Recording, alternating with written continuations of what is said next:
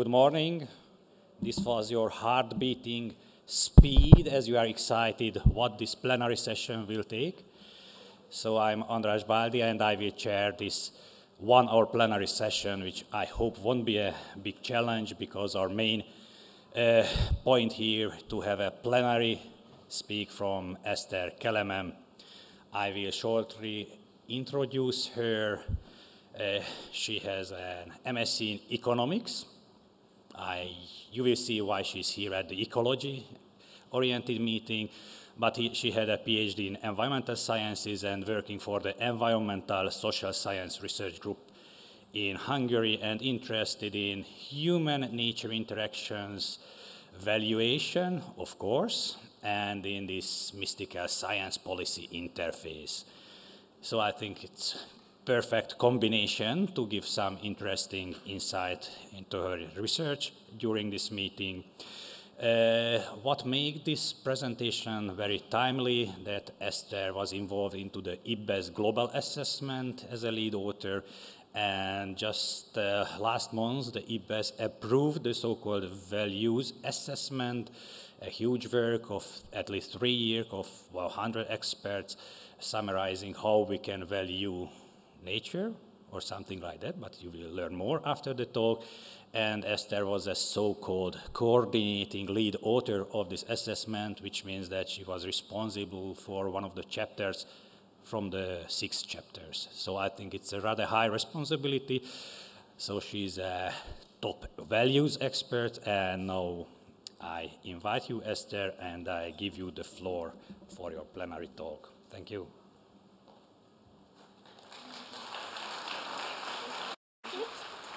Like this, you should put it on yourself. I don't want to.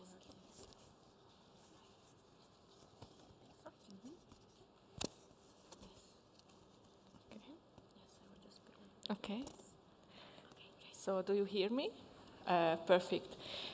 Thanks a lot, András, for the introduction, and also thanks for inviting me. It's a great honor and pleasure for me to be here and share with you some of the key findings of the values assessment of the Intergovernmental Science Policy Platform on Ecosystem Services and Biodiversity. Okay. Yes. All right. So this IBES values assessment, as András said, was released and approved by the plenary just 6 weeks, or a little bit more, maybe 7 weeks ago in Bonn. It was a methodological assessment of IBES. It took almost 4 years. Due to COVID, we had a little bit of delay.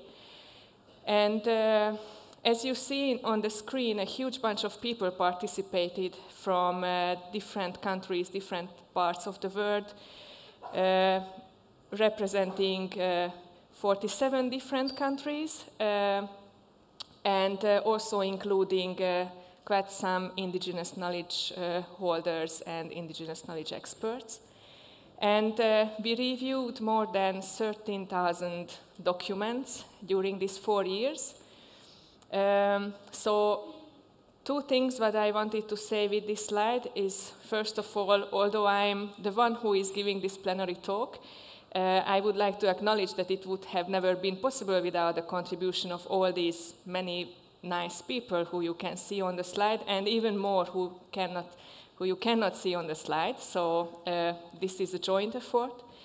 And then I also wanted to mention that because most of the statements or the findings on the slides are coming out from this huge bunch of evidence, I didn't put individual references on the slides, but if you are interested in some of the concepts, just feel free to contact me later on, and I'm happy to give you further directions where to find useful readings.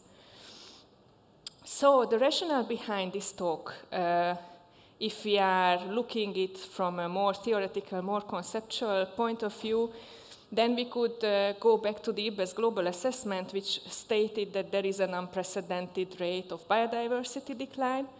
And also, when looking at the direct and indirect driver behind this unprecedented rate of biodiversity decline, the global assessment found that the production and consumption patterns of our current societies as well as the institutional and governance systems we are living in, are amongst the most important indirect drivers behind this crisis, this intertwined crisis of biodiversity, climate, and health. Also, the global assessment identified that institutions and economic decisions are shaped by underlying value assumptions. So, if we would like to change institutions, governance systems, production and consumption patterns, we must dig deeper into how we value nature, what we understand as the value of nature. And the transformative change is necessary to avoid a catastrophe, but also transformative change is possible only if governance systems are capable of incorporating the diverse values of nature. So this would be, I would say, the conceptual or the more theoretical reasoning behind this talk, why I am here.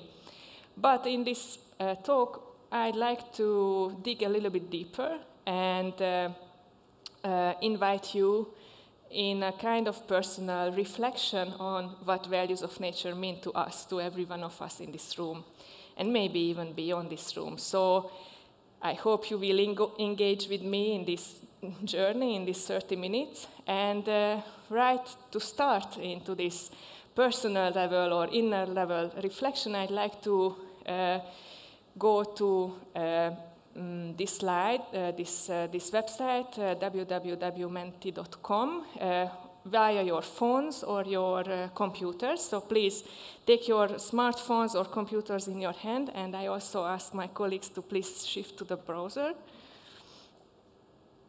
Yes. And so this is a very simple question, right? What is the value of nature? I do not want to hear any definitions, any concepts. Just give me your first impressions, the first couple of words what are coming to your mind. What is the value of nature for you personally, I mean? So it can be anything which is coming to your mind. Yes, you need, there is the code, but you already very cleverly figured that out. Really exciting.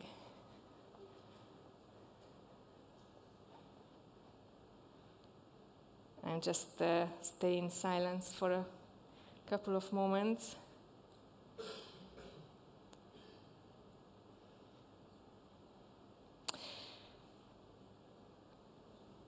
Beautiful. What do we see from this picture now? To me, what is the most striking is that it is evolving, right? It's not something stable. Our values are not stable, are not given. They are changing over time, like the screen is changing when we are looking at it, how you are giving your inputs there. Also, what we see is that it's really colorful, very rich, very diverse. Basically, there is not one value of nature. There are many values of nature out there. And it still keeps evolving, right? And then just look at some of the terms out there. The larger ones are the ones which were mentioned by many of you. Beauty, peace, diversity, health, life, well-being, biodiversity, harmony, freedom, everything, love, many, many different things. Okay, may I ask you to please go back to the presentation? I could spend, I don't know, many more time to look at these words and work with these words, but we need to use this time efficiently. So as I already said, one of the main messages of this exercise that there is not one value of nature, there are many values of nature. And these values are diverse across social groups, across geographical locations, across gender, across life stages. And also these values are changing over time. They are not fixed. In order to be able to consider all this diversity of values in decisions, in everyday life, we need suitable approaches, suitable conceptual approaches to be able to uncover all of these. So the values assessment created a value typology, which is a 4-layered value typology. And I'm starting with the most specific one. Many times when we are thinking about the valuation of nature or the values of nature at the level of decision making, what we are looking at are the value indicators. It's not beauty, it's not freedom what we are valuing, but we are valuing willingness to pay for conserving a specific species, right? That's the money. We are valuing the carbon sequestration capacity of a specific ecosystem. That's another kind of metric. We are valuing the contribution of nature to our health and well-being through maybe physiological modeling or mental health concepts. That's another type of value indicator. When we are trying to integrate the values of nature into our decisions, mostly these value indicators are the expressions, these metrics are the expressions of the values that we are working with. But underlying these value indicators, there are specific types of values. We have 3 different categories of these specific values. Instrumental values referring to all the benefits what we gain from nature, like the use value, the benefits we can harvest, we can enjoy from nature. Relational values, which refer to the contribution of nature or the support of nature to our own identities. So our connectedness to nature shapes how we define our place in our society, shapes our connection to our peers, shapes our cultures, our social connections, but also shapes how we consider ourselves as part of this biosphere. And the third type of specific values are the intrinsic values of nature, which consider nature to be valuable for its own sake and gives agency to different elements of nature, also to non-human living beings, gives agency to them. So consider them as equally important players in this globe as us. But then again, if we look a little bit deeper into how these specific values are emerging in ourselves, we see that there are many underlying broad values, principles of our or life goals, or principles of how we would like to live our lives, either focusing on livelihood or health or stewardship or living in harmony with nature.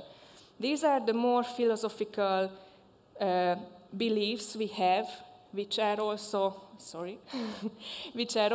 underlined by our worldviews and the knowledge systems we are living in.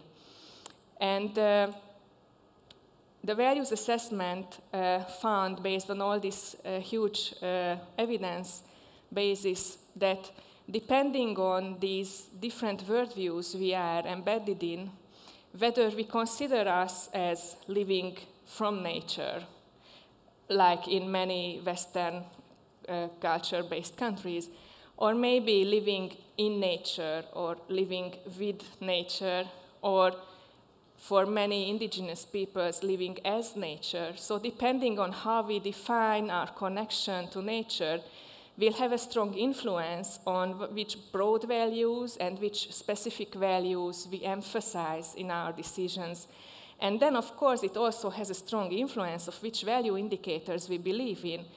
And because all our society, all the institutional systems, all the governance systems are created by social actors, are created by just human beings like us, these worldviews, these knowledge systems, these mental models has a very strong influence on which value indicators will shape the decisions which we make.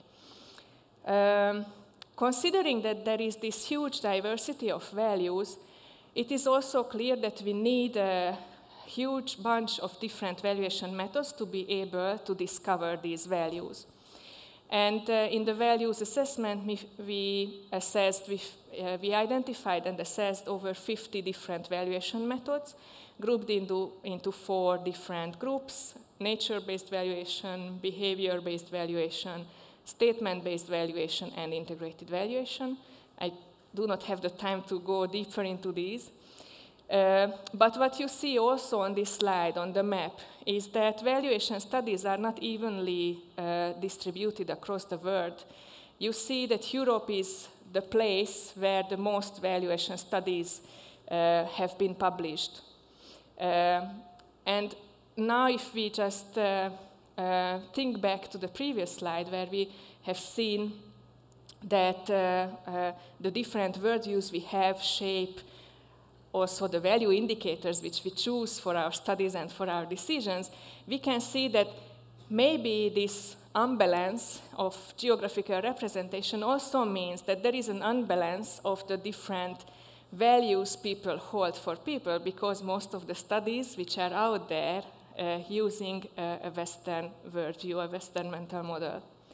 Also, if you look at the other diagram, you will see that different habitats are not equally represented in valuation studies. Forests and cultivated areas are the ones where most of the valuation studies are done, but there are many more habitats like deserts or savannas, where only very few valuation studies are done. So also in this sense, all the valuation studies are skewing towards some ecosystems and not really focusing on many others. And this way, we cannot capture all the values which are out there.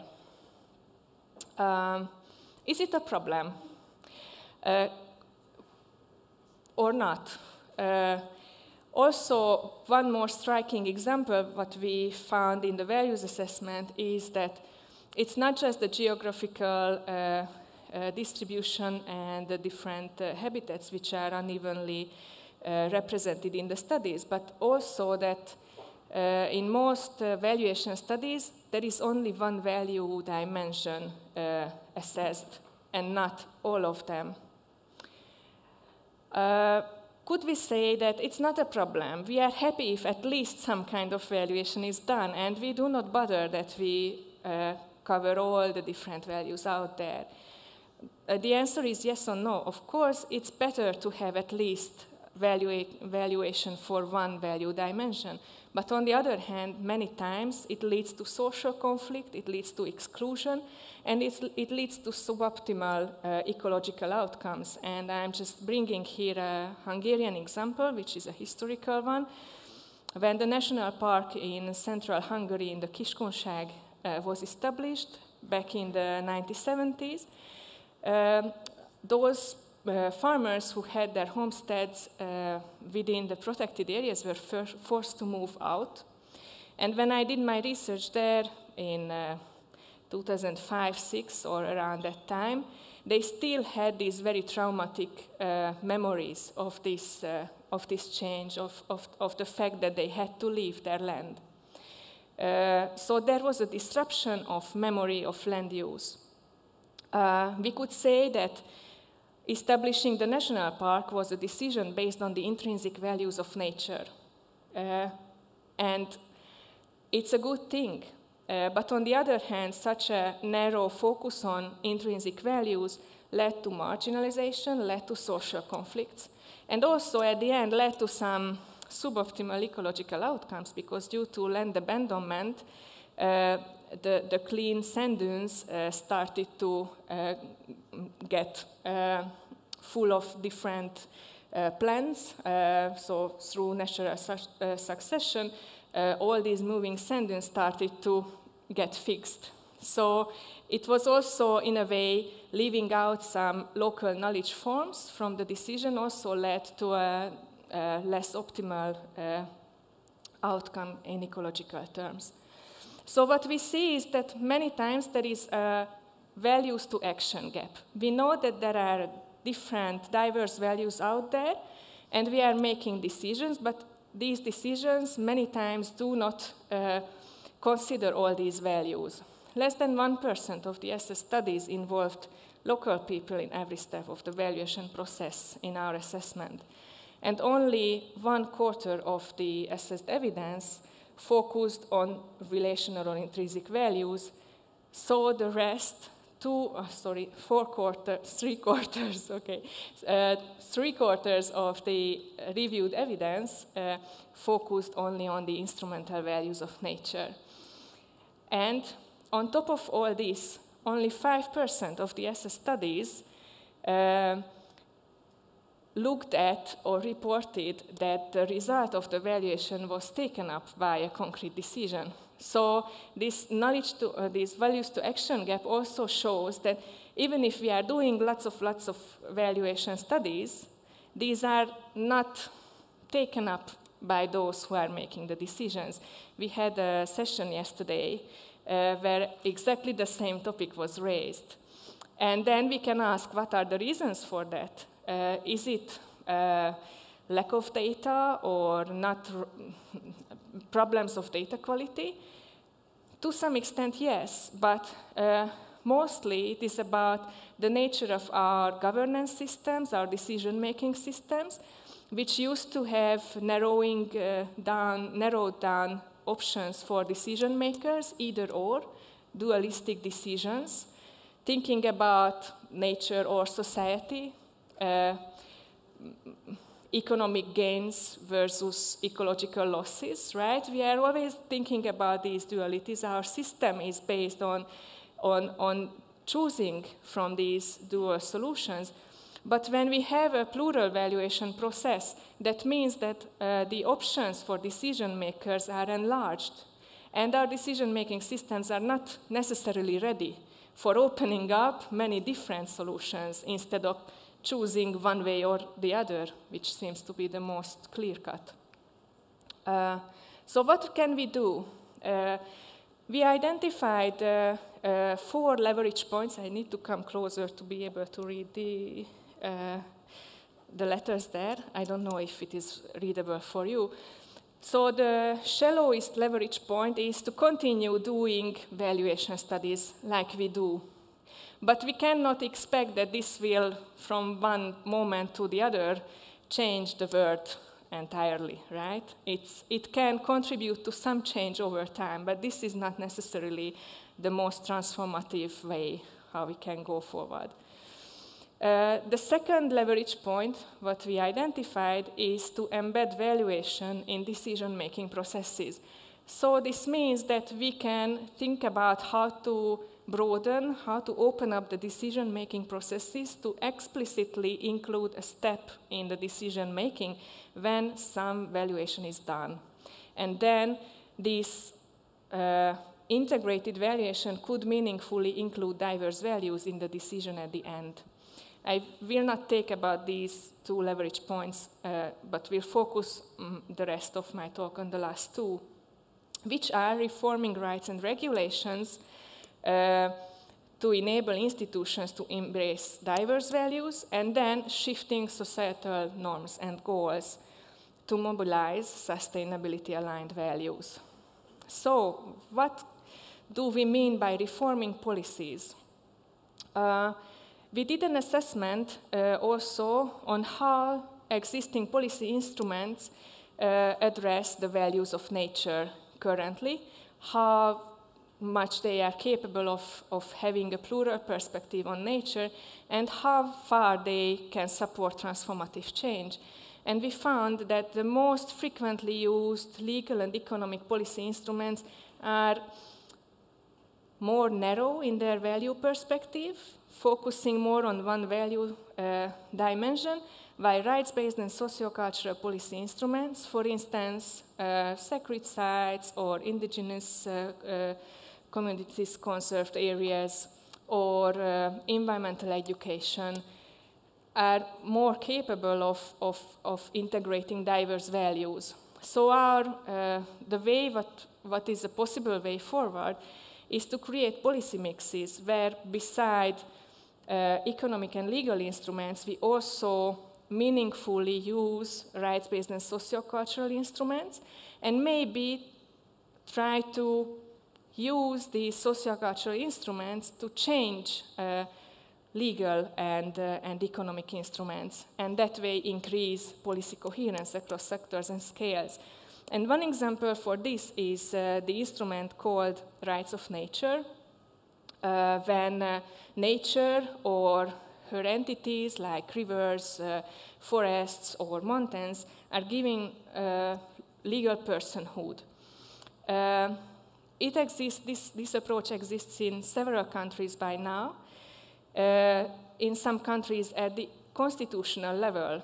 However, considering the worldview behind the rights of nature approach, that is coming mostly from indigenous worldviews, where living in harmony with nature is considered as the key goal for humanity. And it's really interesting how putting rights of nature at the constitutional level will have a strong influence on how all the legal institutions have to be changed and shifted towards considering the right of a river or being represented by a lawyer if you are harming an entity, a natural entity, at the court. Also, you could ask, how is it possible to create a cross-scale coherence this way? And the best example for me is one of the harsh discussions at the last plenary of IBES, where we approved this values assessment, when one of the country delegates raised that we should put this rights of nature example into the text of the values assessment, because they have it at the constitutional level, because this shows how much we need to focus on indigenous worldviews, etc. Many other country delegates said that, oh, it's impossible. My legal context is absolutely incapable of having such kind of approach. And there was a huge debate. This was the only occasion in this plenary where a so-called Friends of Chair discussion was requested by the chair, because it was impossible to reach an agreement in the plenary room. And it was really interesting that after the discussion, some of the countries which were silent at the beginning said that if we always see what are the challenges of implementing a new legal approach, then we will never have a transformative change. So at the end of the discussion, the plenary approved a sentence in the SPM referring to the rights of nature as one of the most transformative potential, as having one of the biggest transformative potential among the different policy instruments. So in this way, coming from an indigenous worldview perspective, institutionalizing rights of nature legally at constitutional level and influencing the global discourse and putting it into a global document helped us, or well, maybe will help other countries to implement such a new type of institution. However, to do this, we need to improve our capacities, not just the analytical ones. So it is not just about data quality, it is not just about our capacities to do valuations, but it is also about the motivation behind accepting the results of valuation studies, and it is also about social networking, like being able to paying attention to others, accepting the views of others, and trying to work together with others. And this leads us to the deepest leverage point we identified in the values assessment, which is about shifting social norms and goals. We found that new approaches to learning, knowing, and doing are required, which mean that we should focus more on experiential and social learning. We should focus much more on co-designing, co-producing knowledge, but also co-designing and co-producing action. Or, with other words, I could also say that we need a relational turn. This concept is coming from social sciences and humanities and refers to the fact that we should avoid continued thinking in dualities of nature and society, dualities of people and ecological systems. But we should rather focus on an embodied experience, focus on embodied engagement and responsiveness between all the living beings on Earth, and also on an ethics of care as a reciprocal practice. So that was the conceptual part of my talk, and it's very close to the end, I guess, also in times of the time. But before closing, I would like to go back to my initial idea of,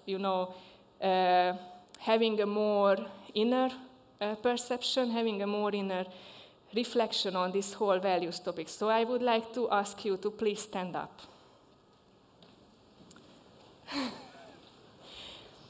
Yeah, sorry, I look at András's faces and I see that it's a little bit awkward, but don't worry. Yes, someone already started to stretch her arms, so please stretch your arms. Perfect. And then just close your eyes. Yeah, you can leave your arms up there. You can also, just feel comfortable. What I would like to ask from you is just close your eyes and imagine that you are a tree. Imagine what kind of tree you are. You can also just take the shape of the tree with your hands. If you are a big oak tree, then just use your hands to show how big you are. Or if you are a tall poplar, just do so with your hands. And just try to feel how your roots are going into the earth and how these roots stabilize you, how these roots link you to your peers around yourself. Actually, we are already in a forest here. Just, feel the wind in your leaves and just breathe. And remember that we are all the same, basically, in this globe, in this beautiful planet, and we are all responsible for all of us, for all the beings, not just for the humans, but for the non-humans as well. And thank you. You can just sit back, open your eyes, and I'm very grateful for this time with you. Yeah, and of course, I'm happy to answer any question you might have. Also, the values assessment SPM is already available, so you can just scan this QR code or check the ibes.net website to download it. Thank you.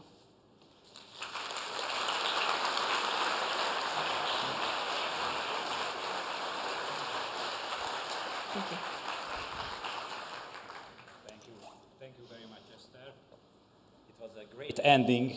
I feel a bird shitting me in this forest, so it was really a perfect experience. So now we have time for some questions, if you have, regarding this valuation talk. So are there questions from the floor? There is one pair.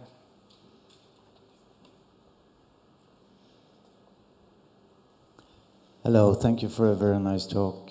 My question is,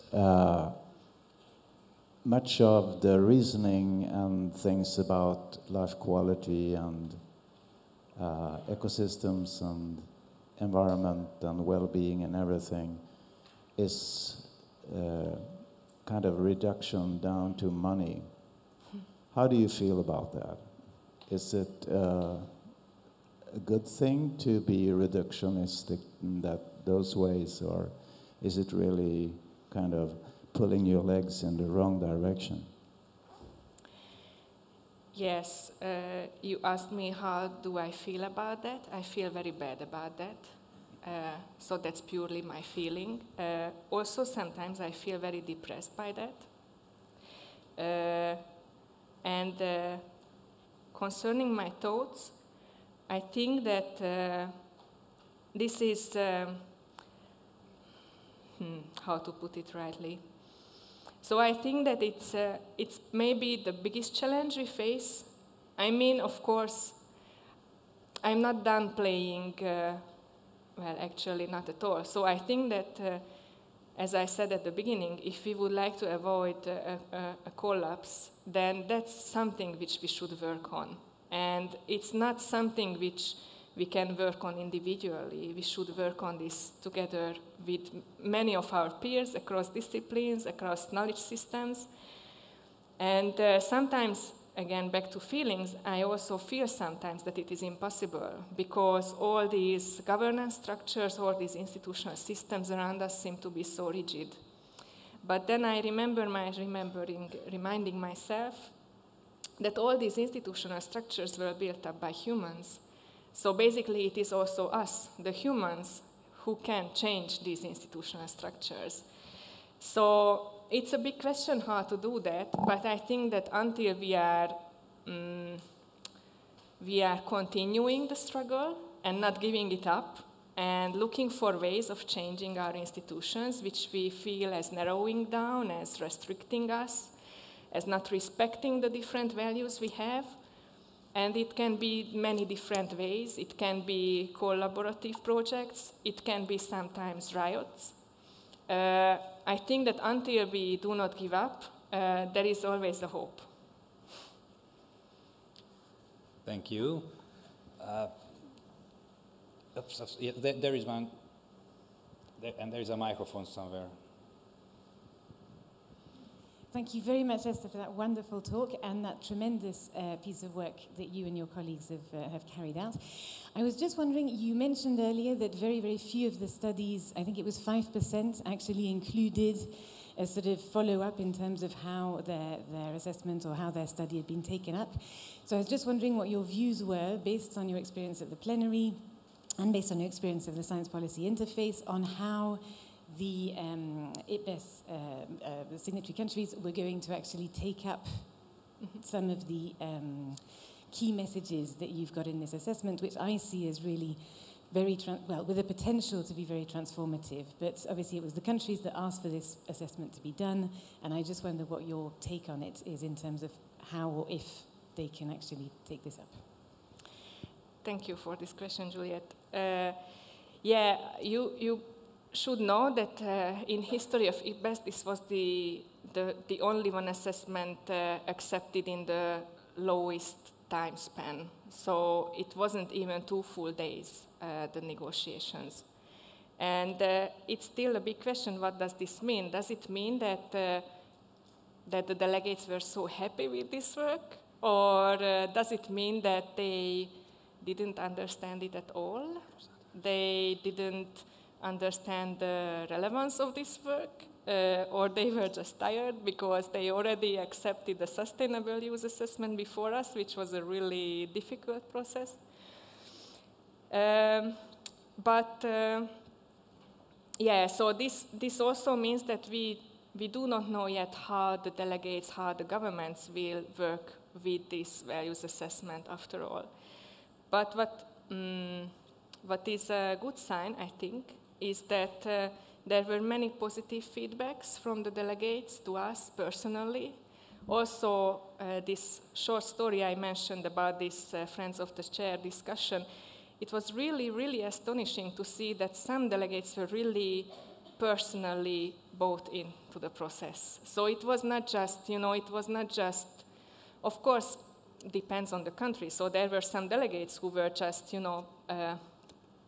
playing politically, but there were some delegates who really wanted to make some change and consider the values assessment as a legitimate ground what they can use to push their own governments. And we will see what will happen later on. I don't know yet. Thank you. Other questions? How to go? I don't know. There are so many. Now from the other side. Sorry. Thank you. Left side. Yeah, please. Good morning. Thank you for your presentation. I was wondering if the idea of giving rights to nature was in the SPM and if it has been strongly discussed, because it's been ongoing for 20 years, and to give right to nature you need a majority of deputy, and at the moment they can't even give right to women. So I was wondering if it's doable. Yeah, thank you. So originally in the SPM we had a table which included among the different examples rights of nature, but we didn't have a concrete sentence on rights of nature. We had a detailed assessment in Chapter 6. I was coordinating the author of Chapter 6, where we assessed rights of nature among many other policy instruments. And this delegate who enforced the whole plenary to put a whole long sentence written into the SPM used the background chapter for his argumentation. And yes, definitely, it was really harshly debated. So it's not an easy process.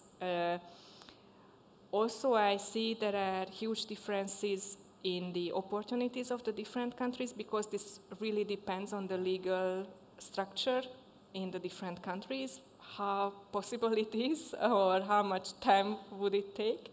And I'm not a lawyer, so I will not be able to go into details of how it can be done. But also what we have seen is that there was this, at least an openness to this idea in the plenary. And I know that it's already out there, so IBES is not doing primary research, we are reviewing evidence. So basically all of the policy instruments which we assessed are used already, and there are many literature saying that it's good or not to do some policies. So yes, I don't know, I fully agree that there are many challenges. Also in places where this policy instruments is already implemented, it is not always enforceable, I would say. Yeah, thank you. Just time is running.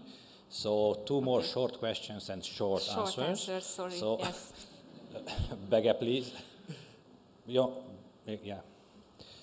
Ben Gunnar Jonsson, please.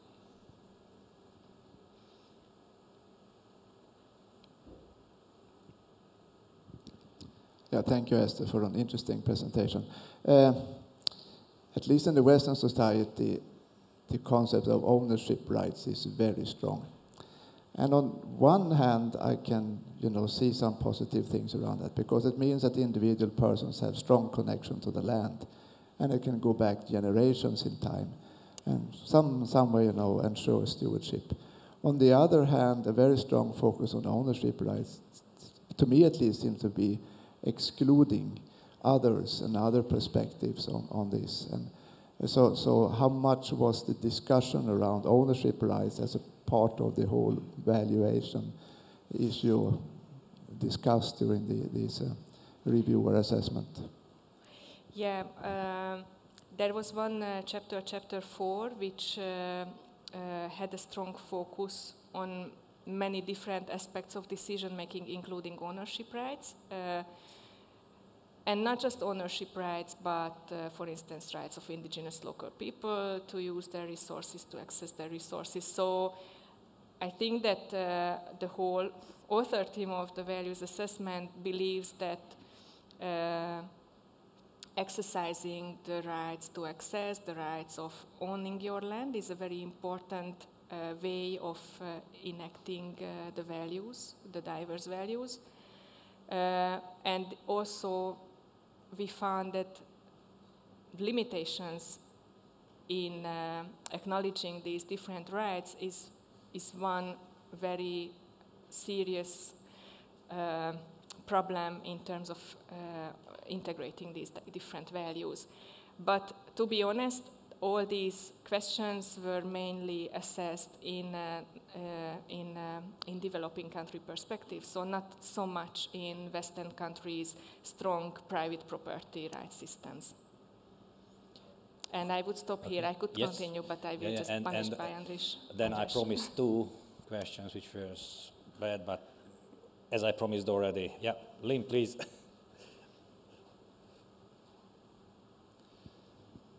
Thank you, Esther. This was wonderful. I was really struck by the word cloud that we made and how very far away it was from monetary and instrumental values of nature. So my question is, does it look like that if you do it with members of the public who aren't conservation scientists? Have you done that? Yes and no. So I used to do empirical research with everyday local people, mainly from the countryside, not with the exactly same question, but many times what we discover if we have a more qualitative approach to work with them is that they do have a very nuanced approach to nature and a very deep feeling towards nature. But then what is also true is that they face so many constraints in their, for instance, in their land use decisions, that most of this, so they almost never face a situation when they should act upon these more deeply held values, if you understand what I'm doing or what I'm saying. This is the same because I'm sure that when you are doing fieldwork on the field, basically, you are measuring things, you are modeling things, right? So you are not working with freedom and peace and beauty, all right? So you are also working with the value indicators, mostly. And this is the same for every one of us. I mean, when I'm shopping in the supermarket, yeah, I'm going there and looking at the organic apple and thinking, wow, what a huge, nice red piece of freedom. No, so I mean, it's, you know, it's the different, that's what I wanted to say, that in different decision-making situations, we are just referring to different aspects of the values. But depending on these deeply held inner values, these principles, these worldviews, that will still have an influence on the final choice we make, even if it is unconscious. Yeah, thank you. Sorry to disrupt you, and thank you very much for your questions. And Esther, again, thank you for your great talk. And we have some very important things still for this plenary session. First, after learning a lot about the plural and multiple values of nature, we go back to money. I'm sorry, Esther, but now we will have a short introduction of Biodiversity Plus, which is the major funding, one of the major funding sources and funding instrument in Europe for biodiversity research. And I'm glad to have Frédéric Lemaitre here. Oh, it's with Esther, maybe. She stole this thing. Yeah, nothing. And who is the Science Policy Officer of Biodiversity, and he will introduce what is biodiversity and hopefully that how we get money from biodiversity. So, Frédéric. Thank you very much for Andras and the Eccb for the opportunity to present this partnership to you. So as you can see, we're a European partnership on biodiversity, and the next 5 minutes will be about explaining what that's about and what we're doing. But first, maybe a quick message about where we come from, because this is a major European tool, as you'll see, for biodiversity research and innovation and supporting science policy, science society interface on biodiversity. And we've built this on the successful experience of Biodiversa. Most of you, I think, probably are familiar with us through the funding of research and innovation that we support. So it's 10 calls launched since 2008 for the amounts you can see here. It's 125 transnational projects supported. And you can see also the figures for the number of scientists and teams. And since 2021, we have developed this so-called European partnership, which now is bridging maybe beyond our historical members who were research and innovation actors. So ministries of research and innovation, research funding agencies, and we are now also bridging this with ministries in charge of environment, environmental protection agencies. So this is becoming a place where national research and environmental policy can interact in addition to coordinating for the European level. And you can see it's 37 countries, mostly based in Europe, and we have a few collaborations with also international non-European countries. What we do in this partnership, sorry, the slide is a bit heavy, but first here, you can see the 5 functions that we implement. So the one you know probably best is promote and support research and innovation programs. We launch calls annually.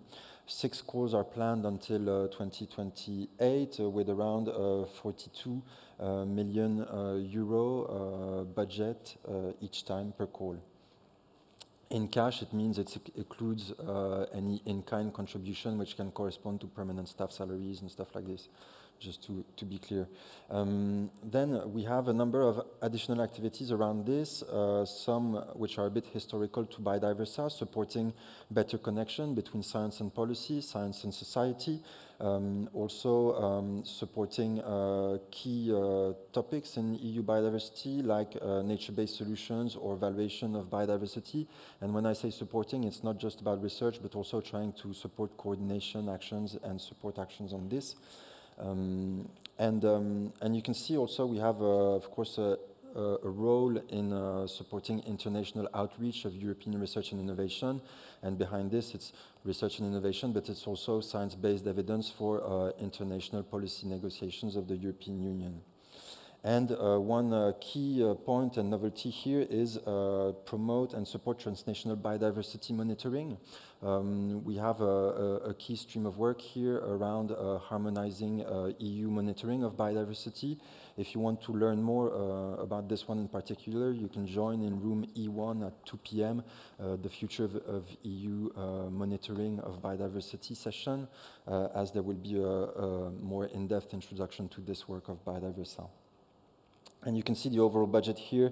It mentions in cash, in kind for research funding, also in kind for biodiversity monitoring, and you can see the share reserved to additional activities.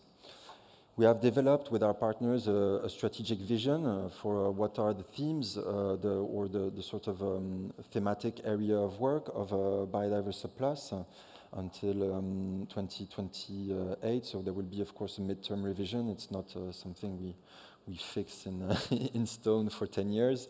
But you can see the key overarching themes, so the topical themes here between protection and restoration, transformative change, and EU's global action. And you have cross-cutting aspects between the better knowledge of biodiversity and its dynamics and better knowledge for nature-based solutions. You can have a look. This is available on our website, and you can also ask for hard copies if you prefer paper.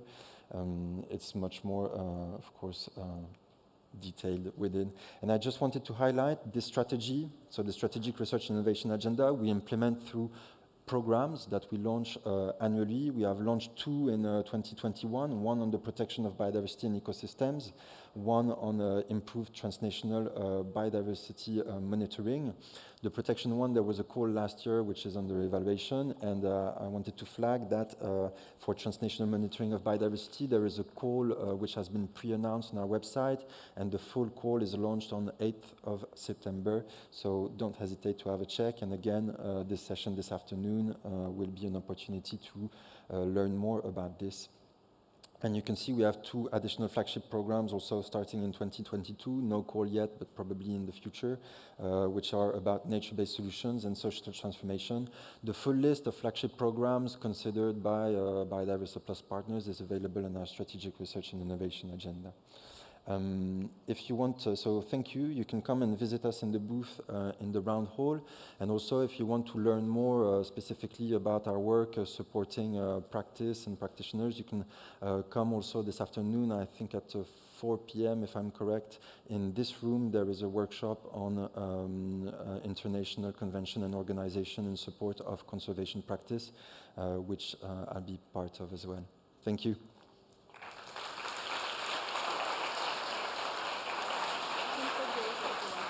Yeah. Thank you very much. So now we have some information on hundreds of millions of euro after the intrinsic values. I have a few scientific housekeeping, like don't forget that today there will be 3 lunch break workshops, one with Mark Bergman, editor-in-chief of Conservation Biology. So you can ask him why he rejects all your submissions. It's a perfect site for that.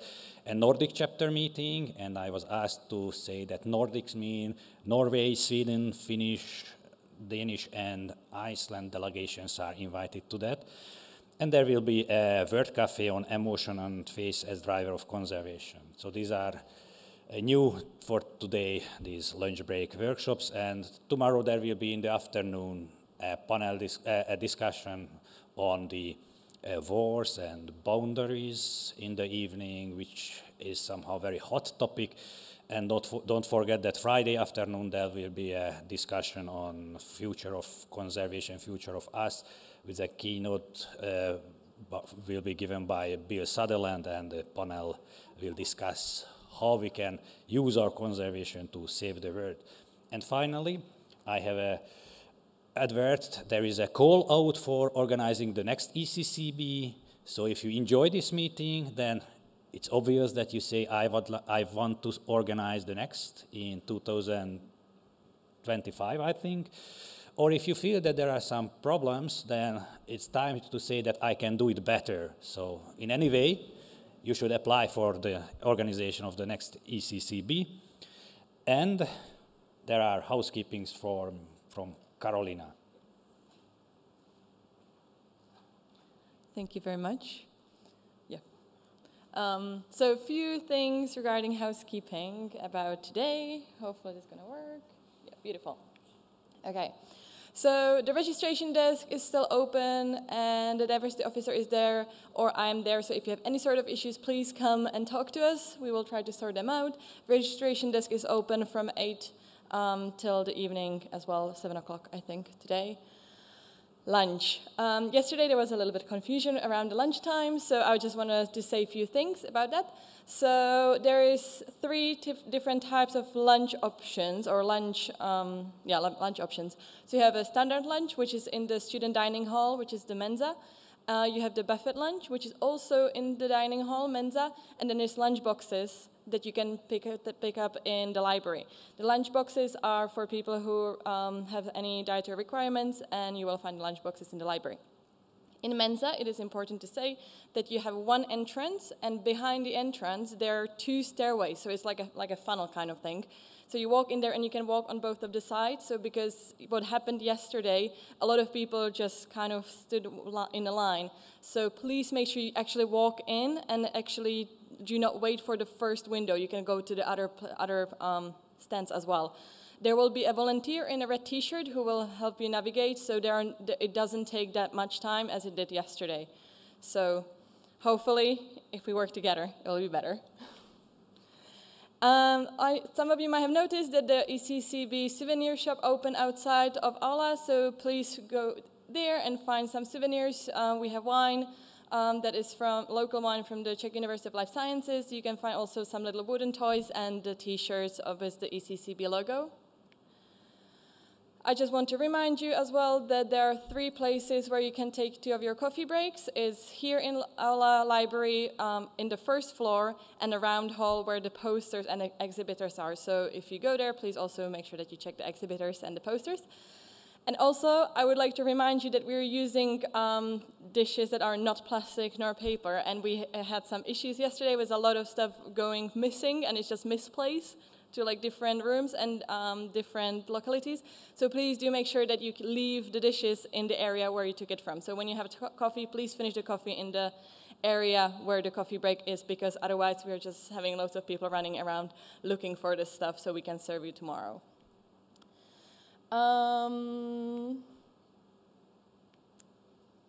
Yes, these are the 3 places where you can find the coffee breaks, sorry. Anyways, free water as well. Some of you might already notice, but there is the water filter in the e-room section. So please do find the filtered water there if you want.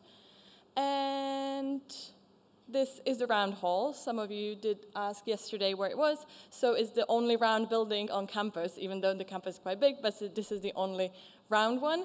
So if you make your way there, there are the posters and also the exhibitors. So please go there, check it out. There's lots of interesting stuff there. If you still want to purchase breakfast or lunch, please do so until 2 o'clock today for tomorrow, and you can also do it tomorrow for Friday, basically do it the day ahead. And you can pay in the registration office. I would also like to remind you that there is a field trip on Saturday. We still have few spots left. I was talking about it yesterday, but this is the unique project on preserving grasslands in the Czech Republic using large herbivores. So if you want to find out more, please check out either website of Eccb or come to see us in the registration office.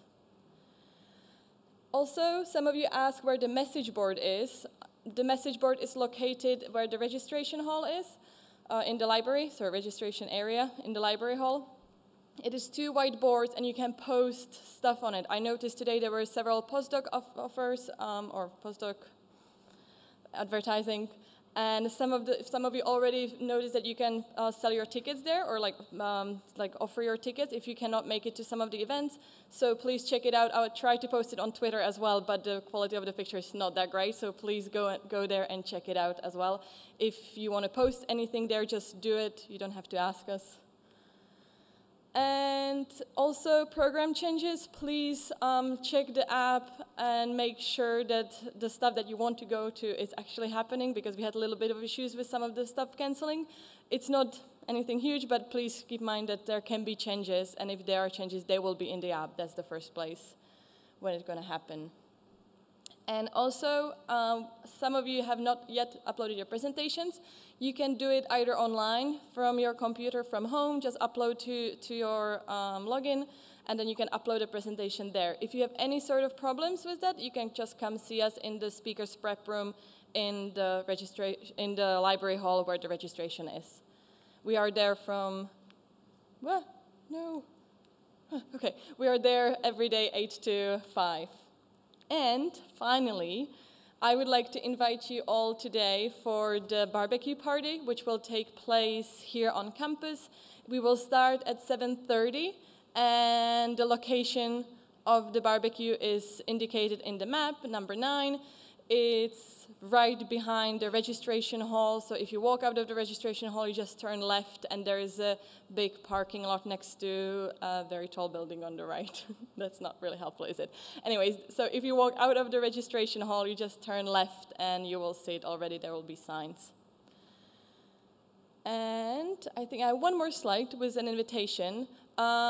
If you want to join us for discussion panel at 6:30 tomorrow, it will be happening here. We will have lots of interesting speakers. I just want to remind you of this event because I know it's quite late, but please do come. It will be very, very interesting.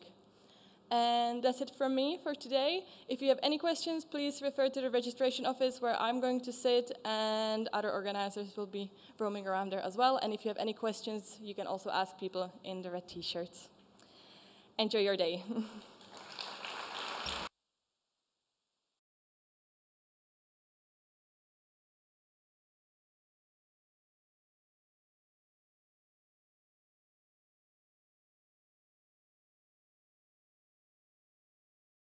Oh, one more thing, sorry. I don't know if you heard everybody. The manifesto, you can still look it up and sign it until 1 o'clock today.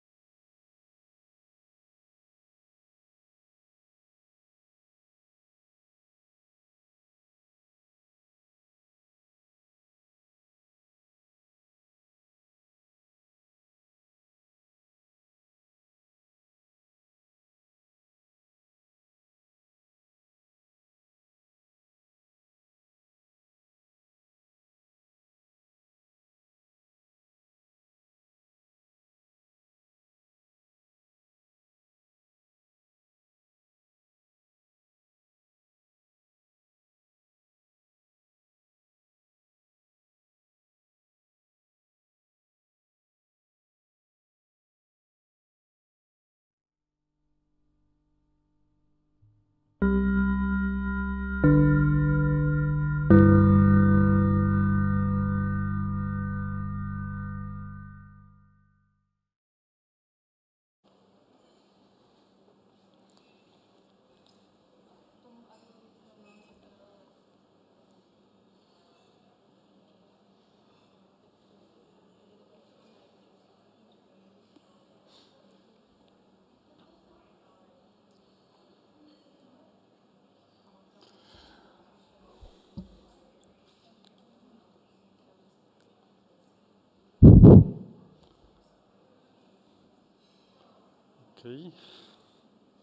We start in time, right?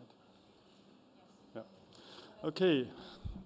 Welcome, everybody, from the cafe break. And this is perhaps a very unusual session for this conference. Usually, maybe it doesn't take place. It's conservation and law, and we heard already quite much about rights-based approach, legal approaches, and we heard also in the plenary session first that law plays an important role as a contribution how to conserve biodiversity. And my name is Volker Maufer, and when I heard about the conference, I called upon all the lawyers I know, and I got really good response. So I'm happy to have 7 esteemed colleagues here, and we have 7 colleagues from 7 different countries with quite a variety of presentations. And without further ado, I would like to start this session, and I hope we can close the door behind also in order to reduce the background noise. The first one is Professor Kai Kokko from University of Helsinki. He's a professor of environmental law there, and he will speak about safeguarding biodiversity by modifying law. So I think, Kai, come up to the ground, and the floor is yours. After 9 minutes, you will get the 3-minute sign. Then after 11 minutes, the 1-minute sign. So for everybody the same. And if you go to 15 minutes, there's unfortunately no question and answers. The floor is yours. Thank you, Volker.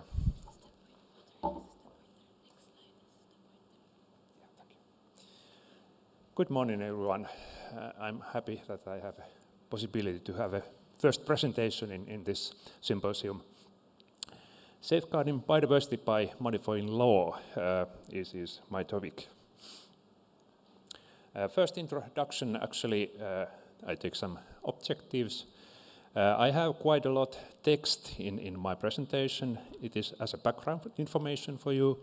However, I'm going to keep the schedule. I hope so, at least. Introduction at first. More objectives. Everyone are familiar with the original objectives in the Convention on Biological Diversity. Actually, 2 of them, the conservation of biological diversity and the sustainable use of its components, are direct protection objectives, targets. The third one is a little bit different. It is sort of coordination between people. And of course, in year 2011, not so new, like I said in my abstract, but from year 2011, there are more, actually, these objectives, already 20 objectives. Biodiversity targets under following 5 strategic goals. Well, more and more objectives. What has actually happened?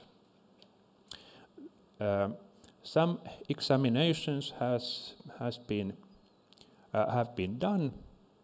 The IG targets do not measure the CPD implementation. Sadly, this is the result so far.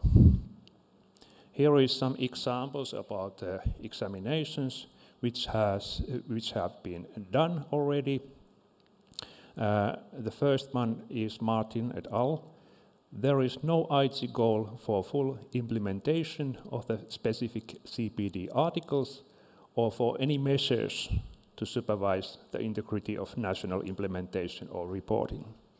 And another one, actually, Secretariat of the Convention. At the global level, none of the 20 targets have been fully achieved. My conclusions. First, the CPD has originally two narrow objectives for safeguarding biodiversity. Second, IT goals are too wide and weak and without proper legal obligations. Third, new legal solutions and biodiversity law are needed for safeguarding biodiversity. I mean that we need a legal system for that purpose. Not only some policy instruments, but wider system as a biodiversity law system. Today we heard ethical grounds valuation already during the morning. There are different ethical grounds, but one thing is clear, anthropocentric values are not enough.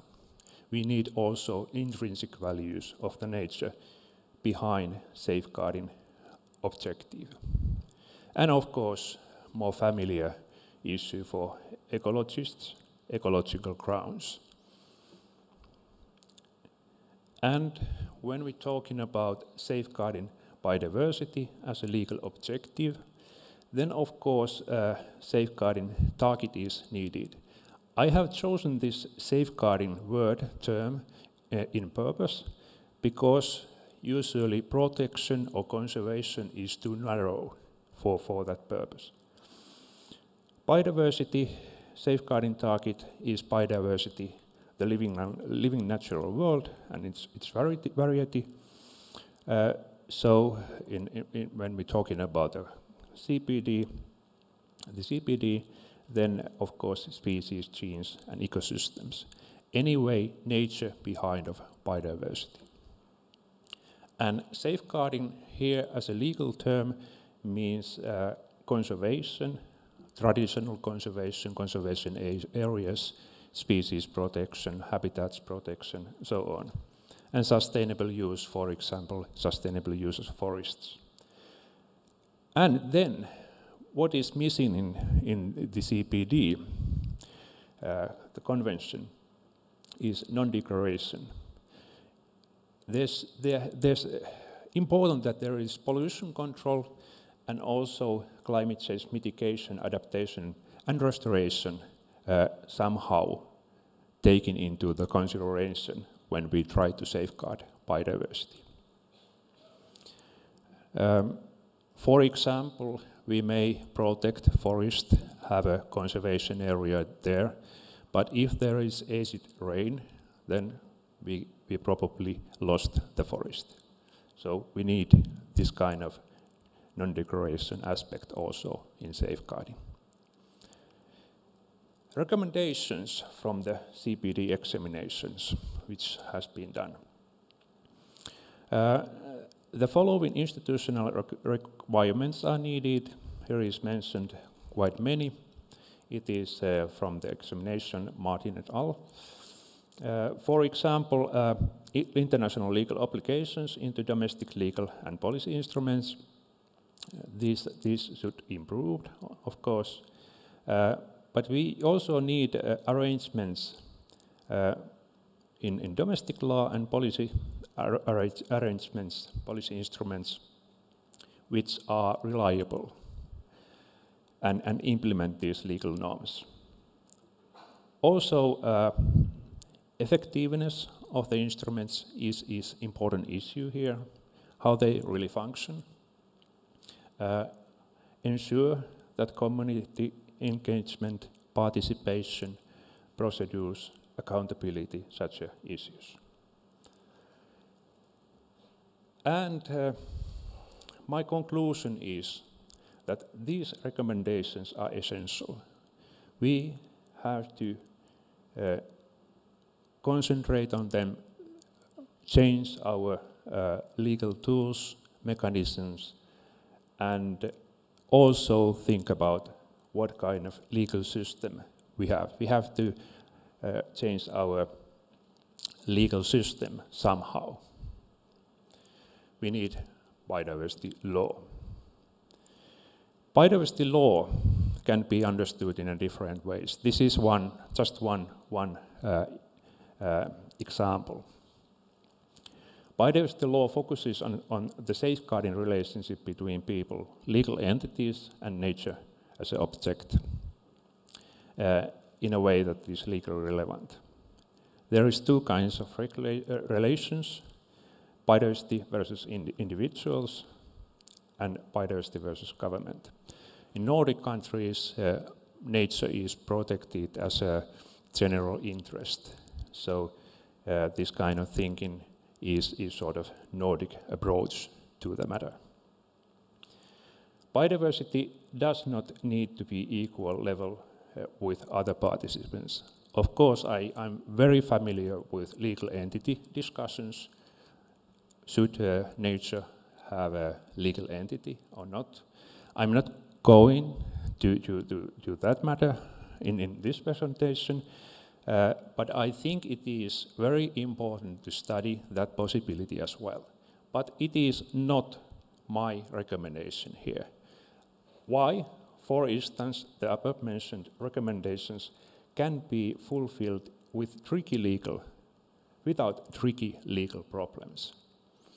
If we have legal entity discussion here, then we have many questions how to do it in our legal system, how we actually implement that possibility. I know that in New Zealand, for example, river has got legal entity, but my proposal is that we amend our policy instruments and mechanisms.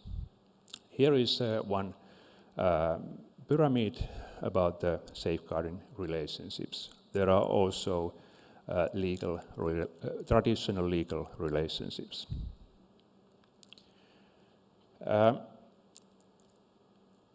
safeguarding relationship can be incorporated into existing legal instruments alongside norms, and we can have strategies for that purpose, policy instruments and standards. Here is one figure to show what kind of thinking is behind of this safeguarding relationship between biodiversity and human behavior.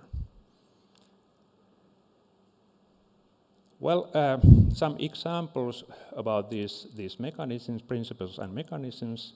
For example, precautionary principles was in Addis Ababa meeting as an underlying condition for sustainable use. And example from strategies, biodiversity strategy, the European Union's biodiversity strategy, and here is the objectives and 4 pillars under this objective. Assisted migration is actually one policy instrument. We have studied Finnish Museum of Natural History, led the research project, and there was also philosophers, not only ecologists, there was philosophers from University of Turku, and we lawyers, of course, studied the legal part. And for favorable conservation status is one example from standard. It is used actually as a legal standard. It is not only ecological term. Thank you.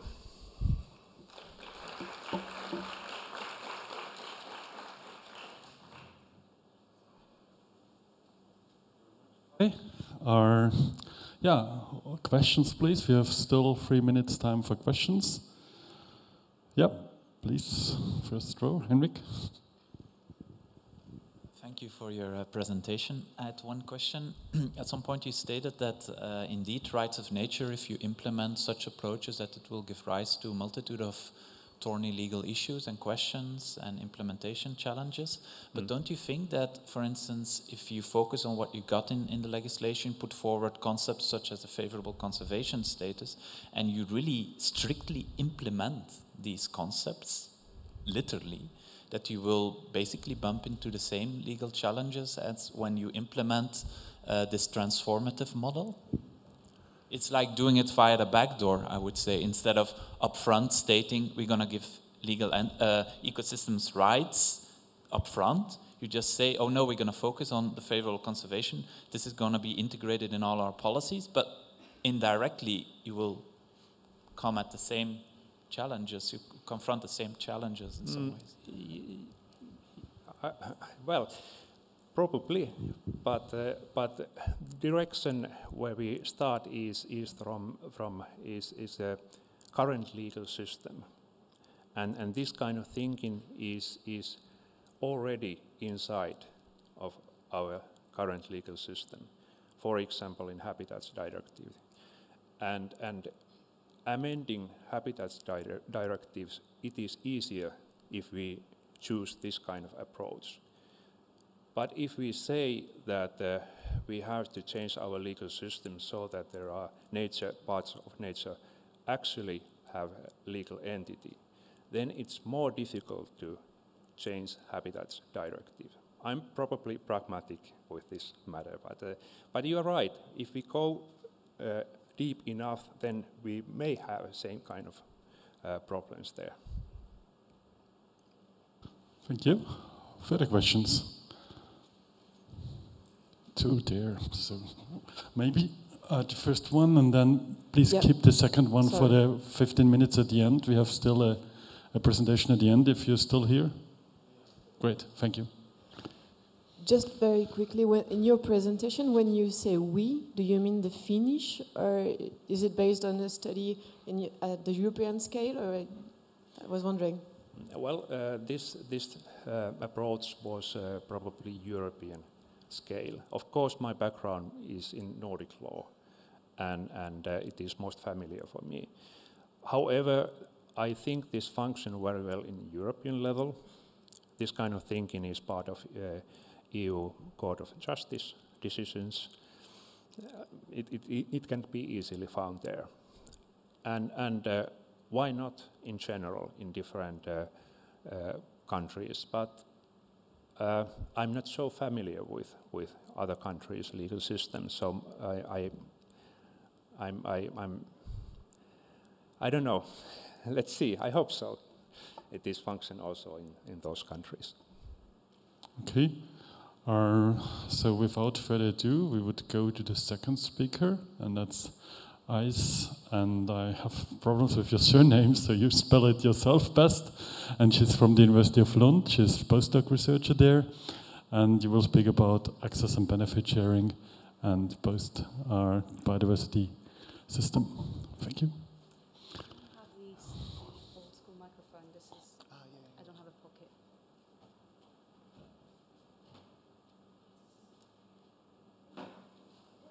Work? Oh, it does work. Right. Good morning, everyone. My name is Ayşe Göstereke, and I am not going to talk about access and benefit sharing, but I'm going to be talking about benefit sharing in international law in general. One of the reasons for that is because I think benefit sharing is much broader than access and benefit sharing as such, and there is a lot of things that we could do with the concept, which is already very much enshrined with our international law. But I'm going to go into the idea of access and benefit sharing a little bit, because I wanted to talk about access and benefit sharing as such. I've been dealing with access and benefit sharing when it comes to my PhD research, my academic work, as well as my consultancy work. I consult universities, botanical gardens, and so on about their access and benefit sharing obligations. And all of these years, I felt like there was something that was not working with the system, because access and benefit sharing is the third objective of the Convention on Biological Diversity. So it's supposed to be contributing to conservation, but I felt, does it really? And, well, if you have ever gone to a different country than yours and sampled any biological material, you probably have dealt with ABS. And if you haven't, then you might have had to deal with ABS. And how ABS works is, well, according to the CBD, what CBD thought ABS would work as was that you would resourceify nature and would call it genetic resources. And if you would need those resources for your research or for product and process development, you would go to the provider country and ask for permission and negotiate a benefit sharing agreement. And sometimes a traditional knowledge would be involved over those genetic resources. Then you would also negotiate those with the indigenous and local communities. So this was, in a nutshell, what the access and benefit sharing system in the CBD would do. One of the conclusions of my PhD research was that it's great because it sort of starts involving people in deciding how systems should be working, whether you can take resources from everywhere or not, whether you can take information over those resources from everywhere as you wished. However, does it really conserve biodiversity is what I wanted to know. So one of the conclusions of my PhD research, looking into the legal system of ABS, was that it doesn't intrinsically lead to biodiversity conservation. There is no specific legal obligation under the international ABS framework that says parties have to channel benefits into conservation. However, benefit sharing as such is a tool that can lead to conservation. And that's why I wanted to know more about benefit sharing when it comes to my postdoc. And what is benefit sharing? It is much more broader than biodiversity law. It is an international legal mechanism for the fair and equitable distribution of benefits from scientific research or from resourcification of biodiversity when you develop products and processes. There are parts of it in environmental law, such as for biodiversity conservation, which we talked about when it comes to biotrade or bioprospecting. There's also a lot of parts of it when it comes to climate change law. Think of the REDD+ program. Then we have aspects of it in human rights law when it comes to sustainable development, right to self-determination, land use. And we see benefit sharing in mechanisms like acknowledgement of authors, acknowledgement of owners of information, land rights, transferring technology, capacity building, participation in decision-making about the land, decision-making about the resources, or decision-making about the research and the development activity. I'm not going to go into detail in this, but as you can see, I have done my work. I actually went through all of these legal instruments and found elements of benefit sharing in them. So benefit sharing exists in legal texts related to human rights law, legal texts related to environmental law, and of legal texts related to sui generis nature. So I have done my work. And why is it so important? Because when we talk about ecosystem services, nature-based solutions, whatever you call it, however you would like to name it, our well-being and the well-being of nature is very interconnected and interdependent. Our dichotomy when it comes to us versus nature is very much changing, also in our policy making and decision making. That we do not any longer see that we are separate entities from nature. And at the UN level, in UN General Assembly, we now acknowledge that right to a healthy environment is a human right. And the lack of achievement in environmental objectives jeopardizes the achievement of human rights objectives. Speaking of lack of achievement of environmental objectives, we have failed all of our biodiversity targets up until now. I'm talking about the Aichi targets. And one of the reasons to me is that we have focused on the wrong objective. We have been trying to capture nature and resourcify nature in so much that we ended up thinking that we will be able to produce more food, we will be able to feed the world. Now we realize we need nature to be able to actually feed the world. We have so many people that want to go to Mars that the Earth starts looking like Mars. It's too hot. We cannot deny it anymore. It's way too hot and it's not normal. We have very limited water and we don't have the time. And now we're negotiating the post-2020 Global Biodiversity Framework. And we've been trying to do so since 2019. And it's supposed to be the post-2020 Global Biodiversity Framework, but it's post-2022 now, and we're going to have another meeting December 2022. Maybe we'll agree to it, maybe we'll not. The time is of the essence. However, it's not so grim when we look at the global biodiversity framework, because there we're talking about the theory of change. And the theory of change, when we're talking about theory of change, we accept that the business as usual is not working, that we need a shift in our focus, that our objective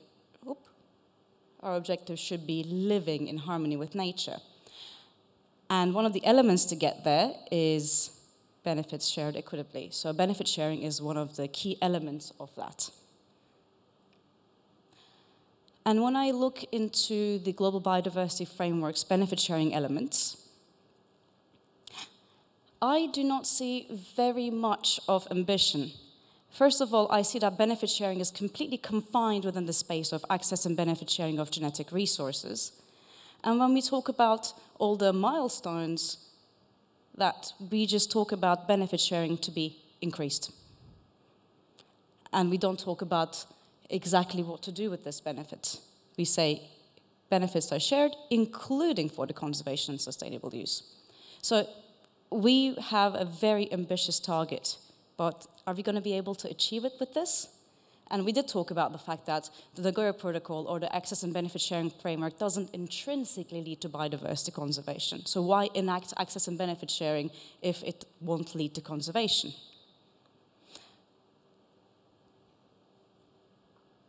When I was doing my PhD research, I read all of the negotiating documents for the international ABS framework, and I realized that there was one thing that we weren't talking about, which was that ABS framework was trying to resourcify nature and monetize from it. But we were forgetting about this one group in the indigenous and local communities who have been those who survived and sustained their ways of living, not by selling their knowledge, not by selling nature, but by actually having intrinsic ecological values, by living in harmony with nature. And now we're actually coming to the point where we're really very much seeing this. We're seeing that the indigenous communities' respect for nature, their reciprocity for nature, and the responsibility that they feel over nature is actually allowing them to sustain their living. And benefit sharing as a form is a reciprocity in international law. So why don't we couple those two?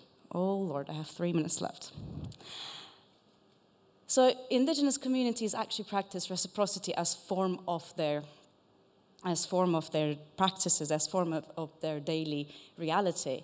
I'm not an expert in indigenous knowledge, but that's the thing. Why don't we involve indigenous communities in decision-making when it comes to living in harmony with nature? Because we cannot actually say that we are doing so, but the indigenous communities can say that. They comprise less than 5% of the world's population, and they protect over 80% of global biodiversity.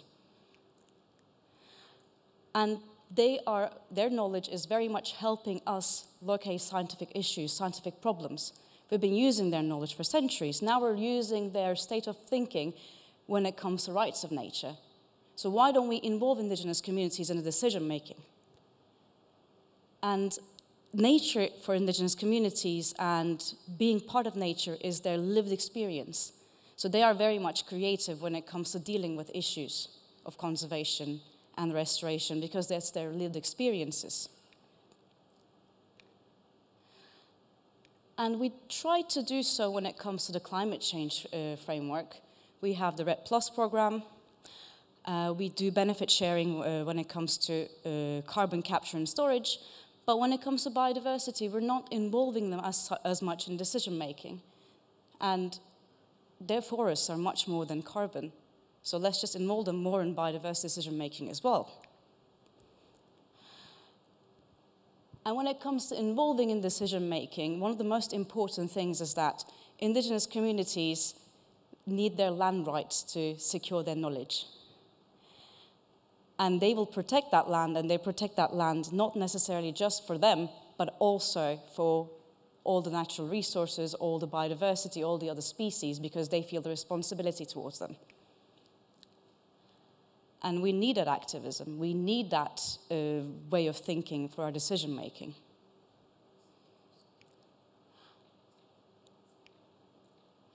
So when it comes to living in harmony with nature and benefit sharing, we need to think about benefit sharing much more broader than the access and benefit sharing of genetic resources. And benefits need to be shared, and acknowledgement needs to be shared with those who conserve biodiversity. They should be involved at the table of decision making. And when it comes to indigenous knowledge and indigenous reciprocity and responsibility over nature, we cannot decouple it with the land rights that they require. And lastly, biodiversity financing or incentivizing will only work if we finance and incentivize what works. Thank you very much.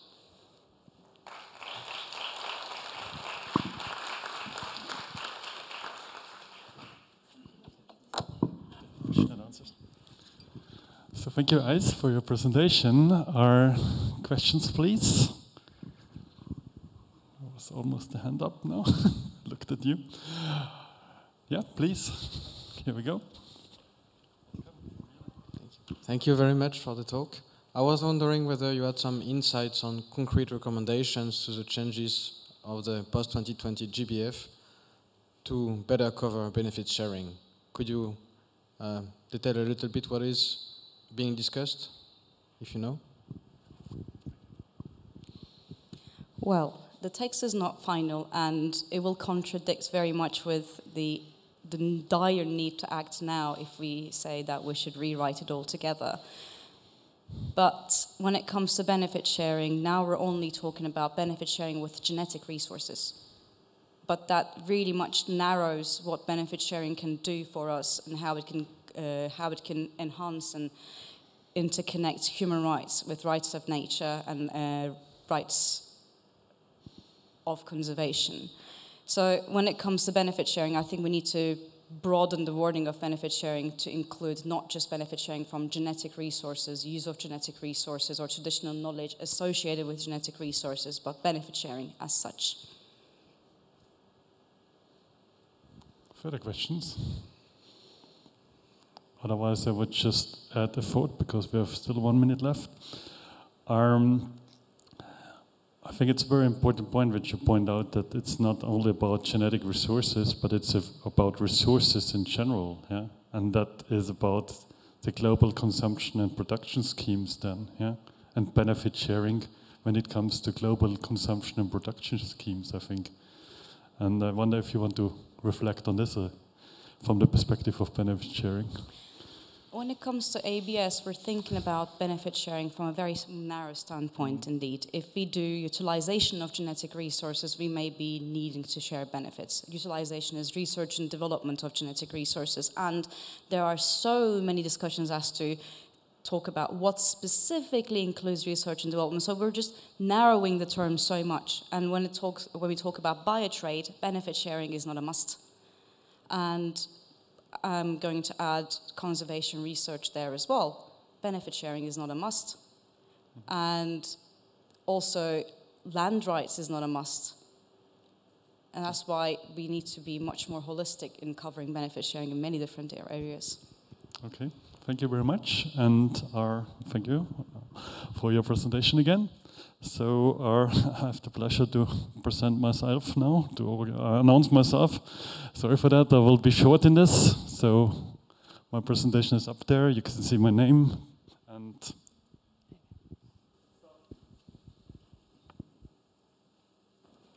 so this is my name, this is my presentation title. I will speak about particularly the Habitats Directive and how it can contribute already to that UN post 2020 biodiversity framework. And I'm looking for the pointer. Thank you. So this is an overview, and I speak slower than you can read, so I will not read every line. There's 7 parts, at the end a hint. And this is just the start of my presentation. Something is called the Great Acceleration, which is quite well known. And you can see here socioeconomic drivers and pressures which go up, and you see the environmental status and impact that goes up. Yeah, and we see here also a graph where you have on the horizontal line the UN Development Index, Human Development Index, and on the vertical line you have the ecological footprint globally per person in global hectares. And this is particular all the European countries. Here are mainly the African countries, some Asian countries. Here are some extreme outliers from perhaps Middle East. And where we should go is actually to here, yeah? That would be something like sustainable. And you have Sweden here, where I'm currently based, but also Austria. And the question is how we go there. If we go by reducing even the Human Development Index, or by perhaps even increasing it. And don't forget that all those countries also want perhaps to go up even, yeah, and should go up. So this is the big challenge, and it something which you should realize here also is the world biocapacity in 1961 versus the world biocapacity here in 2012. And we should also try to raise the world biocapacity towards, again, 61 perhaps, so more up, yeah? And that would increase here also the field where we are in a sustainable, safe boundary. Similar picture, because it's a little bit older, in the UN Development Report 2012. And we need here quite some international fine-tuning, maybe more than fine-tuning. We have now in the new EU Biodiversity Strategy a hint that the world should commit to the net gain principle to give back nature more than it takes. Yeah? Not just non-regression, not just stop the loss of biodiversity, but to give back more. Yeah? So to go up with the biocapacity, as I showed before. And you have also in the first draft of the post-2020 Global Biodiversity Framework this net improvements, so a net approach, yeah? Not just non-regression. So non-regression is the first step, but it's even more, yeah? We have to go up. And interestingly, just a sidestep, in the EU, our circular economy strategy from 2020, you have the same hint for consumption and production, and that's why I made before the hint to I's presentation, yeah? It's also in consumption and production, we should go to a net system. And so that's big challenge and big change perhaps in the future. So the net gain principle. And here the research goal of this paper and this presentation is to show how the EU Habitats Directive already in its current version contributes and can further contribute to such biodiversity net gains. And these are the methods down there, legal methods of course, in this case. Just for those who are not that familiar with the European Union, so that's a little overview, 1957 founded, and so on and so on. Yeah, something is wrong in the graph. Sorry for my fourth speaker, but Brexit happened. So our three major parts of the EU Habitats Directive could be identified in this research, where the implementation of the objective to achieve net gains can be legally based upon, namely in the maintenance of biodiversity, the restoration and the compensation. I will start with the maintenance. So we have something called the favorable conservation status in this Habitats Directive, and that's the legal interpretation for the population for wild species.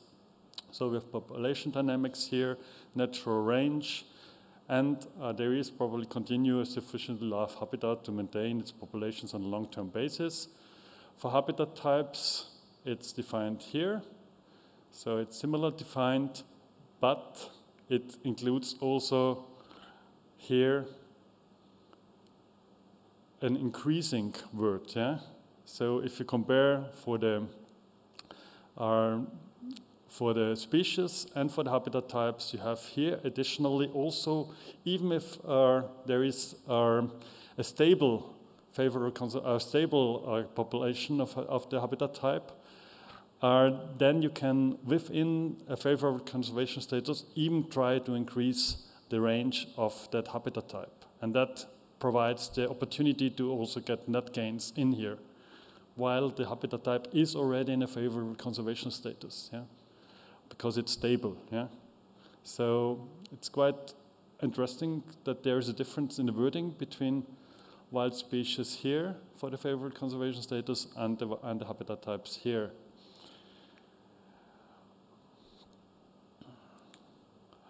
And you can see it here, for example, are for mountain meadows, where you can think about you maintain it in the favorable conservation status if it's already there, but you can also think about to increase the area.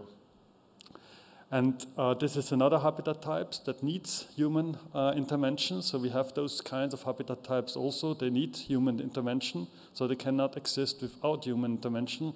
Like, sorry, I want to go back. Like this one, yeah. This is a habitat type protected under the Habitats Directive, and it needs human intervention to exist, yeah. And that's quite different to the usual conservation status. So we have really this need for use, but a sustainable use, not an overuse.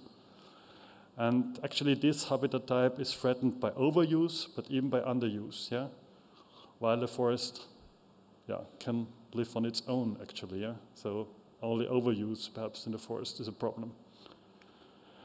This is a habitat type similar in Japan, rice terraces, which are 1,000 years old. So they are maintained like this, 1,000 years, sustainably used. And again, maintenance of this use, and this is in Japan already a problem because farmer gets older, land gets abandoned, and here citizens from Tokyo come and grow their own rice because they think their rice is more healthy. So citizens, normal citizens from the town, bankers, whatever, just come on the weekend and maintain those rice terraces. So total different conservation strategies. Second point, restoration. The Habitats Directive says there is a general duty to restore a favorable conservation status of certain habitat types, wild species. Some need continuous management, some do not need that. Here, a net gain status in our comparison to the status quo is again possible with the restoration, so we get up again the biodiversity. Thank you. And these are measures which are usually applied. Yeah. And are so restoration of wetlands, for example, or here restoration of dry meadows, where you cut down upcoming vegetation in order to restore those dry meadow habitat types, which are also protected under the Habitats Directive. Sorry. Coming back to my further example, I just realized in the preparation phase, what is this now? Is it restoration or is it increasing the area? Yeah, back again, perhaps, yeah, because that might have been before a meadow and just given up. Our restoration of virgin forests or primary forests, perhaps not possible. You just cannot reestablish such a forest because when it's first touched, it's touched. So, question. And the third point, compensation related to site conservation. Again, the Habitats Directive has here means, and under Article 6.4 of the Habitats Directive, you have to indicate to the Commission which compensatory measures you take. And here, for example, just look here at the comparison 1.5, 0.02, 3.32 versus these numbers. Yeah? So there was really an overcompensation requested and done in order to restore those habitat types here near this airport. But this is not realistic, for example, for primary forests, because primary forests cannot be compensated for, actually, except you have a primary forest, and then you have to ask why it hasn't been protected yet. Yeah? So it's not for every habitat type, and that's the legal document which you can download also on the internet. That's the summary of my presentation. So we have these 3 areas where the Habitats Directive can contribute already now to this kind of net gains requested by the biodiversity framework, by the post-2020 biodiversity framework, so maintenance of the conservation status, restoration, and in this form of compensation, but compensation limited to those habitat types which can be really compensated for, same for restoration. And just to give you just some hints, there's some book chapter out there already where I showed some of those principles and ideas. And we have also published in the Journal of Green Production an article where we outline the principles of environmental net gain governance and some global implementation challenges. And without further ado, I'm stopping here. This is also a species protected under the Habitats Directive, Emis orbicularis. And she was not amused when I pictured her 20 years ago. But yeah, I like the picture still. Thank you.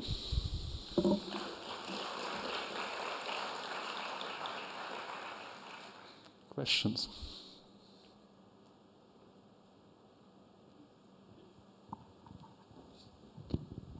It's more like a hint, probably. You know, area is not a good indicator for overcompensation, because usually, you know, area that is destroyed has much more quality than area that comes in for compensation. That's important. I fully agree. And in that case, the Commission asked that the compensation take place on those much more hectares than were destroyed, but also that the compensation was in place already in an effective way before the new runway could be built. Yeah, so there also the effectiveness and the quality came in, and yeah. So I fully agree. And there are 2 more questions there. I think I stopped 1 minute earlier, so we have 4 minutes for questions. Please tell me if I'm wrong. You are the timekeeper now. Hi. You are the timekeeper. You are the timekeeper now. So yeah, please. Thank you for your very interesting presentation. So my question is related to people in this framework. So when you talk about maintenance or restoration, what about cultural uses or cultural engagements with these habitats? Is there an imperative to maintain or restore, you know, any kind of ecosystem services that are available to local people? With regard to the habitats protected under the Habitats Directive, the mountain meadows which I showed, there's a huge culture around those mountain meadows. So those cows are brought down in festivals from these mountains in the autumn. So all those traditions are kept up with keeping the mountain meadows in a favorable conservation status. Yeah. Also, our little huts which serve people which are walking there and doing hiking. This all belongs to the local culture, and that's all maintained by maintaining those meadows in a favorable conservation status through active use. Yeah. So, yeah. Next one. Thank you so much for the presentation. It was great. I was wondering if you have some ideas about how the habitats in the case of overcompensation are selected in terms of, okay, where are we going to overcompensate for? Because obviously there's going to be some kind of habitat and something there. So I wonder if there's any criteria or provisions within the directive or somewhere else in the EU legislation to direct, you know, where you can actually do this kind of work. And is there, like, you know, on the European level, are there any limits to, you know, how long we can try to do compensation by just offsetting? Yeah. From the legal perspective, the member state can choose the compensatory measures, but in certain cases it has to announce the compensatory measures to the European Commission, and the Commission has to approve those compensatory measures. In this case, it was really a formal approval. And if the Commission doesn't approve it because it thinks it's insufficient, doesn't go far enough, then the Commission can bring the nation to the Court of Justice of the European Union. Yeah? So there's the limit, but not many member states actually announce compensatory measures to the Commission. That's really a rare case where this has been done. So this is something that the Commission might need to look much more intensive into, because many of those procedures are ongoing with compensatory measures, but the Commission is not involved in those measures. Yeah. So yeah, and NGOs would need to step up here and say, Commission, please look, there's something ongoing. Okay, without further ado, I'm pleased to announce the next speaker and go back to the moderator role. And the next speaker is Valerie Fogerman from Cardiff University. And Valerie, the floor is yours. You have also in total 15 minutes. I would ask you to stick to the 12 minutes. And yeah, go on. Thank you.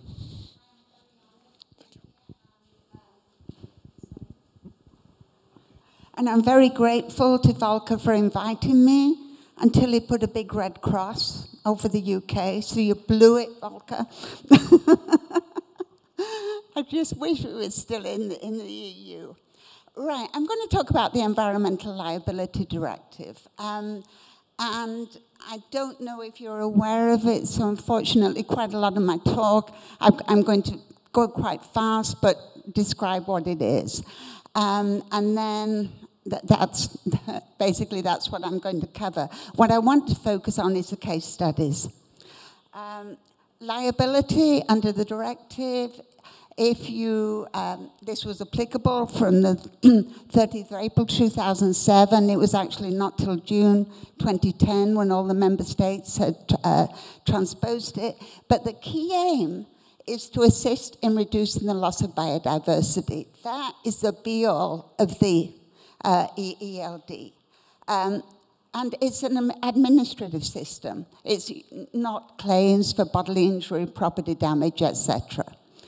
Right, and it's complicated. It's horribly complicated.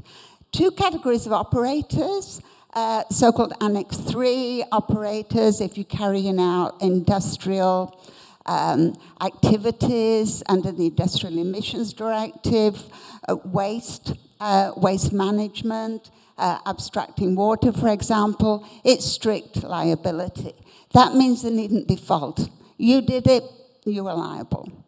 And then to show how biodiversity really matters, it is the only category that if you're not an Annex 3 operator, you can be liable for biodiversity damage if you are negligent. So Annex 3 operators, land, and biodiversity very much tied to the Birds and Habitats Directive, and then member states can also propose their own national law, and then water, under the Water Framework Directive, Marine Strategy Framework Directive. How is it enforced? Well, if there's an imminent threat of environmental damage, so Annex 3, you've got land, water, biodiversity, non-Annex 3, only biodiversity. You've got to prevent it. If you can't prevent it, you've got to notify the competent authority. If you cause environmental damage, you've got to carry out emergency measures, tell the authority, and then longer-term remedial measures to, and I'll get back to what they are, to try and get no net loss. So if the operator doesn't carry out those actions and the measures, then the competent authority has got to require the operator to do it. And importantly, the ELD only applies under the significance criteria. I'm sorry, above it, significance criteria. So what is that? Right, land damage, it's got to be a significant risk of human health. Tied to human health, which in my mind is wrong. Why is it tied to human health? Mainly because there was no EU legislation on this, so they came up with this, the Commission did. Remedial measures basically remediate it. Biodiversity damage very much tied to the Birds and Habitats Directive, and you've got the same kind of language. It's intentionally copied from those directives.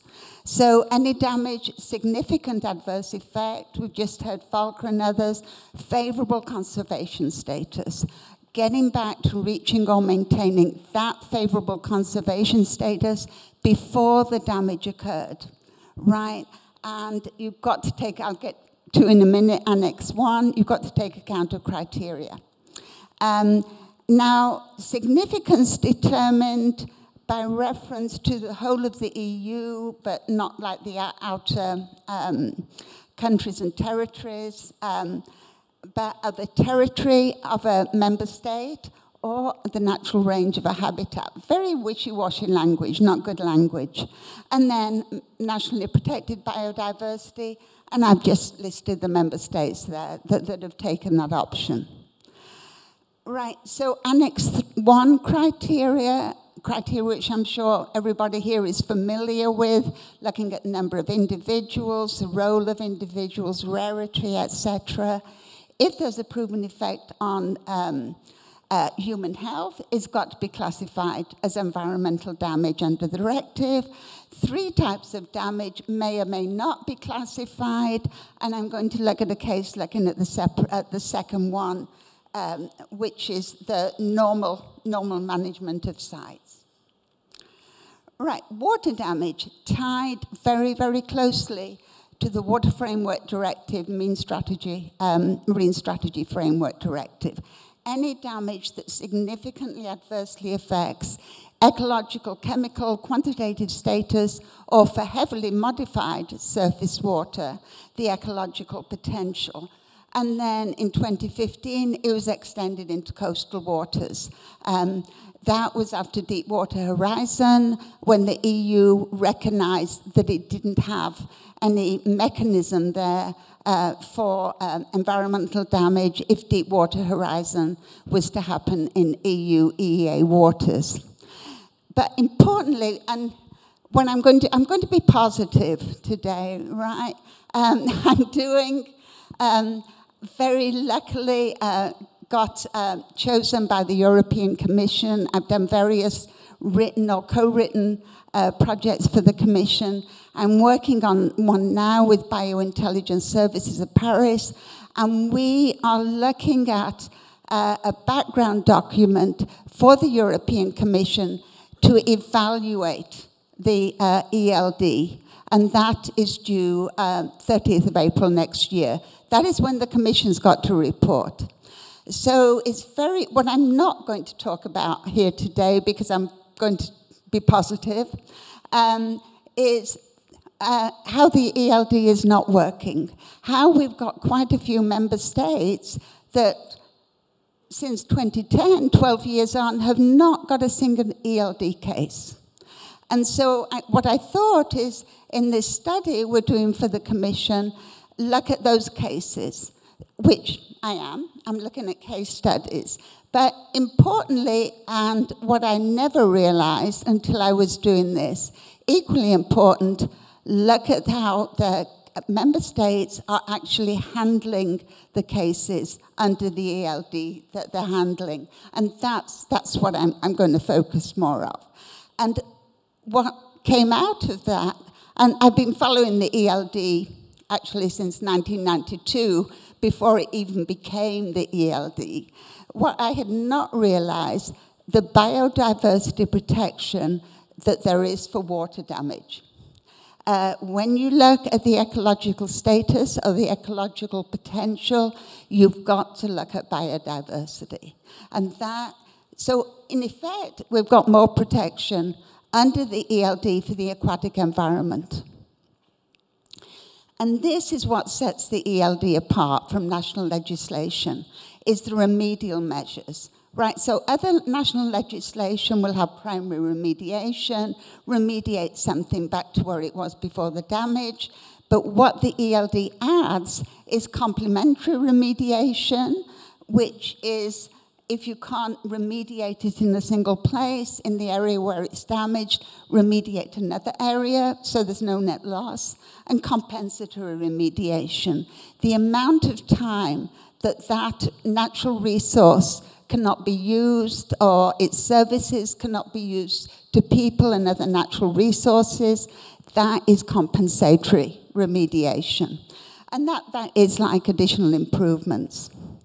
Right, there's various other provisions that I won't go through, but just mention the permit defense, because that comes into one of the case studies. Right, so does it really matter that the ELD is here? Well, yeah, because when you look at national legislation, only Germany really had compensatory, complementary remediation. No member state had compensatory remediation. I better speed up a bit here. Right, the Commission has come out with guidelines. The European Parliament has a resolution. They've mostly written off biodiversity, as you can see. They've focused on other matters. Court of Justice, first case study very quickly. Naturschutzbund Deutschland, excuse my German, Up in Schleswig-Holstein, there is a special protection area under the Birds Directive, a bird sanctuary. And when the water levels rose, because there's cattle grazing on this land, it was drained, which didn't do anything for the black tern. So this NGO brought an action, and that second indent that I've got for damage, Signet those, what is the normal management of sites? And what the CJEU said is it includes that irrigation and drainage system. And also what they said, basically, it's a very low level of significance. And importantly, if a site hosts a species or natural habitat protected by the Birds and Habitats Directive, the management is only normal if it complies with those objectives in those in the directives. Austria, only ELD case in Austria. Fruit farmer gets a permit to build a road. Permit says you cannot chop down these 3 very old trees. He gets a chainsaw, chops them down, then he completely gets rid of them. And they, those 3 trees are the natural habitat for hermit beetles, which are an endangered species under the Habitats Directive. Corinthian Nature Conservation Board says to the competent authority, require the farmer to remediate it. So how do they remediate it? Oh, how does it tell the farmer how to do it? Right, emergency remedial actions, plant replacement trees, get some of the larvae, and basically inoculate the trees, primary remediation, further restock the trees, and then they don't apply any complementary compensatory remediation. Farmer gets convicted of breaching nature conservation legislation, and they are still trying to get the farmer to remediate it. So the legislation is there, but the farmer's got no money. Finland, nickel production facility causes a lot of nickel to get into the river, and the ELI sent to the competent authority, orders the operator's already carrying out remediation, but orders them to carry out more remediation, essentially natural recovery, goes up to the Supreme Administrative Court. Court looks at the guidelines that the Commission has written and basically said those guidelines are quite low for that significance criteria, and it requires the operator to carry out primary remediation, mainly natural recovery, potential complementary remediation if it doesn't work, and also there's a flood protection project. And it requires, as compensatory remediation, the operator has to remove some of the mussels that would have been killed and relocate them. So very, very quickly, just to finish the UK, to see how this works with the Habitats Directive. Freshwater pearl mussels are in, they're also protected under the Habitats Directive. Water abstraction plant, perfectly lawful, abstracting water, impounding it from a lake. Damage is causing this very significant population of freshwater pearl mussels to die. It ends up with the competent authority withdrawing that license. They can't go after remedial action because the operator is complying with the license. And it ends up with the water company spending over 30 million euros to get a new source of drinking water. And during the construction, under what Valka was talking about, compensatory measures under Article 6.4 of the Habitats Directive had to come up with restoring the mussel bed. So they got round the permit defense by implementing the Habitats Directive. And I finish before you tell me to say stop. Completely. Much. We have 30 seconds. 30 seconds for immediate questions, and we can take later in the last 15 minutes also some additional questions. Is there any immediate question? Yes, please. Short, please. Yes, a short one. The drainage activities. So, if I understood correctly, the Court of Justice stated that it did not amount to normal maintenance in this case because it affected the Natura 2000 habitat. Yeah. Well, what they did, they went back to the German legislation and looked to see if it's good agricultural practices and if it complied with the Birds and Habitats Directive, yeah. But it broadens who may be an operator because it included the drainage company. Thank you very much, and thank you for staying within the time. Great. So, thank you, and without further ado, we have our next speaker, and that's Jacqueline Jurgens. Please come up to the floor. And she is research assistant at the University of Southern Denmark, and she will speak about also some sort of illegal activities, and here particular related to wild songbirds, but I can say that this is not a European species there, right? Thank you. Your floor is yours. Thank you. There we go. Yes, thank you for having me today.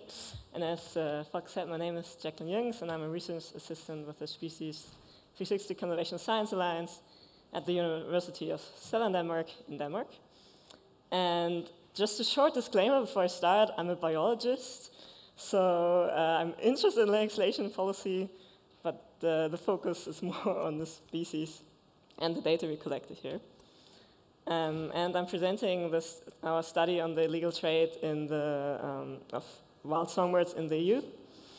And this was part of my master thesis that I defended last year, and we're currently working on the manuscript to publish these results. So the legislation that we were looking at is the EU import ban on wild birds. It was implemented in 2005 as a response to the spread of highly pathogenic avian influenza. So it was a biosecurity measure and not an environmental law. And it was made permanent in 2007 and is still valid today. It prohibits all imports of wild birds into the EU for commercial purposes. And it was really highly debated because the EU was the main importer of wild birds before the ban was implemented globally. And we looked at how effective this legislation is to prevent on the trade of wild songbirds in the EU. So when we look at the illegal wildlife trade in the EU, live birds are regularly among the most confiscated wildlife commodity in confiscation reports.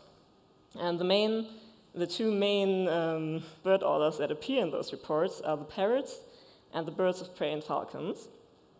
And however, these reports have always focused on CITES-listed species.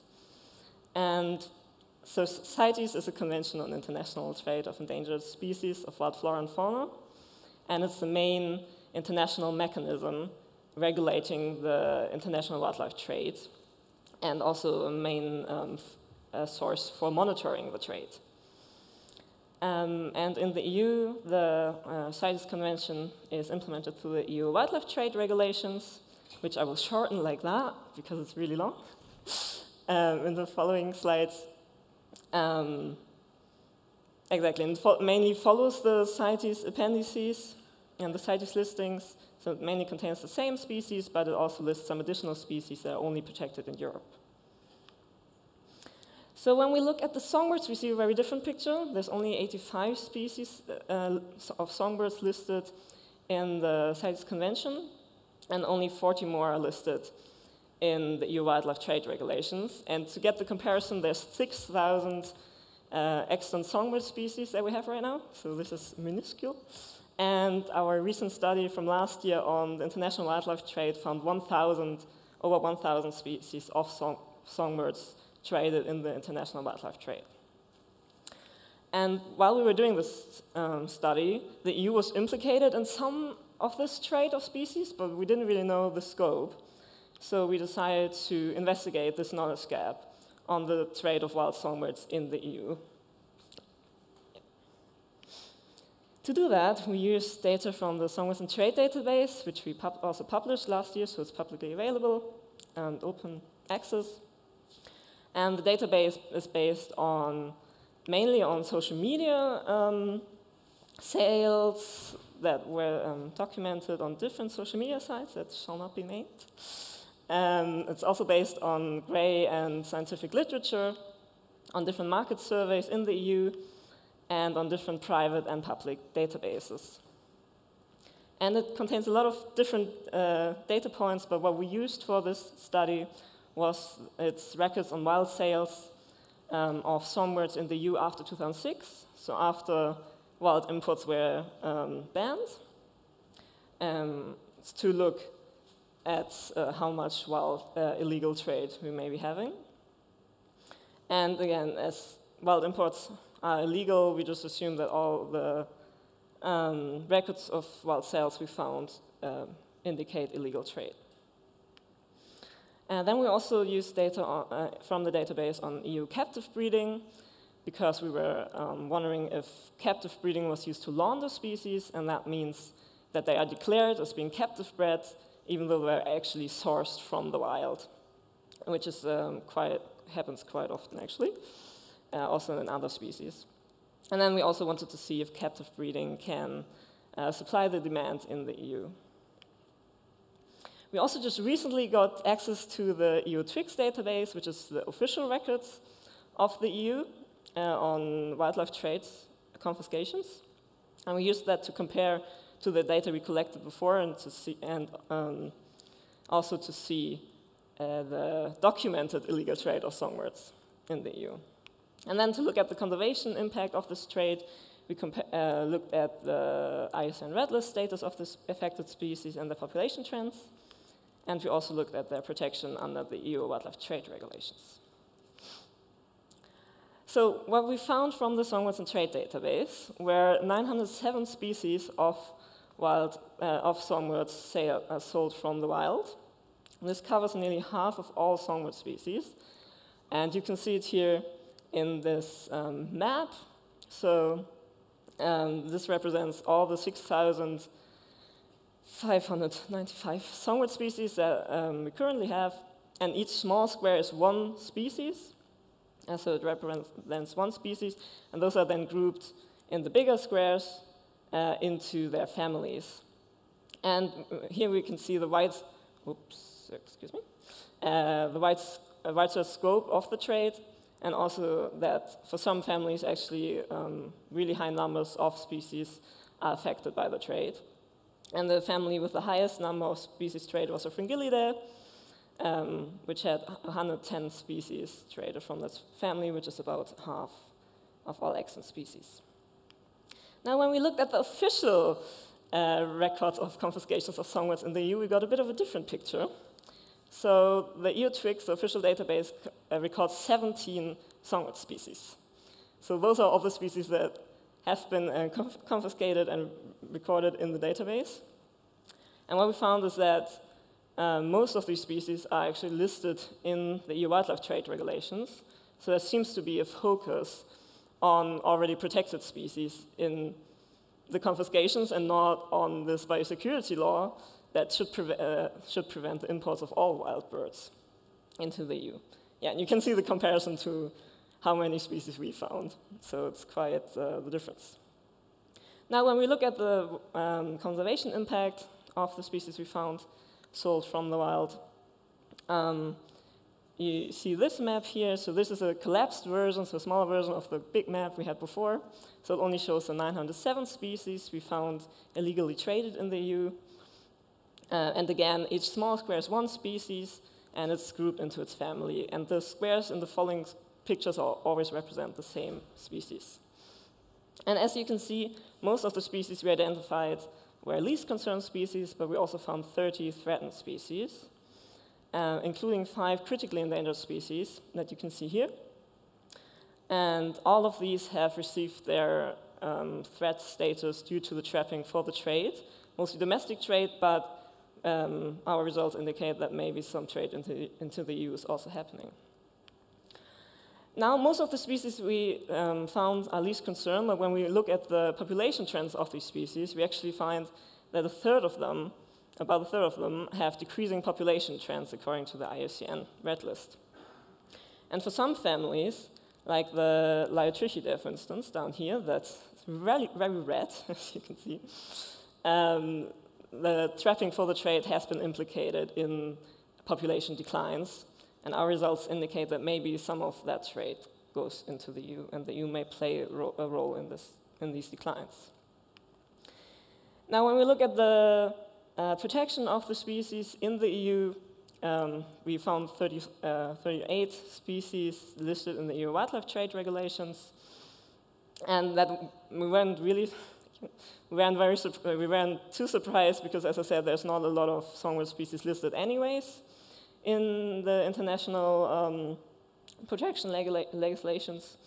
But we would have hoped to see at least these protected species in the official records instead of just half of them. So that was quite surprising to us. Now, when we look at the captive breeding of the songbirds in the EU, we found that of the 907 species that we found sold from the wild, actually over half of them, so 477 species, have captive breeding in the EU. So that was that might be quite surprising to a lot of you, that even though we can captive breed them, we're still selling them from the wild. However, there are several reasons why this might be happening. So on the one hand, maybe the captive breeding cannot keep up with the high demand in the EU, so there's a higher demand than the supply. And then one of the main reasons is probably that wild birds are simply cheaper than captive bred birds. And then also for some consumer groups, wild birds are seen as more attractive than their captive bred counterparts. All right, to summarize all of that, so we found a previously undocumented illegal trade of songbirds in the EU. And we also indicate that the demand in the EU may play a role in species declines, and the captive breeding does not seem to meet the demand of consumers in the EU. So what are options that we could curb this problem? Better enforcement may be one of them, but it will be really difficult. So it would, of course, be nice if enforcement would have more of a focus on also these unprotected species. However, that would be really costly and very difficult, as most of the birds are being trafficked in from the Eastern European land borders, and those are really hard to enforce. Another option may be to fill existing loopholes in the legislation, as for instance, people are allowed to bring their personal pets into the EU as wild birds. So and then allowed to sell them. So that has definitely been used before, that loophole. There are some cases of that. And then another option is also to raise the awareness of consumers in the EU of this issue, as it has been shown before, that there's little awareness of the import ban, as well as the conservation impacts of the trade among this consumer group.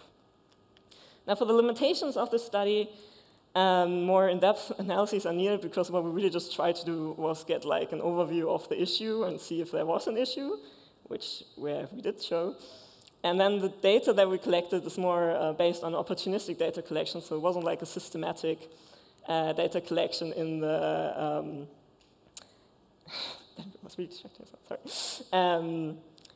so we might have even still missed some species with our analyses. And with that, I would like to thank my supervisor, Dalia Conde, and especially thanks Simon Brusson, who collected all the data, and the rest of the team at the Conservation Science Alliance, and all our sponsors and collaborators. And lastly, thank you for your attention.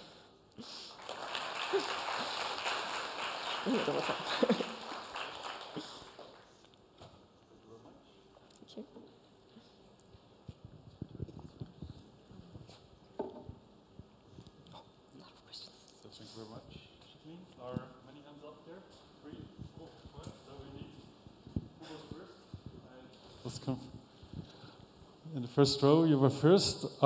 Please keep your question also for the 15 minutes later. I will come first in those 15 minutes back to them. We cannot take 4 questions. We can take perhaps 2 of them currently, but I saw 4 of them. But I will keep you. Yeah, please. curious. Now, yes. I'm curious to know something about an issue which has always interested me very much. Do you know if there is at all plan to ban the trade and possession of birds in cages in the EU? I mean, because I think it's high time EU starts considering a total ban on the possession of birds, which would stop the problem at the probably stop the problem at the beginning. And I really would want to know if there is any such a plan and what's going on. Yeah, so as far as I know, there's no plan to ban keeping birds in cages in the EU. And I know a lot of people who keep them in really big aviaries. And if it's a captive bred bird that is used to it, the animal welfare isn't that big of an issue either. But with the wild caught birds, that is, of course, also an issue with the animal welfare of the animals. What I do know is that the EU is currently considering introducing a positive list of exotic pets that people are allowed to keep, and I hope they're going to look at the birds there as well. But I know that so far, I think they're mostly looking at mammals. So we will see, but no plans there as far as I know. Okay, thank you. From the three other ones, who has a short question? And please, for the other two, can we do the question in the 15 minutes at the end? Thank you. Thank you for your talk. I was wondering whether you have an idea if hunting, traditional hunting, is provisioning such illegal trade on the white birds, for example? Sorry, can you repeat that? I was wondering whether you have an idea if hunting, what they call traditional huntings of some wild birds, is provisioning the illegal trade of the white bird you have been mentioning here. Is it something that is increasing the illegal market of the white birds? Do you know if there is a relationship between traditional huntings of white birds and what you observe on the illegal market? You're asking about the hunting in the EU or generally? Yeah. I know France, for example, we have some cases of traditional huntings of some white birds. But short question on traditional hunting, please. Yes. So I know that the hunting is a bit of a separate issue, actually, because these birds are all live that we were talking about. So that's really like for keeping birds as a pet. There's some hunters who want to shoot very exotic animals, but I don't, and may import those, but that's usually, I don't think, not the songbirds. And I don't know that much about how much is happening there. But we, of course, do have a lot of illegal shooting of birds within the EU as well. Which goes into another legislation, the Birds Directive, which is also an issue. Okay, thank you very much. And we have to go further in the presentations. Next presenter, thank you again, Jacqueline, for the answers also. Next presenter is Henrik Schokens from Ghent University. So now comes the Ghent block. And yeah. So please, the floor is yours. 15 minutes in total. Volker, I will address the interplay between climate change litigation science and EU nature conservation law. So I warn you, it's not going to be another depressing talk about climate change, but we have to face facts. And in times of massive droughts, unprecedented heat waves, it is fair to say that, claiming and stating that climate change, human-induced climate change, is leading to adverse effects on biodiversity amounts to stating plainly the obvious. And it is actually quite visible and most palpable in the Arctic. And many NGOs and climate activists therefore also use the pictures of starving polar bears in order to demonstrate the effects of mankind on nature in terms of climate change. It is currently, polar bears have become the poster child of climate change. But is it really so easy to integrate climate change consideration into the realm of biodiversity policy and legislation? Because National Geographic a couple of years ago published this picture stating that indeed, the starving polar bear is an illustration of global warming. It is due to global warming that this polar bear was starving. And he had to withdraw this statement because many biologists stated that it was simply impossible to prove a causal link. Of course, this is quite a relevant statement if we think about integrating climate change considerations into the application of biodiversity legislation. What do we know, for instance, about science and polar bears and climate change? We know that statistically speaking, there is ample science and scientific studies that demonstrate that in the long term, the reduction of sea ice will put into jeopardy the future of polar bears, even though their populations currently are still thriving because of the lack of hunting. So this could be seen as an argument to further mitigate climate change and greenhouse gas emissions. But at the same time, this year a study was published that showcased that an isolated population of polar bears in the north of Greenland was capable to adapt and survive in an environment with little sea ice. So this then hints to adaptation. Should we also integrate these studies into more adaptive policies in terms of climate and biodiversity policy and legislation? What we do know also globally is that our carbon budgets are shrinking, and that there is a wide gap, an emission gap between what countries say they will do and what they implement in practice in terms of greenhouse gas reductions. What we also do know, going beyond individual species, is that ecosystems are being transformed as a result of climate change. We only have to look to currently the drought, the mass drought in Europe and the impact it has on our river ecosystems. What we do know from a legal perspective is that we have seen a rise of climate lawsuits. Most notably, there was the Urgenda case in the Netherlands. It was a precedent landmark ruling. Against all the odds, an NGO succeeded in going to court and seeing a state condemned over its failure to step up its mitigation policies in terms of reduction of greenhouse gas emissions. That was unprecedented. But what we also do notice that in Europe, these cases are mostly built upon human rights duties or the duty of care, so anthropocentric arguments.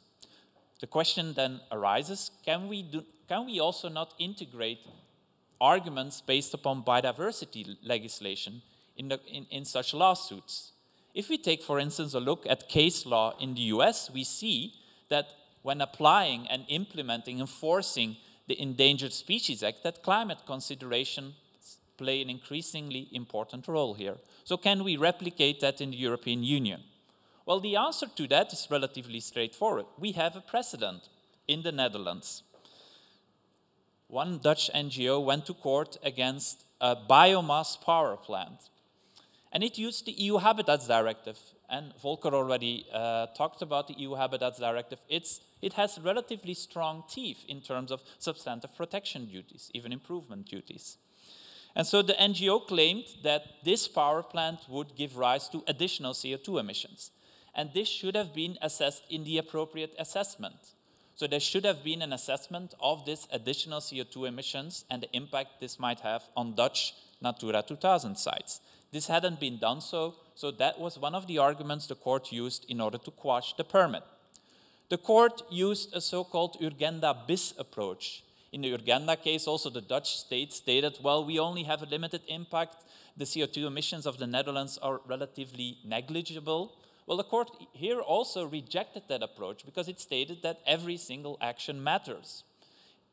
And of course, every additional CO2 emission you add will shrink our carbon budgets and will also render the possibilities of halting climate change less likely. And it also referred to one particular Natura 2000 case in the Netherlands, the Biesbos. It's a wetland ecosystem, and this is threatened by sea level rise. And it used this example as an argument to state that the impact of climate and additional CO2 emissions should be integrated in an appropriate assessment when checking the global impact a project can have on a Natura 2000 site. So basically we might say the answer is there already. We have a landmark ruling, but still we have some lingering legal questions. And in the remainder of my presentation, I will use the precedents we already have from applying the US Endangered Species Act in the context of climate change and check what lessons we can learn from that from the European perspective. The first question when integrating climate change related considerations in the context of biodiversity law is does that really fall within the scope of biodiversity law? Because climate change is a global issue. And biodiversity legislation was not, I mean, let's be fair about it, it was not conceived to address such a global challenge. In the meantime, we have also other legal instruments. So we have a lex specialis. Climate change is a complex issue. Biodiversity legislation is more designed to deal with local threats, direct threats, encroachments. That's clear-cut, such cases. But climate change is not. But still, if we look to the US, the purpose of, for instance, the Endangered Species Act is to avoid extinction, to promote recovery. Climate change is a threat. And the US Supreme Court has already stated in other cases, amongst others in the Tennessee Valley case, that basically it was the intent of the Congress to reverse extinction trends, whatever the cost. So, of course, also climate change is a threat and might lead to the extinction of some species. So it should fall squarely within the scope of the Endangered Species Act. A similar reasoning might be transplanted to the context of the EU Habitats Directive. Volker already addressed the issue, the topic of favorable conservation status. It is defined relatively broadly to sum of all influences on a habitat, including climate change. If we take into account the case law developments, we see that the European Court of Justice no longer solely deals with project developments, direct encroachments, but also forestry, nitrogen deposition. So climate change might not just be the next stop, although we don't have any precedents for now at the EU level. So if we assume that climate change does fall within the substantive scope of biodiversity legislation, the next question is, should we then also list new species that are particularly vulnerable to climate change? If we look to the US, the answer to that question is relatively straightforward. Yes, and they have done so. The polar bear, although not threatened at this point from hunting or direct encroachment, was listed in 2008 as a threatened species under the Endangered Species Act, precisely because of climate change. And this was challenged, of course, by industry groups, and the courts have reasserted that you can use climate projections as an argument to list a protected species.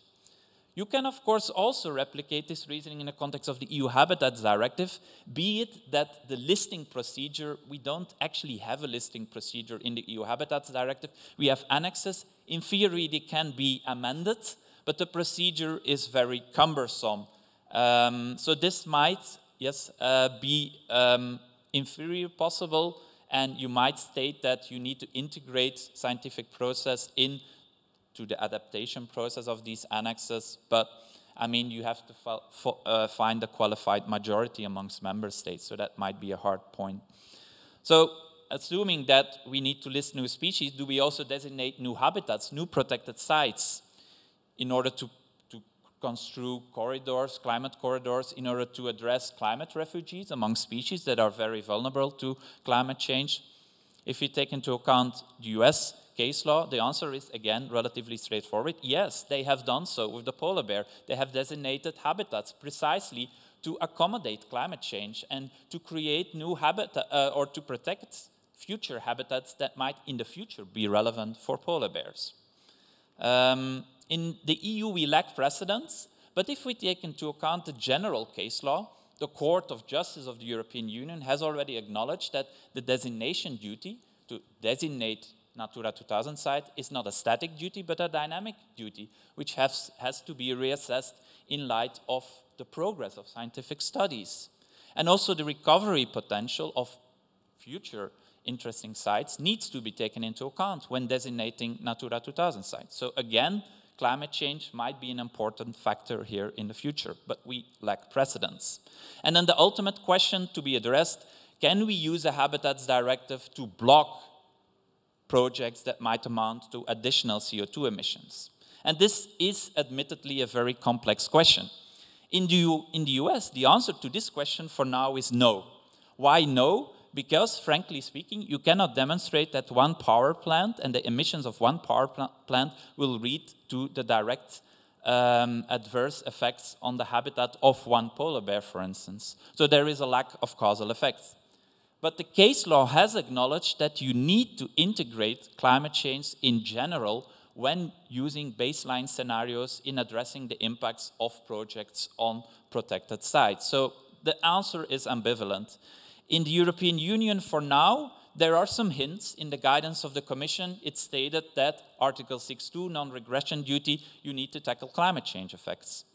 When assessing whether a project has an impact on a Natura 2000 site, you need to look to the conservation objectives. They need to be based upon updated scientific studies. So also climate there plays a role. Then that leaves open the question of causation. Can you really state that a CO2 emission amounts to a significant effect on a Natura 2000 site? I think the debate is still open on this. The Dutch court said yes for now, but yeah, we have to see.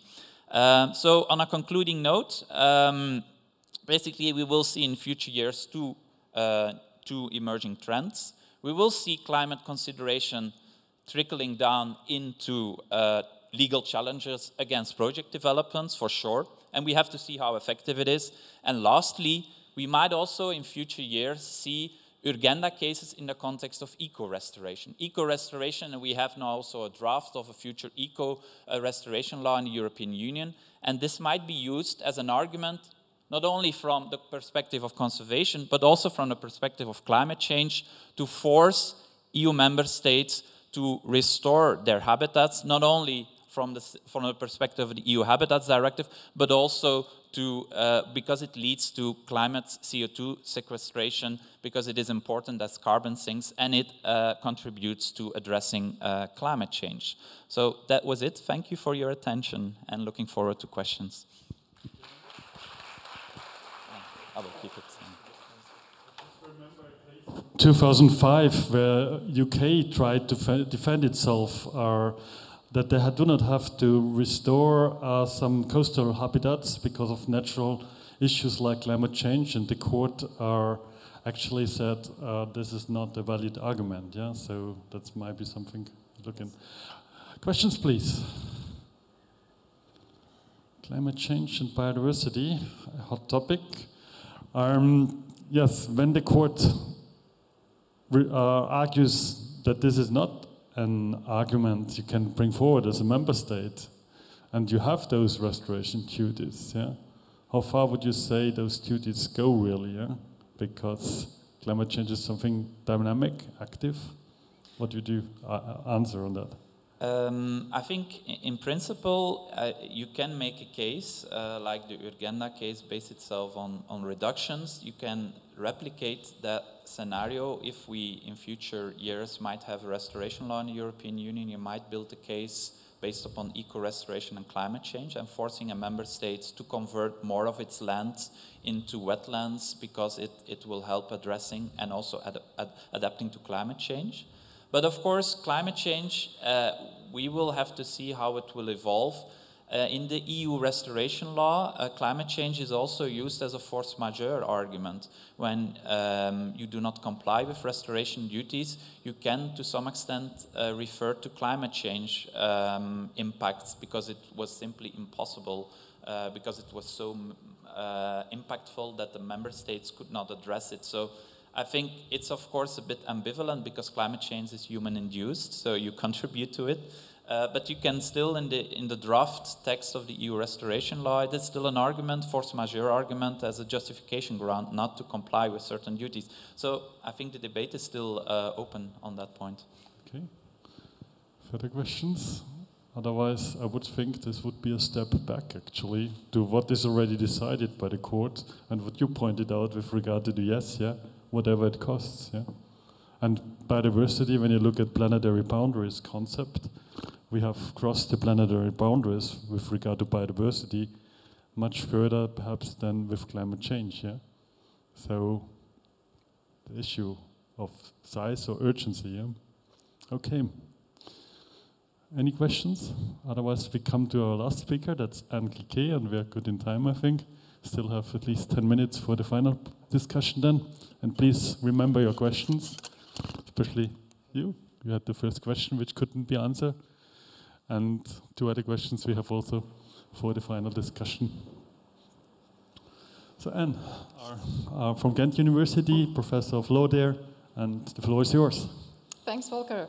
So, already by now, good afternoon. I'm going to talk about urban biodiversity. And what I would like to do is very briefly take you to some international and EU commitments and some challenges, but I mainly want to focus on a case study, which is about a biodiversity plan we have in my university, in Ghent University. You're all free to guess which city is shown here. I leave it up to you. It might become clear in a while. I think cities are seen as a threat to biodiversity. Yeah? Urban sprawl, urbanization is a threat to biodiversity.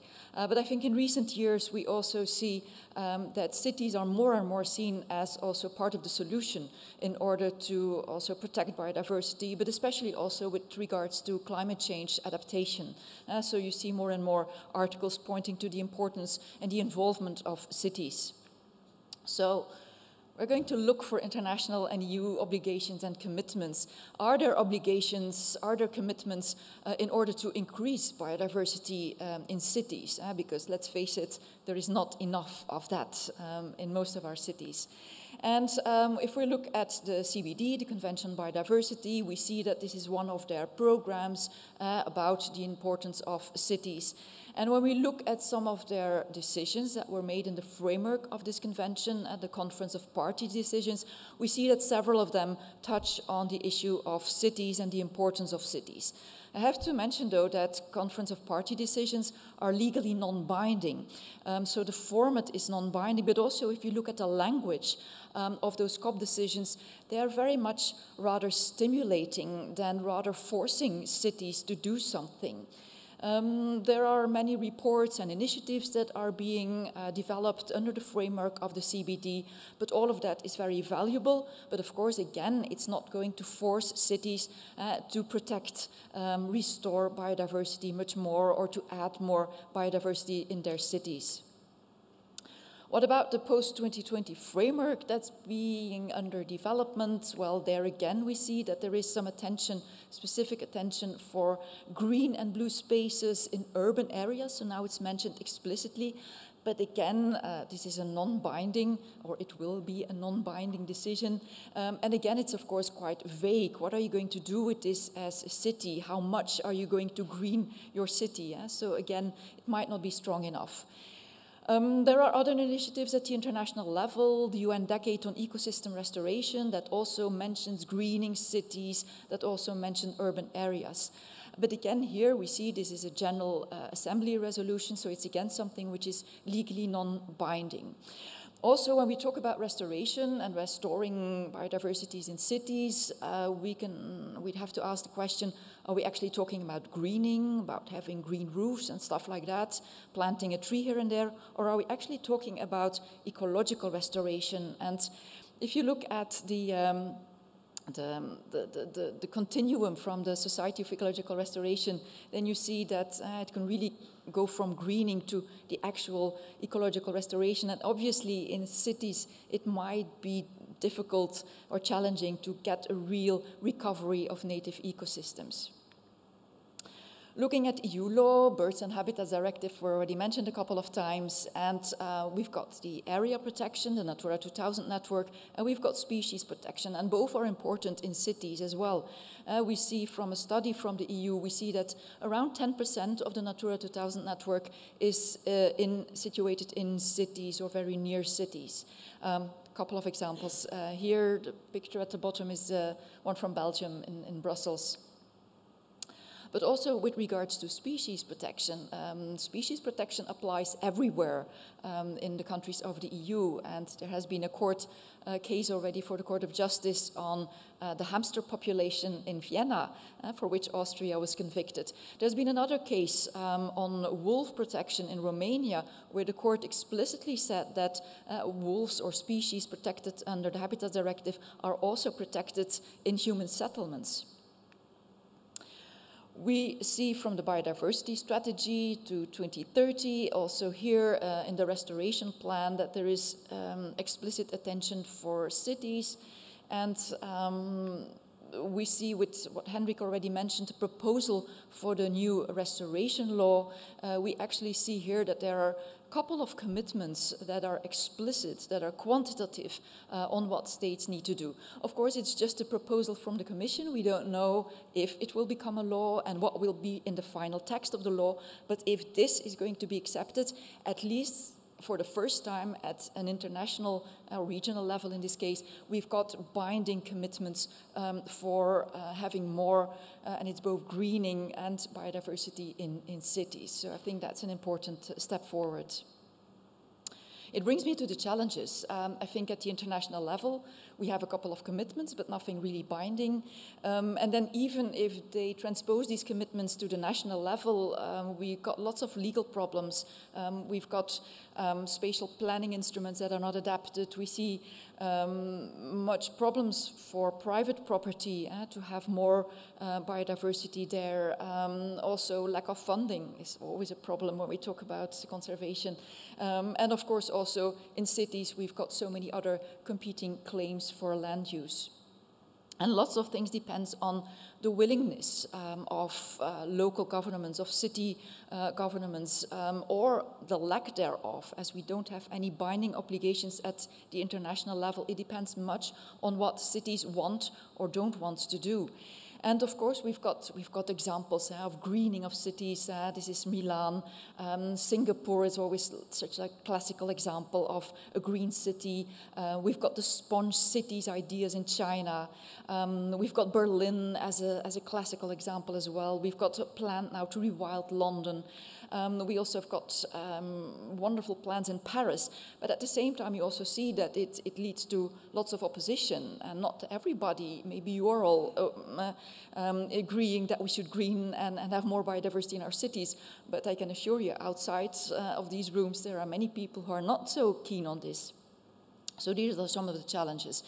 And one of the challenges is also that governments can do some things on their own lands, but it will not be enough. And we also need private actors and companies, universities, to see what they can do. And this brings me to my case study in Ghent University. And since 2020, we have a biodiversity plan for the whole university. And it was a bottom-up plan. It was actually, the idea was brought forward by a couple of staff members who are involved in biodiversity, some biologists and bioengineers and lawyers as well. And the concrete reason for it was that there were a couple of infrastructure projects planned, and they were going to be at the expense of some nature areas on some of our campuses.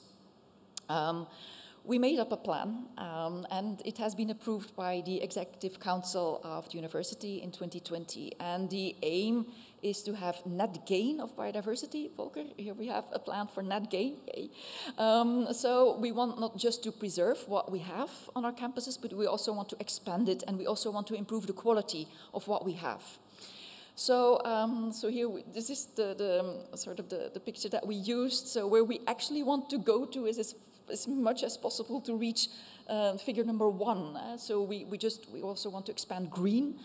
We need green spaces, for staff, grass where the students can sit and so on. But we also want to increase biodiversity through management and so on. And these are the pillars. So we want to have the management of our campuses, of the green areas in our campuses. We want to make them more ecological sound. We also want to integrate green space and biodiversity in every other policy domain, but especially also in infrastructure projects. We want to do measuring and monitoring so that we know what we have on our campuses.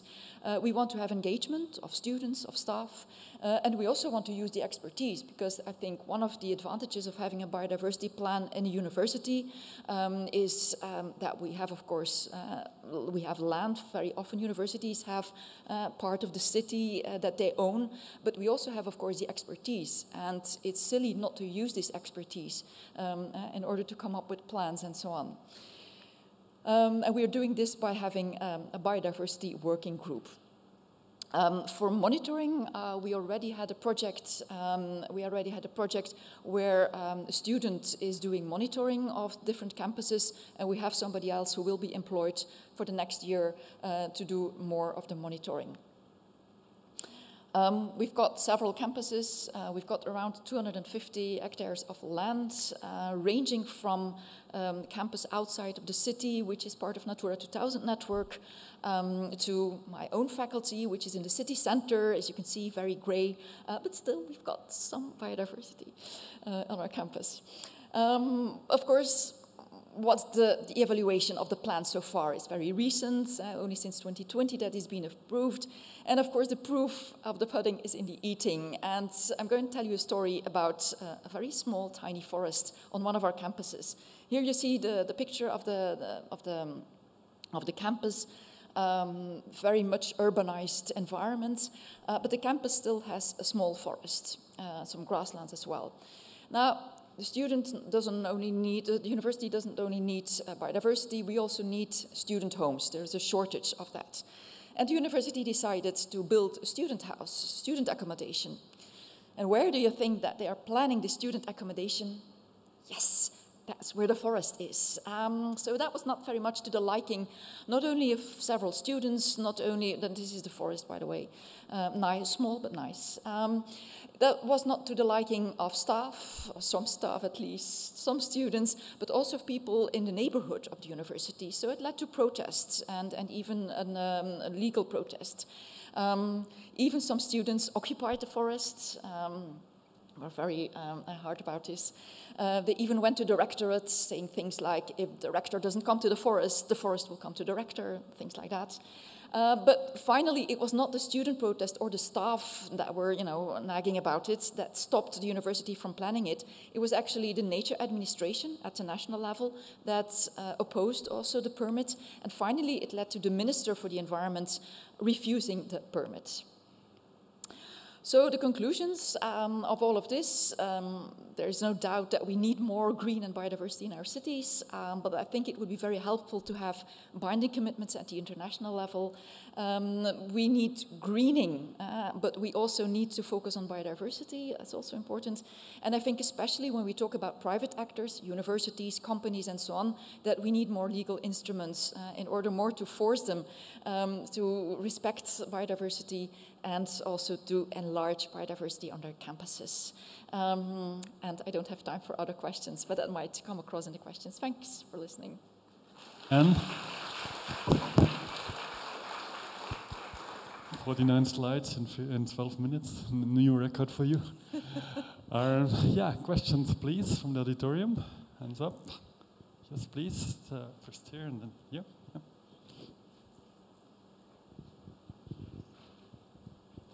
Yeah, thanks for that. Really interesting. I was wondering, in terms of greening cities, whether there are any examples or whether it's possible to use any public health laws as kind of leverage for greening cities. So, for instance, do with air pollution or providing shade for heat waves and things like that. We've got a couple of examples of cities which are good examples, but it's very interesting that you raised this. We've got, in Flanders, we've got a project right now which is a cooperation between a nature conservation organization and the health care organization, and in which they set up a project for people who have mental problems and so on, so they can go and walk in nature. So that's certainly something that's becoming more and more important. It's of course not legally obliged, so these are all voluntary initiatives, but they can be very helpful. And also, of course, when you talk about shade and so on, I think more governments, local governments, are getting more the idea of importance of nature and greening because of climate change. Much more than for biodiversity reasons, but because of climate change, now they sort of see, okay, we need shade, we need green cover, and so on. And if you look at the nature restoration law that's being proposed by the EU, it's also, of course, a lot with regards to adaptation to climate change. That's one of the underlying grounds for it. So also, if you look at the green cover in cities, will need to expand if it becomes a law. So it's certainly an important element. Thank you. Thank you. Henrik, please, short. You referred to active. I mean, at some point in your presentation, you stated, yeah, but cities really need to actively restore areas on their lands and so on and so forth. But many hidden gems in terms of biodiversity, city biodiversity, are often related to nothing scenarios. It's just like a plot of land, and nobody cared about it, and after 30 years it turned out to be a nice forest or a swamp or whatever. And so how do you see this more passive approach towards restoration being included in your analysis? It's certainly a possibility. The risk, of course, is what you're referring to, that you just let some land and you let the forest grow there, is that, of course, it will often lack the legal protection. And, of course, we can work with the concept of temporary nature, which you know very well.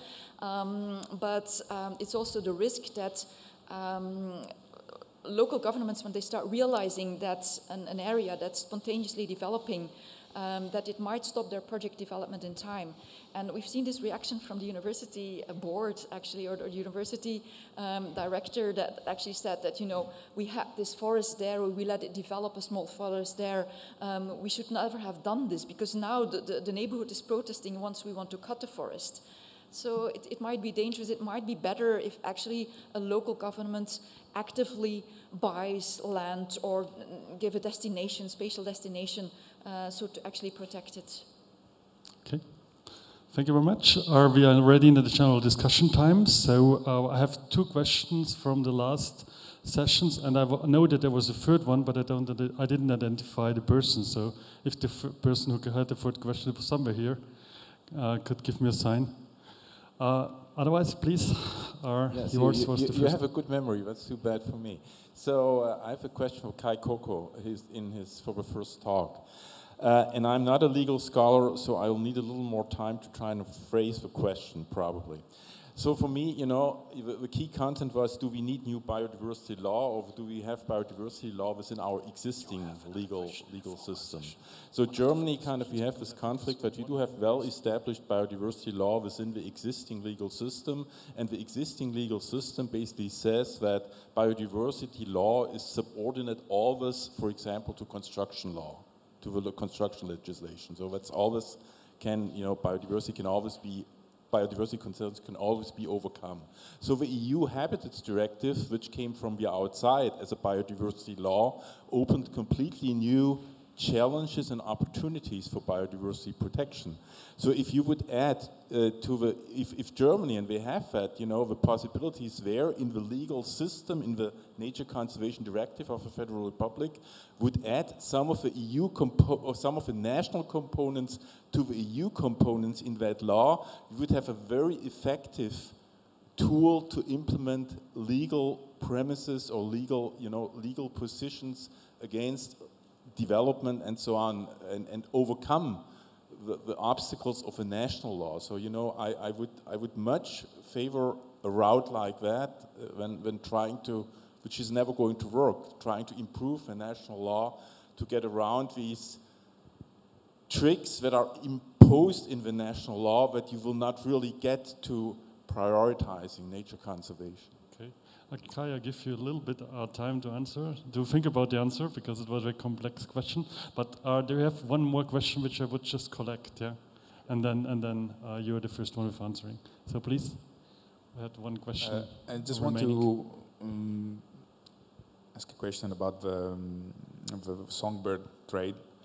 And I'm quite, let's say, agree about the problem or raising awareness with people, but I think we, as ecologists, biologists, conservation biologists, we should start to raise not only the awareness of we endangering a species, because, let's say, general public, it's not so prone to, at least there are some environmentalists, but we should start to show them again, for example, what can be a problem, let's say, a damage from the invasiveness of a species that is traded, arriving in Europe and so on. I don't know if anyone agrees about it, but this probably is the best way, because the legislation can always, for example, Italian legislation can be, passed by really easily. So first, probably we should start to speak with, let's say, the general public, because that's my idea. I don't know if it can be shared by someone else or not. Thank you. First, give Kai the micro for the answer, and then it's your turn. Yeah. Just a short comment. I'm not familiar about the German federal law. I don't know what is the situation actually there, but I think that of course it is EU level. We have to solve somehow these kind of problems in EU area, of course. But still, I think that local people and national law has important role as well. And we should not forget also self-regulation of the companies. Now there is a lot of talk about offsets and possibilities of offsets used in voluntary markets. And I think we should study very well also that purpose and possibility. And German can always go beyond the Habitats and Birds Directive, called also golden plating, what the chambers of commerce usually criticize. Yeah.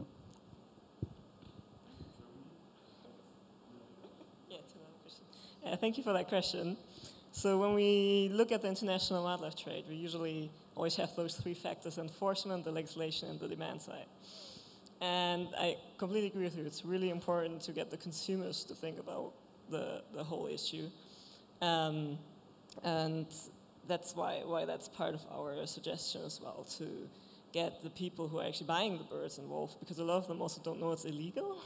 So that's the whole thing. For a lot of people, if you tell them, actually, what you're doing is not legal, they will also be like, oh, I didn't know, don't want to do that. With the more specialist bird collectors, they usually know, so that's a complete other issue there. But yeah, the invasive species is also a really important point. A lot of these species can be really invasive as well. So we're actually thinking about including that in the analysis as well. And then that's also a really good point that you're raising, to bring that to the public as well. When it comes to these kind of campaigns, you always have to be really careful, because you could raise the idea in people's heads that do not own these birds, where they go like, oh, I didn't know you can keep them. Now I want the birds. So these have to be developed like really carefully and really specifically to reach the intended audience as well. Yeah. Thank you. And I think with this, our session has to come to an end. Everybody is looking for lunch also. Perhaps today we receive lunch. At least some of us haven't received yesterday. So with saying this, I thank you for all your participation. Thank you to the speakers again. Thank you for all the questions. I'm glad I saw here more people at some legal conferences. So that's really great to have our US auditorium and to have that good questions. Thank you, everybody. Thank you for the perfect team here, also in the room. I would like to get a picture with the team also. So please stay 1 minute more. And without it, to leave you to the lunch. Thank you, and for being here.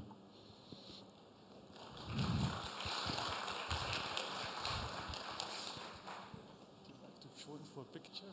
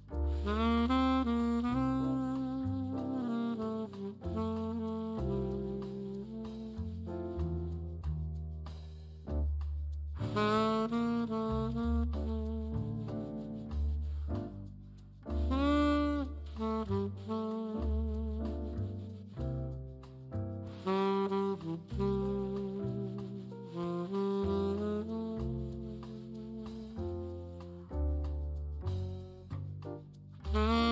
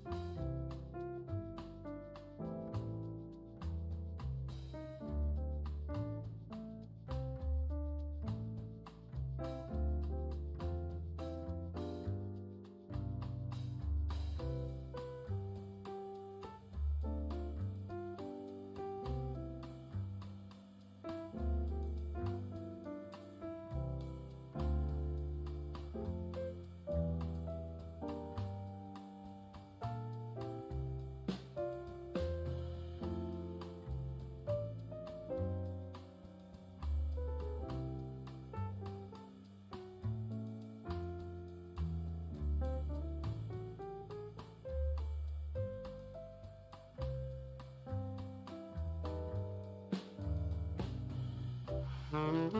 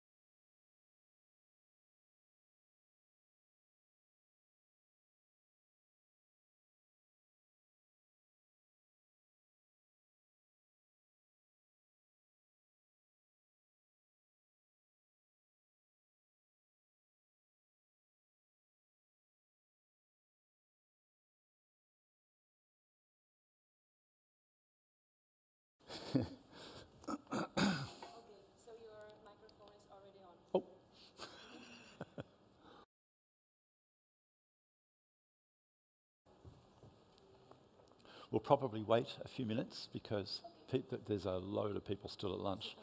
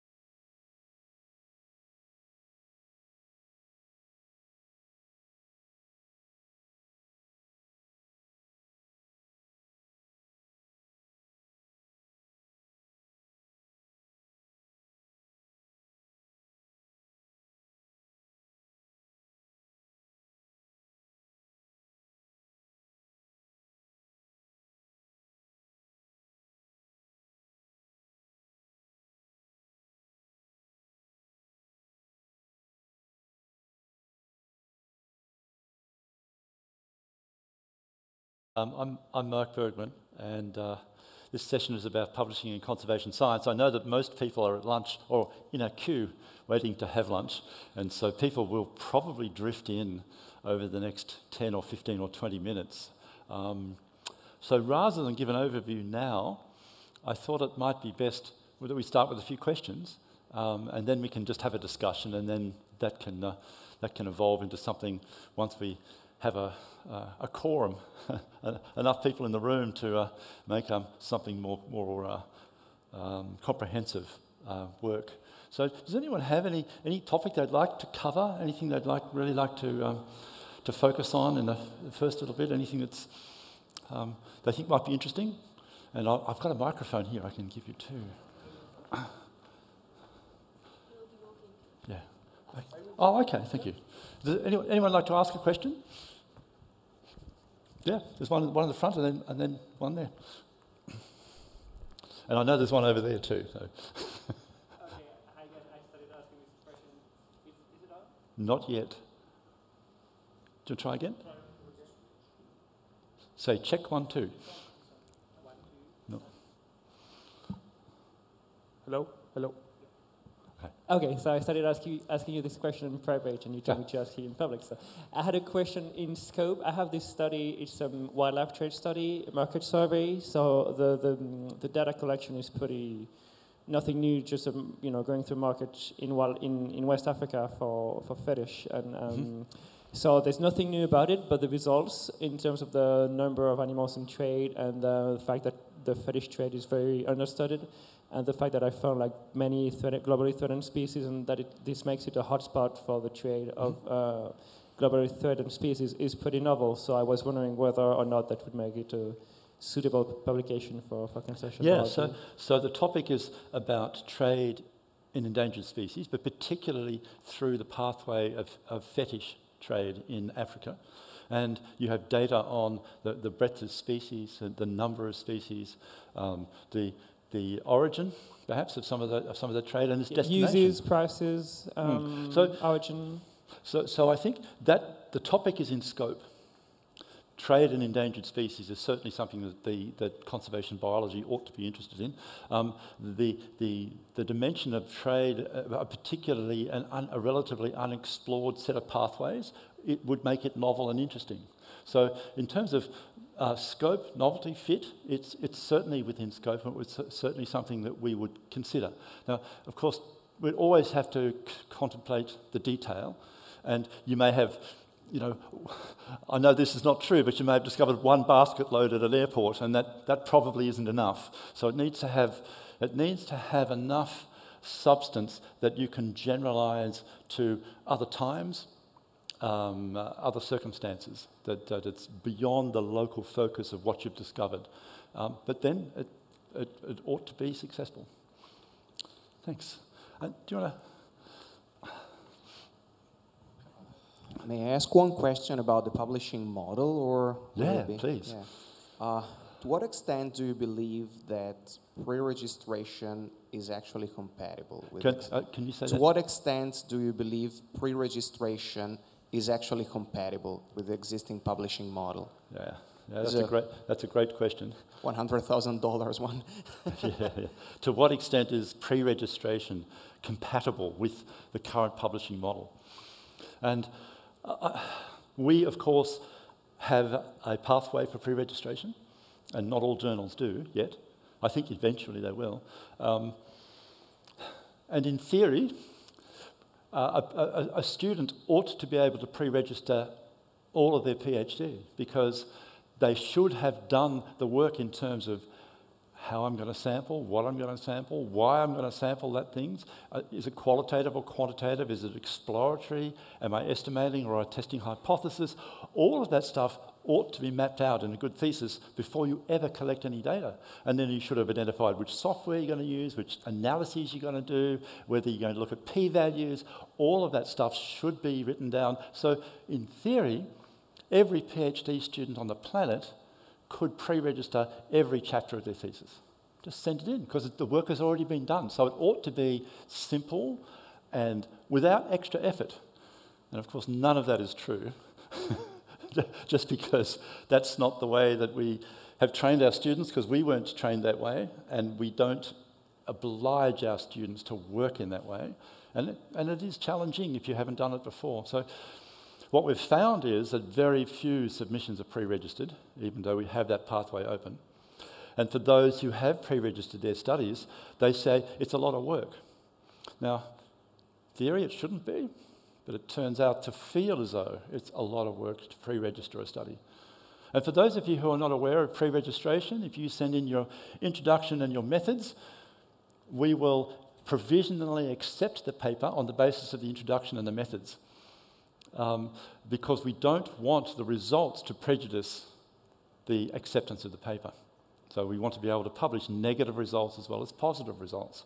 And so essentially your paper is reviewed twice. Once when the introduction and methods are submitted, if it's accepted, then we simply wait for you. We don't know how long we have to wait, but we wait for you to do the work, collect the data, do the analysis you've said, send it back in.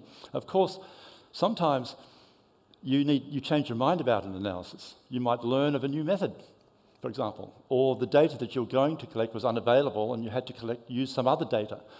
Then it's just a matter, as you know, I'm sure, that you just have to say what you've done and why you did it and when you did it, and that's also fine. That's also fine. It doesn't preclude you from having your study accepted. Is that it? So, I don't know, it's a really tough question to answer.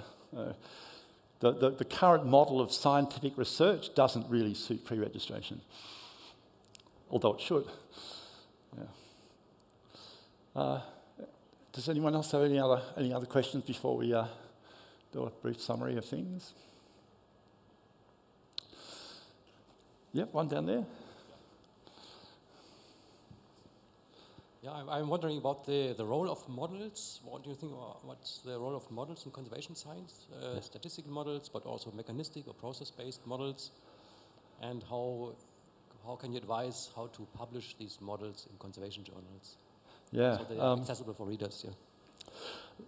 I know a number of mathematicians, physicists who submit papers struggle with the question that reviewers habitually ask and that is, what use can I make of this?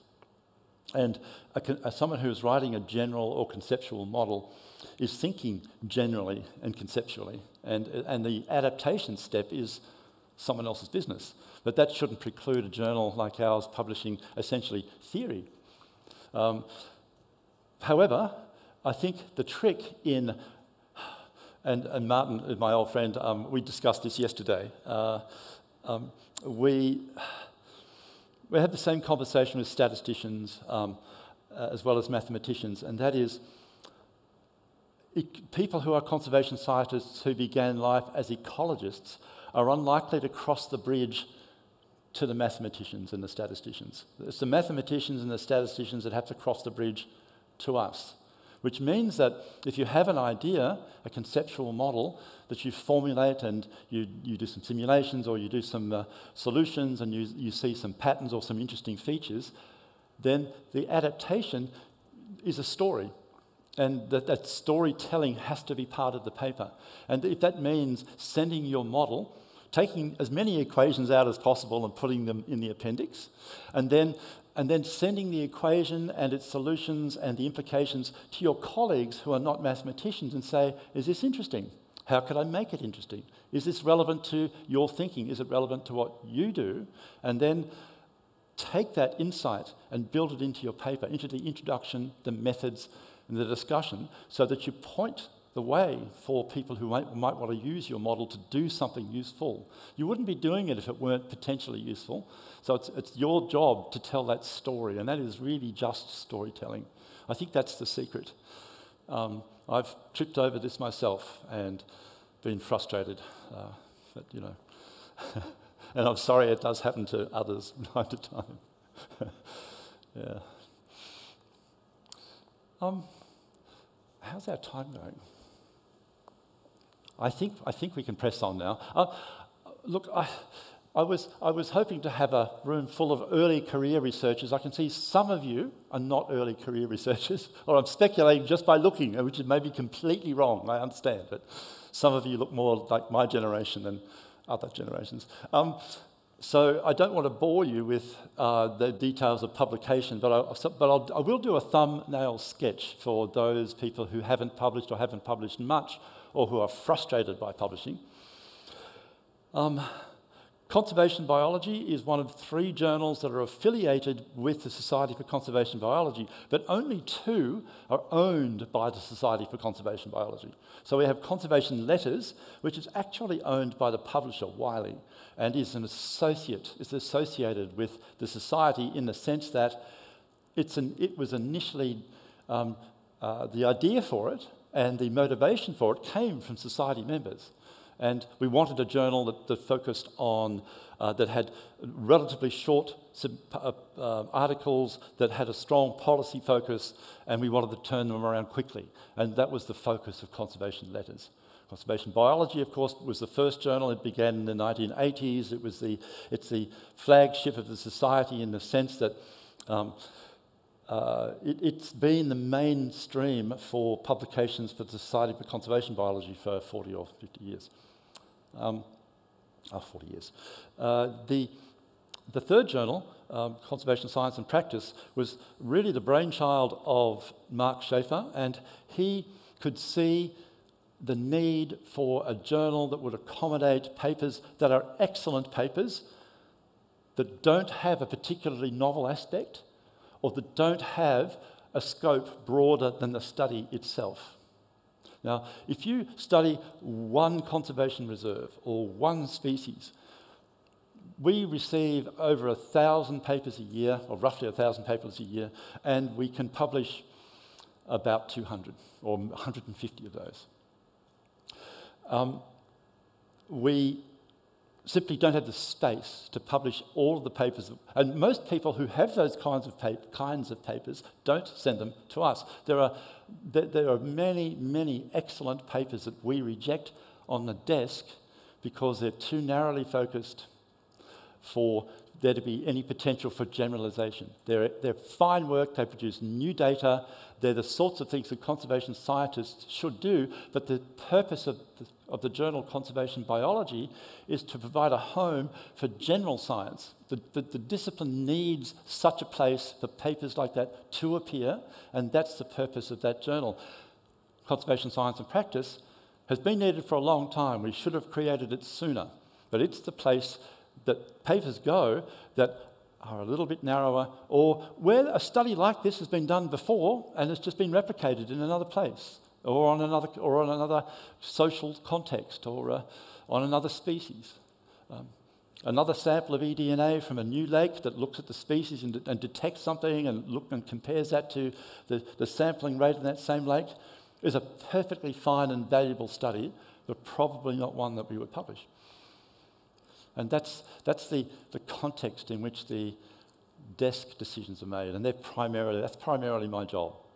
So the papers come into the journal, we get 20 a week, roughly, and my job is to look at them and to send papers to other journals that are, if they're inappropriate. Sometimes we get papers about agriculture, or soil science, or glaciers and ice, or the potential for satellite collisions. Things that probably are not appropriate for the journal because they don't really concern conservation biology as we understand it. There are other papers that are too narrow or that don't have a novel aspect, or both, and they're perfectly fine studies, but I suggest that typically that they go to Conservation Science and Practice, and we provide a link. So the papers come in, we either send them to other journals, or we suggest that you send them to Conservation Science and Practice. Sometimes to Conservation Letters, if they're better placed there. Then for those papers that are not rejected from the desk, and I did want to say, just for those of you who have experienced that frustration, that I submitted a paper to the journal last week, and of course I can't assess my own papers, and my co-editors rejected it from the desk. So I've experienced a desk rejection. I clearly don't know the journal well enough to be able to gauge what is a good and not a good paper for the journal. But and they rejected it because they felt it wasn't in scope. And I thought, of course it's in scope. They're crazy. But you know, you have to, it's a subjective process. And we do make mistakes. We have an appeals process. So if I receive a paper and I haven't seen what it is that makes it novel or more generally interesting, and I reject it, you can write back and say, excuse me, I think you've made a mistake. And here's why you've made a mistake. If we receive those letters, we send the letter, the decision letter, that is my letter, and the manuscript to 2 other editors, and they make an independent judgment about whether that should have been reviewed or not. I'm not going to appeal my own rejection. That would get very awkward. But the quid pro quo, of course, is there are a lot of other journals to which one can send a paper. It's just annoying to have to do it. But especially if you think it's the right journal. But if we have an appeal, the independent editors have a look, they send their comments back to me, and I do whatever they say. If they say, you know, Mark, you made the right decision, we should have rejected it, then I write politely back to the author and say, 2 independent editors agree. So we're going to abide by the decision. If one or either or both of the editors say, oh no, I think there's something in this, then we send it out to review. And about 1 in 5 appeals is upheld. So mostly we say no, but 1 in 5 is a mistake.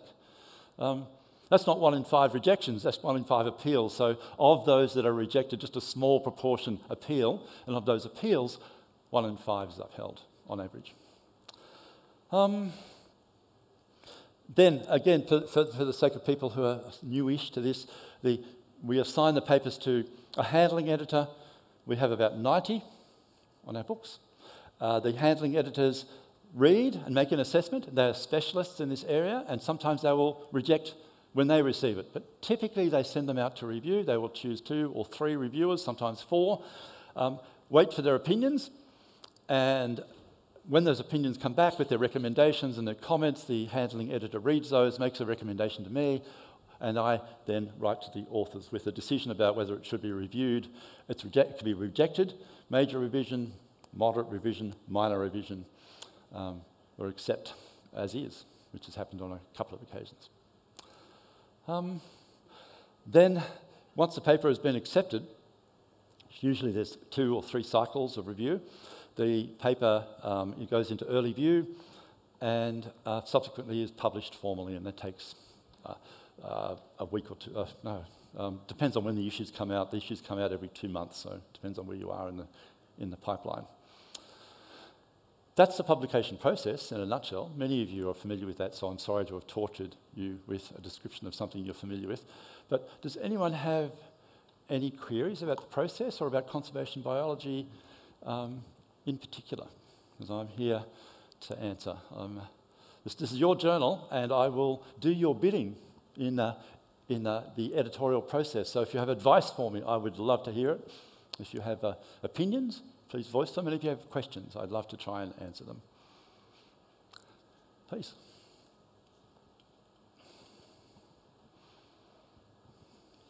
Thank you. I would just like to ask you a question.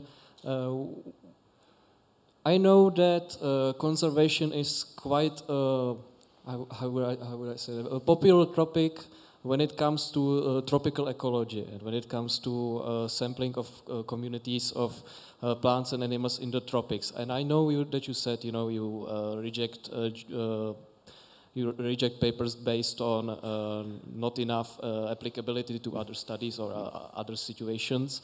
But I'm sure not all conservation science not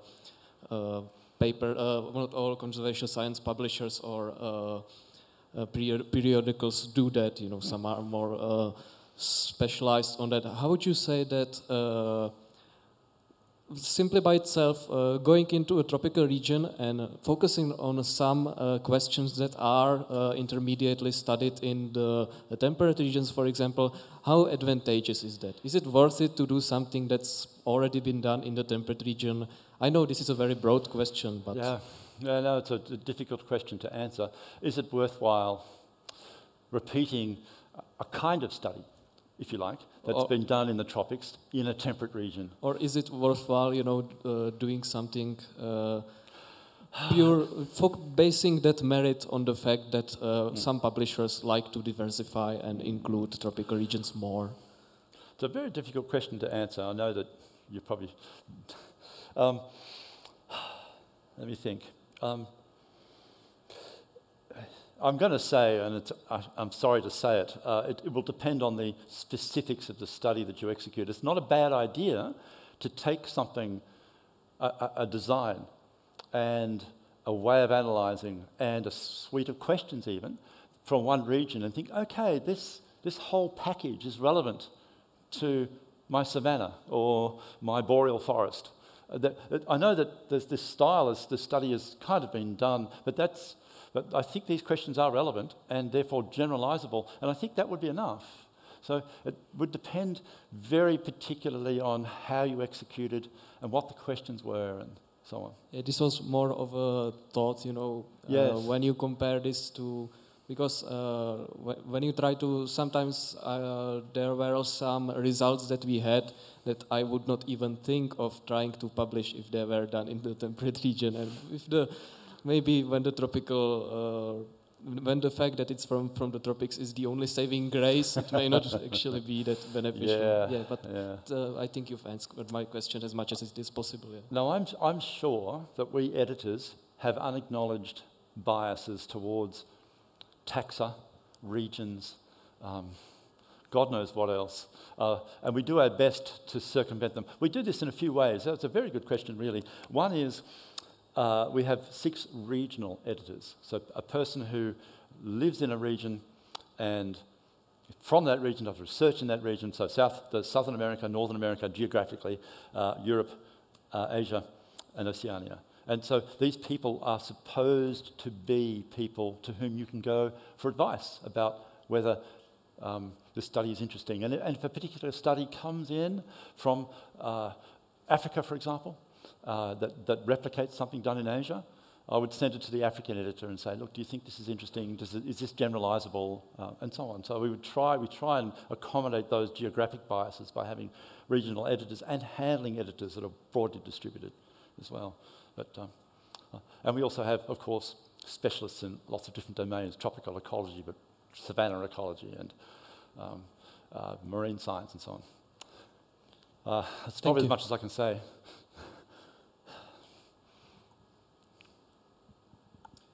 Yeah, very interesting.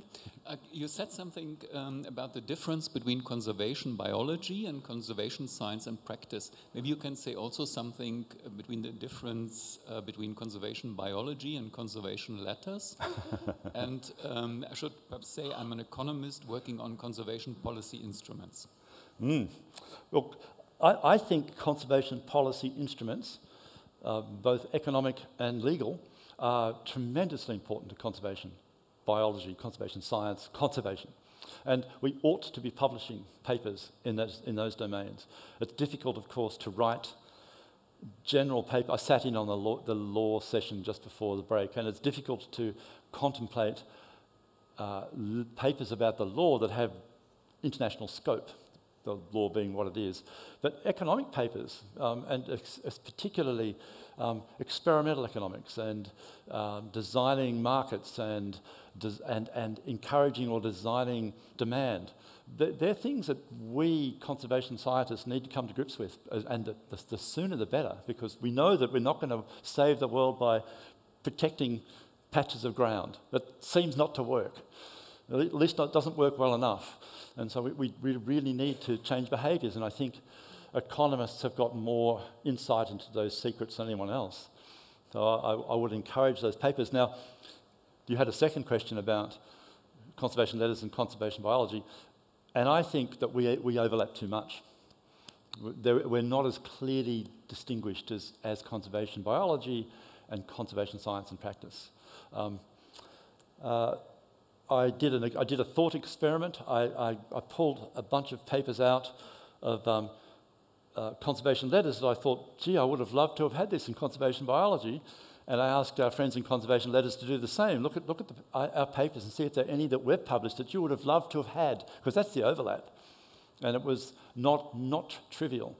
So I think we need to differentiate ourselves better. And if you have advice on how that would work best for the discipline, then that would be very helpful. We'd certainly listen. Thank you. So there's two, one at the back and then one here. Down there first.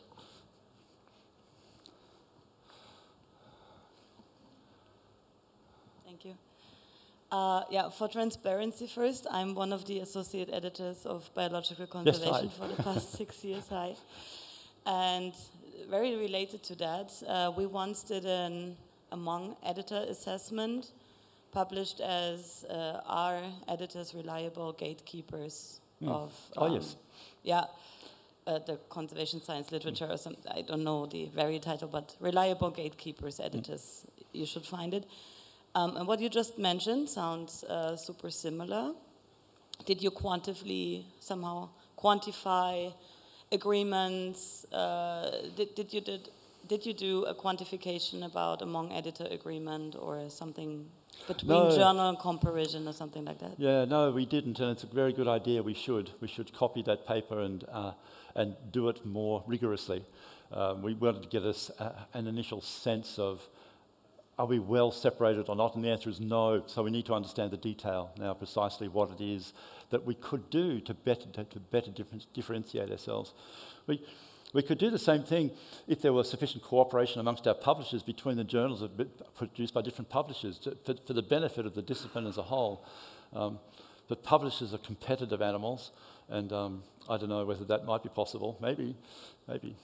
Yeah, I agree. And it's most interesting. It was encouraging. So I share this very briefly because I think that it's similar among our very related journals somehow. They're highly related, and in other aspects they distinguish from each other. This is why we can recommend a paper for another paper, right? Yes, but we found that, so we took past papers and blinded them, and then all the editors made decisions, so we already knew decisions that had been made. And 75% of the editors agreed completely. And then there's some variation, but interestingly also the area of expertise didn't have a significant effect on the decision of the paper, which makes life a bit easier to us. It would be so interesting to see the results from other journals. Yes. So, thanks. Thank you very much. Yeah, thank you. That was really good.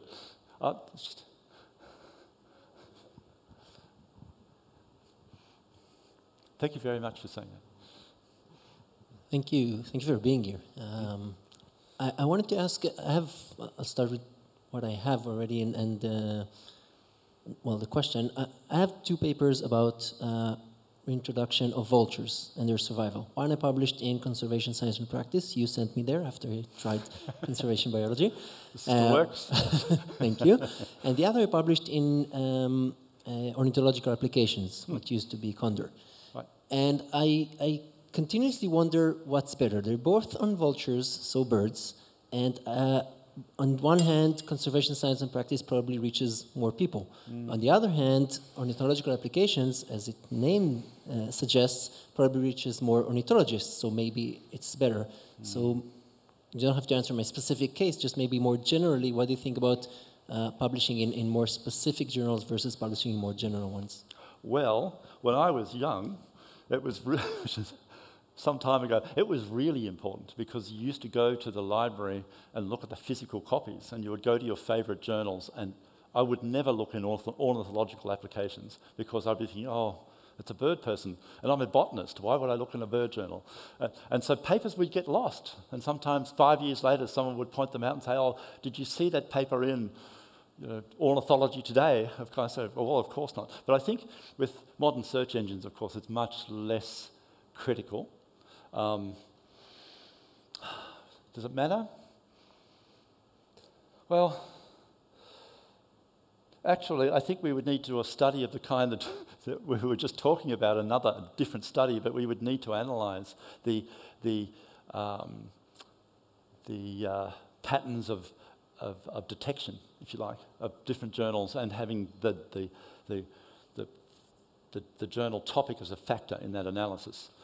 I mean, my instinct, my system one thinking says, of course it matters. But I'm nervous that that's not I think that's just an affect response. I'm thinking, well, I'm not sure it does matter. I know that people care about the status of the journal now, more than they used to. And I think they care less about the claimed domain of the journal. I don't know. That's a great question. I don't know the answer. Sorry. Thank you. Anyone else have a thought on that? Yeah. Down there. Come up. You should come up the front.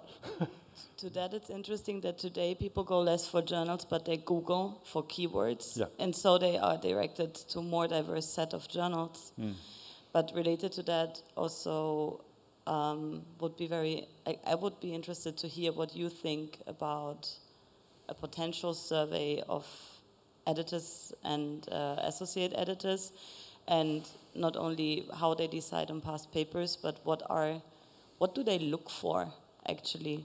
Because I know beyond the scientific quality, the methodology, the data set, how up to date it is, these standards, quality assessment features. I also look for, I don't know, for example, colorblind friendly color choice, or gender balance among authors, or geographic diversity among authors when it's a paper, especially from the Global South. I know, I think there may be big differences among editors. I would be very interested to hear what your point is on this. Yeah, I think in response, the idea of surveying editors and associate editors is a good one. We're currently in the midst of doing a choice experiment.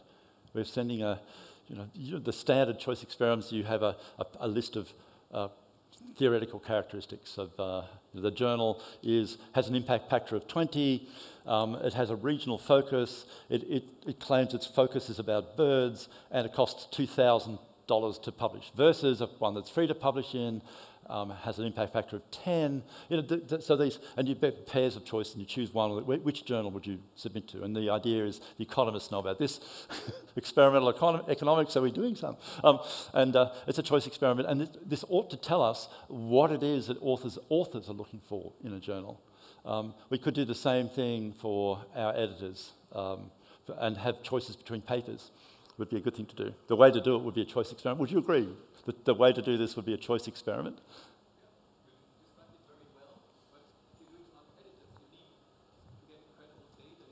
Sorry, we have to hear this. This is interesting. No, I'm very impressed by your knowledge about choice experiments. Very well done, very well explained.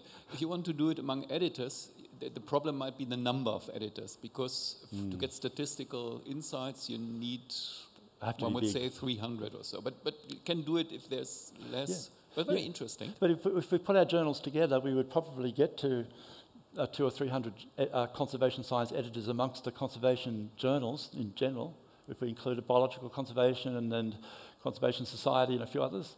Yeah. Then you need a good response rate. Yeah. Yeah, we'd have to impress upon them how important this is. Yes. Yes, quite right. Okay, we'll keep this around. It's been very productive. I have another question about pre-registration. I'm a huge fan. So how do you handle the registered report process? How do we handle? The registered report process in conservation biology. I mean, how do you choose reviewers? How do you assess conflicts of interest? And in case, how do you assess feedback from authors? I've never published them. I tried to convince my colleagues, but they were absolutely against pre-registering and thinking in advance about stuff. So why did they not want to pre-register? No, I want to pre-register. No, but why were your colleagues against it? Culture, norms, laziness. I don't know. Really, I think it's just the whole mindset. Yeah. Well, we We don't have much experience because we've had a small handful of papers submitted. How many did you have? I'm curious. Like a percentage, not the number, Paul. No, well, the number, 5 or 6. I mean, the percentage, tiny. Only in 1 year? Yeah. Wow. Yeah, I know. Hardly any.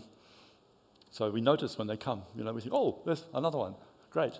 So we haven't got a lot of experience in handling pre-registration. So those questions we really haven't fully explored yet. It's a matter of learning as we do and doing as we learn. So I could probably answer that question more effectively in, say, 5 years' time. And but we'll see. I'm a fan too, but it doesn't help just being positive. Yeah, it's fun down there.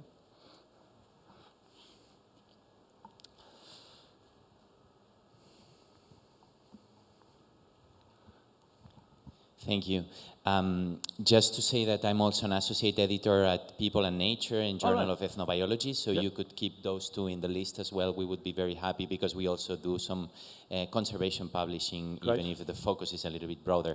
But I wanted to ask you in relation to this, at least in the Journal of Ethnobiology, we've been publishing a lot of special issues because that's a way that allows us to, you know, like focus on uncharted topics or things that are off the beaten track and help to shape the international publishing or the research landscape in ethnobiology at least. And I wanted to ask about your approach at the 3 journals. I know that conservation, science and practice, science policy, anyway, yeah, you know which one, policy and practice, science and practice has special issues, but I don't know what's the general approach vis-a-vis these seminal collections on particular topics. Yeah, no, it's we do have special sections, and they are on a topic, like a special issue. We have had perhaps 20 in the past. We would like to have more, but of course it requires someone to act as an editor of the topic, which is not a trivial undertaking. And typically this person or their colleagues will write an introduction, an overview, or even a review to begin the section, and then there'll be 4 or 5 or 6 or 7 papers on various aspects of this topic. Now, we have canvassed our handling editors, for example. They're part of our community, and there are about 90 of them, and they're spread around the world with very diverse interests, so they're a good place for us to seek advice. And we've sought advice about topics that they think are emerging that could do with a special focus of some kind. We have about 5 or 6 topics from that, but whether they emerge or not really depends upon the enthusiasm, the energy levels of the people who might participate. Sometimes we write, I'm sure you've had the same experience, sometimes you write to people and say, we'd like a topic, an article on this, they say, yes, I agree with you, and nothing ever comes. Just nothing ever comes. The other possibility is, of course, that they do get things together, but I wish we knew of better ways to encourage people to self-organize around those topics.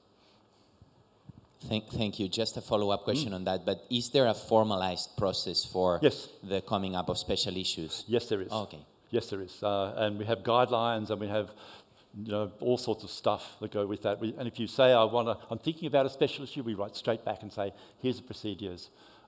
We also have virtual special issues, which other journals have as well, which when you go back and collect papers that have appeared, but they're less attractive, or they don't push the boundaries as much as real special issues, I think.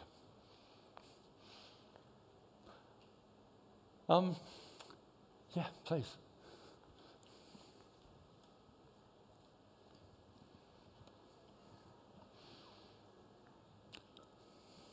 Okay, so thank you for your interesting talk. I will have, in my opinion, a bold question. So why the generalization of articles in the global chapter is necessary? I will explain why shortly. So basically, you have a one species article, which is from a small country, but from the species you are making a new method to monitor all of the supraxilic beetles. If you don't scope it all, so it is for the reviewer basically, if you doesn't state it out, and the reviewer doesn't notice it, he will send it back and said, it's not global, we don't accept it. Yeah. If you do it, you might lost something in the process. Mm. Yeah, I agree. I agree. I wish we had better vision, because we're just people with a job, and we do this on the side, and we do make mistakes, and sometimes a paper would come in, and sometimes I see papers that we publish, and I think, oh, gee, this is only just over the line. It's not that interesting, really. And other times I see papers that we've rejected appear, and I think, actually, that was a mistake. We should have got that, because it's really got something worthwhile to say. I just didn't see it the first time I read it. And it can happen. Now, that's why we have an appeals process. But not everybody's going to take that up, of course. There are people who are going to say, I can't be bothered, and people who just will say, well, if you can't see the value in this, I'll go somewhere else. And that's perfectly legitimate. It's a human process, and it has human mistakes. I wish we had better vision. We do try. Thanks.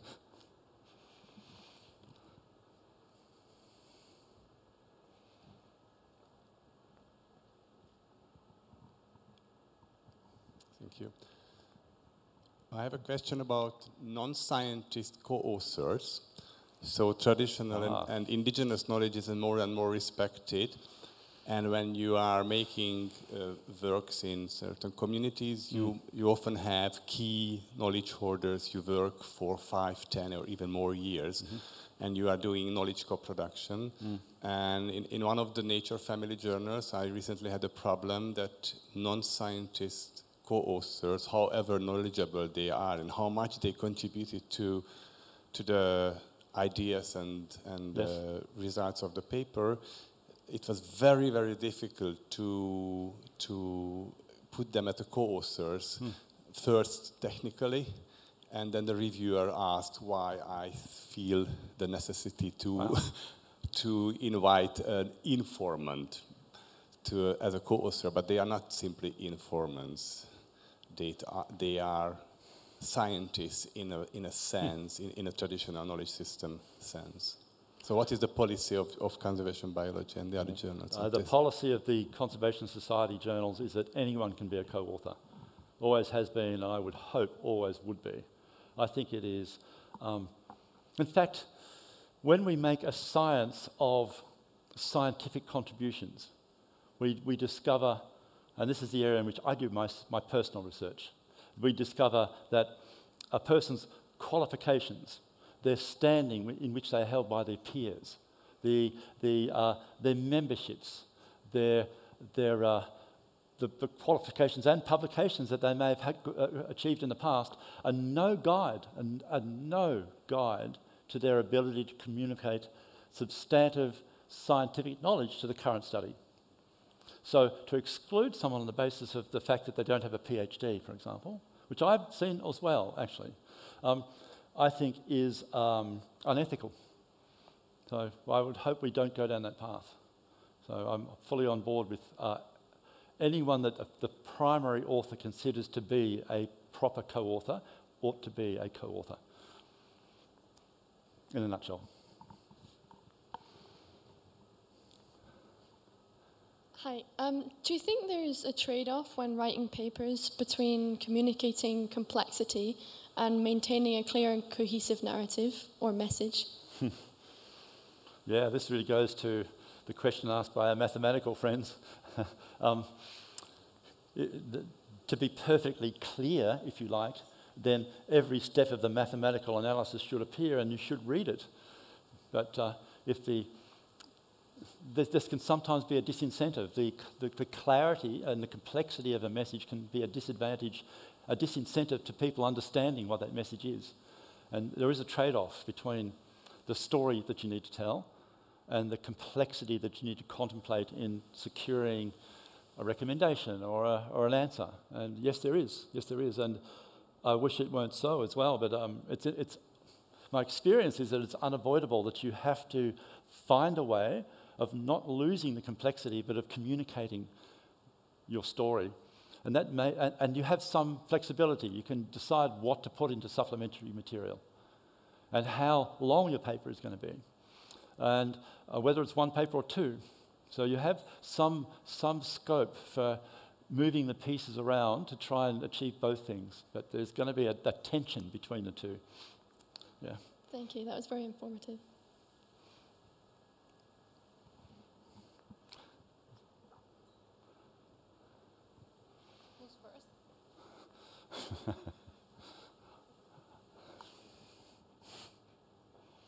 Thanks.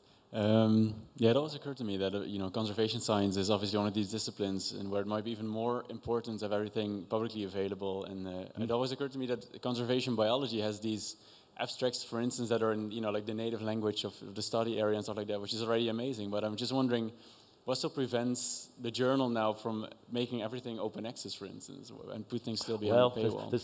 There's a number of things in there. Open access is a significant issue. I think everybody on the planet, every scientist on the planet would agree that scientific research ought to be free to publish and free to read. That's not the way the world is. And in conservation biology, you can pay and you would be open access, or you can not pay and you're behind a paywall to read. And we keep the paywall because a significant proportion of our authors can't afford $50, let alone $500 or $2,000 or $3,000. That is the standard fee for open access. I mean, in many countries that's a year's support for a student. So we're clinging on to our paywall, even though we don't like paywalls, because it's the only pathway that many authors have for a paper about conservation biology to appear in a journal about conservation biology. So I don't know. So this is an unstable equilibrium. I don't know what's going to happen in the future. This is a challenge for the society, really, rather than the journal, because the Society of Conservation Biology gets its money from the journal, from publishing the journal, and it's been doing that for a long time. That model for the support of academic societies has been around for a couple of hundred years. Now, maybe that has to change. But then either the society needs to earn its money some other place, or it needs to have a different way of working. But they're bigger questions than just a journal editor can solve. I'm just trying to keep things equitable in the narrow space of today and next year. Yeah. Yeah, thanks for the explanation.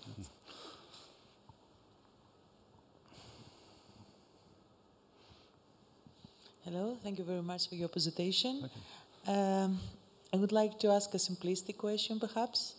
That let's say that we have a paper, a research paper with a conservation aspect that has a very important implementation potential on the European legislation. Yeah, on the European legislation. Okay. So, according to your opinion, would you think that conservation biology should be a target journal, or that it would be better to move to the relevant journals, such as biological conservation, for instance, that it's for Europe, or what is your opinion about this? It really goes to a number of other questions about the generality of a paper. If it really is just about the machinations, the architecture, the structure of debate and regulation and law in Europe, and only a European would be interested in it, then it probably isn't right for conservation biology. It probably should go to conservation science and practice, or perhaps even conservation letters, because it has a strong policy focus. But if there are generalizations that emerge from that detailed analysis of European regulation and law that from which other countries can learn, it may be it may be that you've tried something, a particular legal architecture or something, and you think, well, it's not working over here, it is working over here, and the reason is this. So if you're thinking about such an architecture, think about these issues. Then it has global implications, and we would love to see it. So it just depends on the detail. It's not a great answer. You answered fully my question.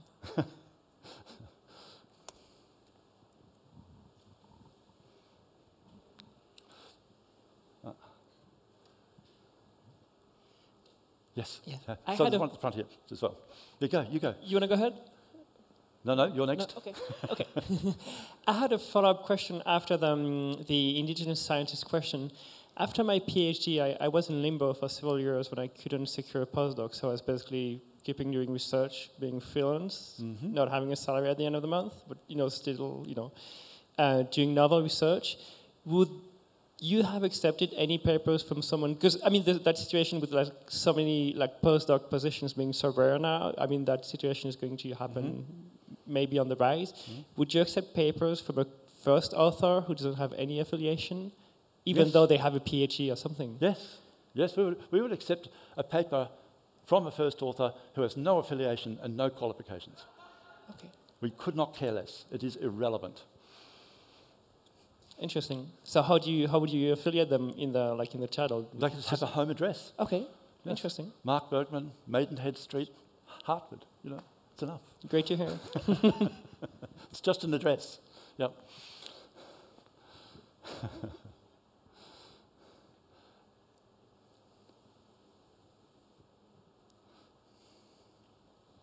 Thank you. A comment on the paywalls. I see all your points. We're sitting in the same boat. We know how it works. But I don't quite agree that, or maybe you mean it differently. Maybe you would agree with my point that we have a responsibility as a journal, or like as the editors, which includes we need to proactively flag these issues, write editorials, maybe have special issues on these topics. And the argument that like someone who can't afford the publication fee, but that also means that often these people are from regions where no one can afford the paywall as well. So the articles are really buried. And I want to make a tiny advertisement. I'm talking about tomorrow. I talk about overcoming implicit bias in ecology and conservation publishing in E3 before the lunch break. So I'm very dedicated to this topic because I do research on the topic. So everyone who's interested in that, I'm very happy to talk about this in detail. But yeah, I'm quite sure you agree too, right? And what, in your opinion, or from your experiences, are ways despite the fact that we are, as editors, or also the reviewers, and everybody of us kind of is part of this publishing game, if you can call it like this. From your experience, what are things that we can do about it and be responsible about gender and geographic biases, for example? Look, there's loads of biases, and we get too few submissions from Africa. We get far too few submissions from Latin America. We're getting a growing number of submissions from Asia, and that's partly because we now publish our abstracts in Mandarin. And that's been we also allowed the publication of a paper in any language at all on supplementary material, but mostly authors don't take the trouble to use their native language to express their science. Regarding the issues of publication, I said this with regard to our journal. We're a hybrid journal, and we maintain that hybrid status because there are at least some people for whom this is the only way to publish, and so. Until we find a mechanism that allows people the resources they need that's equitable and equitably distributed, because as you know, there are people from so-called developed countries who have no money. And if money is a barrier to publishing, then there's a problem. So there is a problem here, and we need to fix it.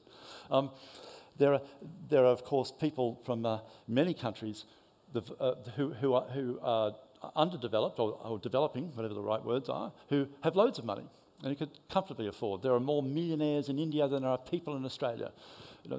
So there are the issues are not as easily resolved by saying, well, these countries can publish for free. These countries don't have a paywall, as you know.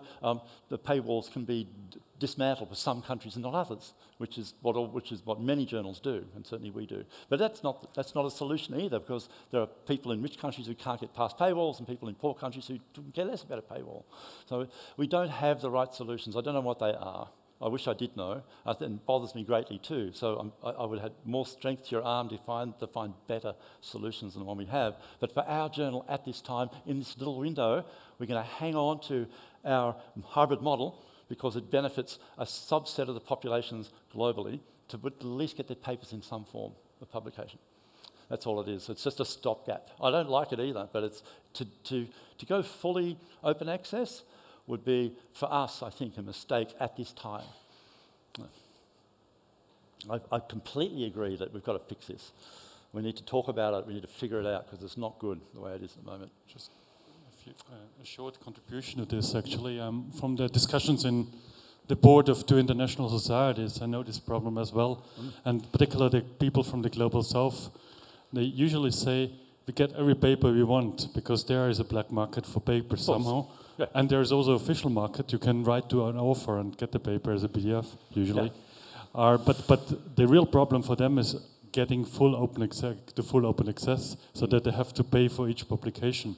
And that's what in these societies, the people from the Global South, the board members from the Global South, were really concerned about, that they have to pay for publishing. And that's what is not affordable for them. But most of them said, I get every paper I want. It's just the issue, if every journal gets open access, I cannot afford the open access fee to publish. Thank you. Yeah, I have to thank you. Sorry. Yes, thank you. Well, we should have a whole workshop on this topic alone.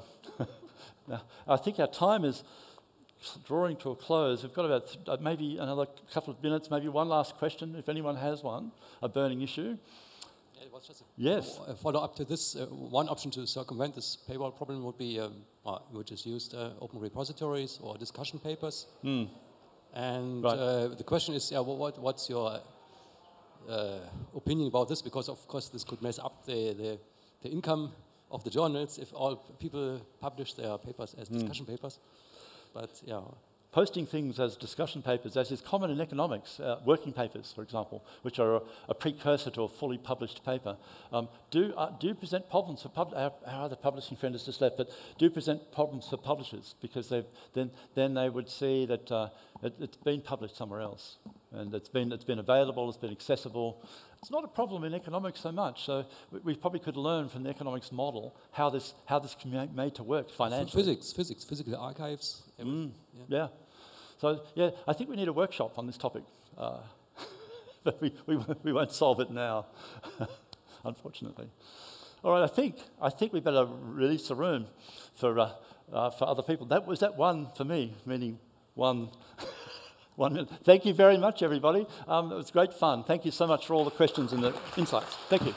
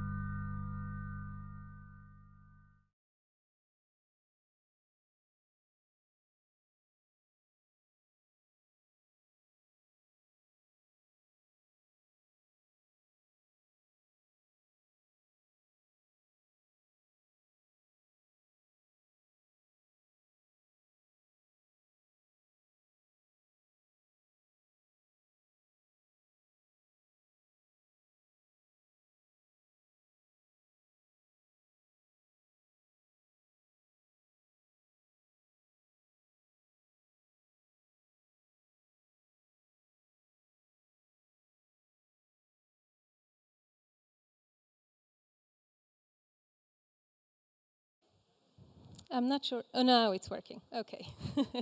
Good afternoon, everybody. Welcome to this symposium called Biodiversity Post-2020, Synthesizing Large-Scale Predictions for the Future Under Climate and Land Use Change. I'm Laura Bosco from the University of Helsinki in Finland. I'm also board member of the Society for Conservation Biology, and I'm co-chairing this session today with Emma-Liina Marjakangas, also from the University of Helsinki. So we have 2 hours for today's symposium. The first speaker, Andrea Perino, will have a little keynote of half an hour, and then the rest of the talks will be 15 minutes, leaving us with 15 minutes in the end for a general discussion where we invite all 6 speakers on stage to answer questions and engage in a discussion with all of you. So, without further ado, I invite Andrea on stage to talk about biodiversity post-2020, closing the gap between global targets and national level implementation. Thank you. Thanks a lot, and thanks to you all for being here. And yeah, I was invited, and I'm very flattered by that, to give a little bit of an overview, and that's because we did this overview or review study about scientific advances of the past decade that we looked at, because as you probably all know, the last global biodiversity framework lasted for a decade, and we looked at how advances in the field of different fields of biodiversity research could possibly support the implementation of the post-2020 global biodiversity framework that is currently being discussed. Yeah, I don't need to tell any of you that we are currently in a global biodiversity crisis. This has been shown most prominently by the IPBES global assessment that came out in 2019, but also other reports from WWF, or also the Global Biodiversity Outlook that was issued by the CBD, that we failed miserably on reaching any of the Aichi targets of the previous global biodiversity framework, and we're really far away from being on track of reaching the CBD's 2050 vision of living in harmony with nature, which is kind of our big goal. Why have we failed? So there are, of course, several reasons for that. One reason being that many of the national biodiversity strategy action plans that the countries developed in response to the global framework were poorly aligned with the global targets. They were often pretty vague, especially in developed countries, which made it hard to hold countries accountable for progress that they did or did not towards the global targets. Most of the commitments were only aspirational, and only 28% of them were even implemented. The currently discussed draft, as I think you're probably all aware, that we'll hopefully, or the parties to the CBD will hopefully adopt a new global biodiversity framework in December with 2 years delay, and they're currently still negotiating the draft, and the current draft addresses some of the shortcomings of the last framework with the structure. So we have now these overarching goals for 2050 and associated to these milestones and action targets for 2030. And they're also currently discussing or negotiating a paragraph that addresses explicitly implementation, and that considers aspects of mainstreaming biodiversity into different sectors, increasing transparency, and also improving mechanisms for reporting and accountability for the countries. But still, the draft lacks detail in how to, what could be effective mechanisms to actually implement actions towards the targets on a national level. And while this sounds all super gloomy, yeah, of course, there are also good things happened in the past 10 years, and yeah, particularly in the area of biodiversity science, there were lots of really major advances that we believe can help address this implementation gap, and to kind of, yeah, get an overview over what these advances are. We met, I think, in 2020 with a big group, I think more than 60 researchers from mostly Europe, but a couple of people from China, for instance, too, and different biodiversity science-related disciplines, and yeah, kind of scanned for these advances. And I want to give a bit of an overview of what we believe are the major advances with some examples, and then also tell you how we believe this can maybe feed into an implementation framework that hopefully will lead to better results in the next decade. The first area of research that we looked at was the area of values of biodiversity, and I think we've heard a lot about this morning already in this awesome plenary talk. As many of you surely know, the concept of biodiversity values has evolved from intrinsic values, so basically valuing nature for being and without having to provide something or do something. And this was then further expanded to include more material values and like to include maybe a more utilitarian perspective, which allowed also to align it with economic mechanisms. And more recently, the ecosystem services concept was further expanded to also include non-market values, such as cultural values under the framework of the nature's contributions to peoples. So how does this help maybe the implementation? So obviously, as you know, values are an important lever or tool to change people's behavior. And of course, since the behavior of the past has not yielded the results that we want, we need to change our behavior. And we can use those values to kind of shape or support behavior change in different parts of society or different sectors. So to this end, as a first step, we'd suggest that national policies should, of course, first define which behaviors need to be changed and which are the sectors or population groups that need to change their practices. Then an analysis of different sets of values can kind of maybe guide communication with these groups and foster ownership and also agency towards working towards these goals. And of course, the recognition of diverse values. So, I mean, some stakeholder groups may value monetary values higher than others, while maybe other groups will, of course, focus more on, for instance, the intrinsic values. And if we can recognize this and keep this in mind, of course, we can also communicate much better and foster change in a much more effective way. And of course, communication is one of the main ways to do this, but of course there's a range of behavioral intervention tools that also go beyond education or legal or financial incentives. Can, for instance, include also social role models here, the climate role model, obviously. The second field that we looked at and where we've really seen major advances in the past is the research on remote impacts or impacts along supply chains. And of course, many sectors and also many countries already commit to more sustainable practices, but until very recently, they've really had trouble in even pinpointing what impacts happen, where they happen, and so on, because as you know, like with, for instance, our consumption behavior here, we can cause biodiversity impacts in faraway places, and it's not always very straightforward to see which action results in which type of impact. And since a couple of years, we have new methods such as like input-output analysis or life cycle analysis that really help to kind of pinpoint who's doing which type of impact, where does it happen, and also how it could be mitigated. And we also have now databases now on the, here on the right-hand side.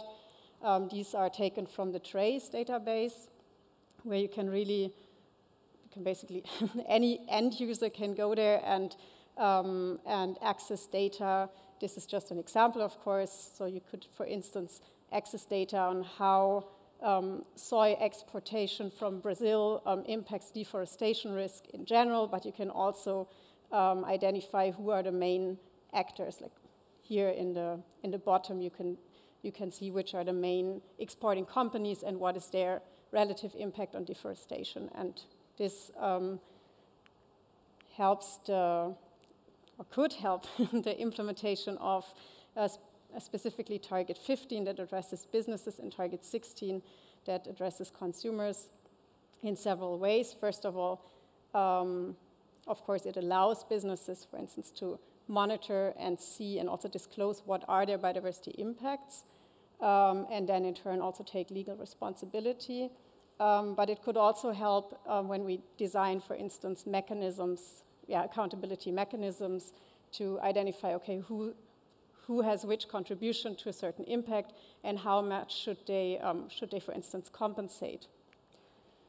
But it can also inform implementation of Target 16 that addresses the customer side, because of course with this type of information that we now have at hand, that can also encourage and enable customers to make sustainable choices that can, for instance, lead to a reduction of the global footprint of food systems. Like here you see different versions of wording, and that's because I took it from the CBD draft, and I don't know if anyone of you has seen these drafts yet, but they usually have lots of alternative wordings, and that's why it's here. But in general, can say, global footprint of maybe food systems or food consumption, reduction of food waste or general waste generation, and of course also like the elimination or reduction of overconsumption of natural resources.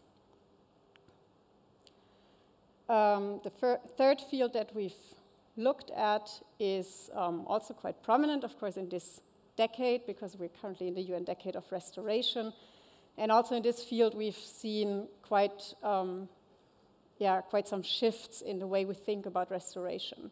So maybe the first thing to mention is that we now have a much more detailed understanding of how restoration or how biodiversity or different aspects of the environment, biodiversity and ecosystem functions act together. That kind of evolved from the idea that the environment and the environment acts on biodiversity towards biodiversity acts on ecosystem functioning, and now we understand much better that, of course, they all act together, and this also allows us now to design restoration projects that can be more effective at increasing the resilience of ecosystems, while at the same time also increasing the provision of, for instance, vital ecosystem services, or also addressing other sustainability goals, for instance, carbon sequestration. Restoration has also moved out of its natural science silo a bit, and now includes also the social aspect of restoration, and has more and more acknowledged the role and the value also for empowerment and inclusion of civilians, let's say, or citizens. And it has also moved away from the idea that we are trying to restore a certain ideal ecosystem end state towards acknowledging or also embracing that, of course, ecosystems are dynamic systems, and that, of course, especially with global change, we cannot work towards an ideal ecosystem, but we have to come up with more dynamic approaches, and for instance, rewilding is one of these approaches that embraces that.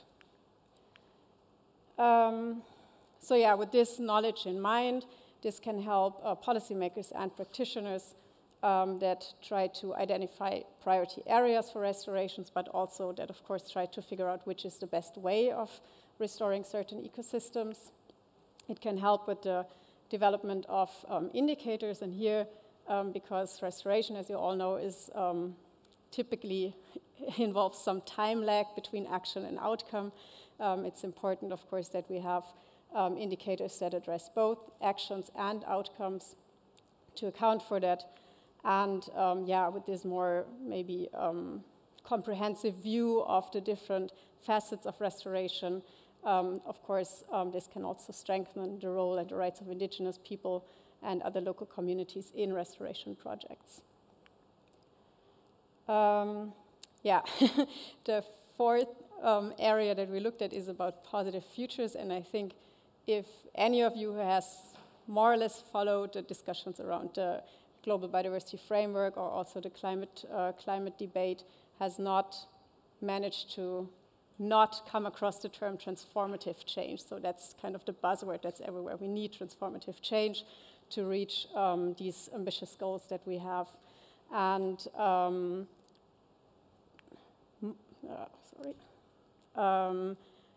the advent of like sophisticated scenarios and models that integrate narratives and also different visions of what these positive futures could look like, and put them into sophisticated models that kind of project what different actions to which outcomes different actions could lead, can really help to make these visions a bit more tangible. And this is one example of a study that was done by Leclerc and others, where you can, for instance, see how basically you can see projections of how different facets of biodiversity would probably develop if we continue with business as usual, the gray trend lines, and how these might develop or follow a more positive trend if we followed a portfolio of integrated action that includes more ambitious conservation, but also more sustainable consumption and production. And yeah, I mean, this is just one example of how these scenarios can help to kind of help us to imagine what will probably happen if we apply different actions or mixes of actions, and in that way also help us to make the targets that we develop more concrete, and also maybe map them more concretely to different actors at the national level. So now I've talked a lot about I think the human part of biodiversity and biodiversity change, but of course we also have to look at what actually happens in response to all these actions that we do or that we don't do. And in that field, or in that regard, the field of biodiversity change research is really instrumental, and has also seen a major, I think maybe almost a paradigm shift away from the idea that we're only experiencing biodiversity loss all over the world, towards a much more nuanced picture that now shows that biodiversity change follows different patterns in different biomes, in different world regions, and of course also on different spatial and temporal scales, so that we really have to look much more closely to what is actually happening. At the same time, you can also say that some of the most abundant taxa are experiencing the worst declines, and we also know now that this has much more impact on biodiversity and ecosystem functioning, and in that way on the provision of ecosystem services than we knew before. So of course the loss part is still super relevant and not to neglect. But with this more nuanced understanding, this also means that we should maybe think differently of how we define baselines against which we measure progress. And those of you that follow the CBD discussions know that the baseline discussion is quite a heated one, but that maybe we don't get away with like very simple baselines, but that we need to include more metrics into that, and also we need to maybe critically examine the indicators that we currently have at hand, and also develop new indicators that allow us to reflect these changes in more detail. And if you want to develop indicators, you need data, obviously. So this is the last part that we looked at, and of course we still have huge data gaps, and we have huge regions globally that are badly understudied, and that's something that we still need to put a lot of effort in. But at the same time, we also have really amazing technological progress in the field of monitoring. So if you think of advances in remote sensing, but also the advent of new monitoring methods such as eDNA, and also the rise of citizen science that can complement existing monitoring systems, we really have much better opportunities today to monitor biodiversity change. This is still not very well reflected in the current draft of the Global Biodiversity Framework. And so maybe one major gap is that still many countries don't have national biodiversity monitoring observation networks, and those should be implemented, keeping in mind that the results should be comparable across countries. The data should be possible to aggregate or disaggregate the data to subnational, regional, and global scales. And of course, the data should also be publicly available, for instance, in data repositories such as GBIF. Yeah, I mentioned the huge gaps that we still have, and of course, yeah, we need to put a lot of effort into filling these, but we already have also really powerful models that can help in the meantime with filling temporal, spatial, and also taxonomic gaps. So we have at least some idea of what is happening. Yeah, so with like these kind of advances in mind, we thought about how could an implementation framework for the new global goals and targets look like. And we basically came up with a 3-step framework, although it's not really consecutive steps. It's maybe more 3 components that are important and that can also happen at the same time, and of course will happen more than once, probably. But of course, the first step would be to translate the global targets to national level actions and also to identify who are the different responsible sectors and actors in those sectors. This should happen in co-design with those who also have to implement the actions, so representatives, for instance, from the industry or from different industry sectors. And of course, what can help here is, again, recognition of different biodiversity values, but also this increased understanding of what is happening, what actions are responsible for which type of impact, and how does biodiversity react, so the fields of values, remote responsibility, and monitoring. In a second step, these actions need to be implemented, of course, and again, this needs to happen across sectors, and here one important areas, of course, or one important field of work, let's say, is the area of subsidies, especially in the field of agriculture. I'm sure everyone who lives and works in Europe is aware that the subsidy scheme of the Common Agricultural Policy in Europe has major flaws in this regard because it funds mainly the farm income or the farm size and doesn't focus on, for instance, biodiversity-friendly measures, and like a redirection or also phasing out of these harmful subsidies would be one step. And of course, funding that is freed here could also be used, for instance, in restoration projects or more biodiversity, like to fund more biodiversity-friendly practices. Again, of course, our more detailed knowledge of which impacts are happening where can also help with attributing maybe also responsibilities to some extent, and also could also help in informing the design of incentives, and for instance by tax reductions or sanctions at the other side. Yeah, and finally, of course, an important step that I think was also not very well developed in the past framework is, of course, the part of accountability and assessment. So we need better reporting mechanisms inside the countries, but also by the countries that report back to the CBD. Of course, first to create a greater sense of accountability, but of course also to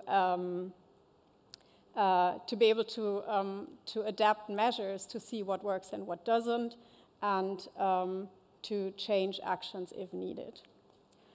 So in conclusion, we have a lot of knowledge at hand already, and it grows as we speak. And especially now, I mean, another really nice development that I haven't addressed now, but with the increased collaboration between different disciplines that all work on biodiversity coming from different angles, I really think, or I hope, that we have a chance to come up with better informed approaches to implementation and also better chances to achieve the next set of goals and targets. And yeah, with that I'm done. Thanks a lot for listening. I'd like to also thank, I couldn't name all my 65 co-authors. And if you're interested in a paper, you can scan this QR code and you should, it's an open access publication, so you can read it. Thanks a lot.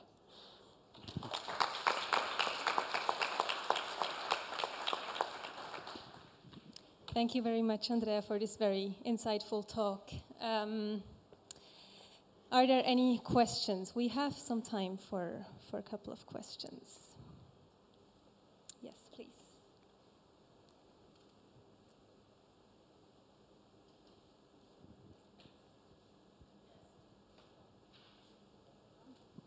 How do I turn?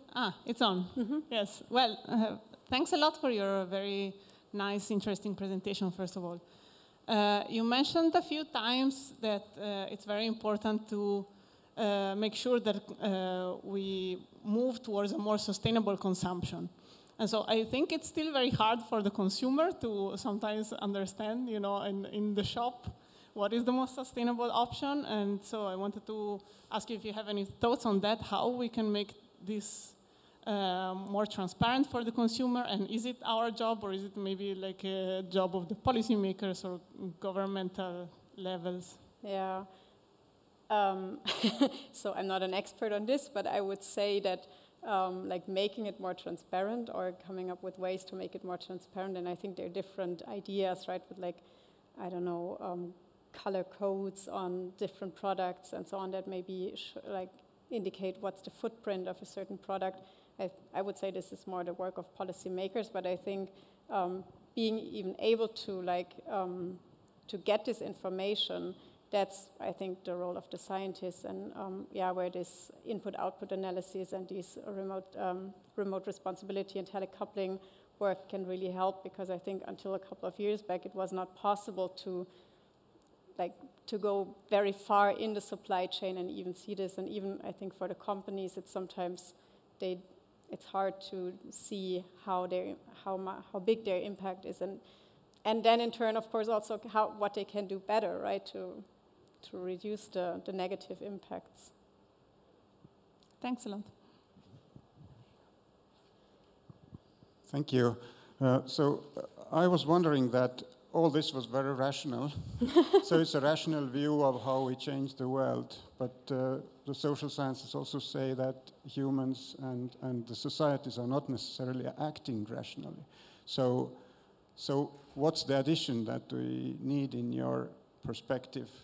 Sorry, what's the addition? So what's the addition to this rational thinking that you were presenting, that we know the values, we know the science behind, and then people come together and make rational decisions?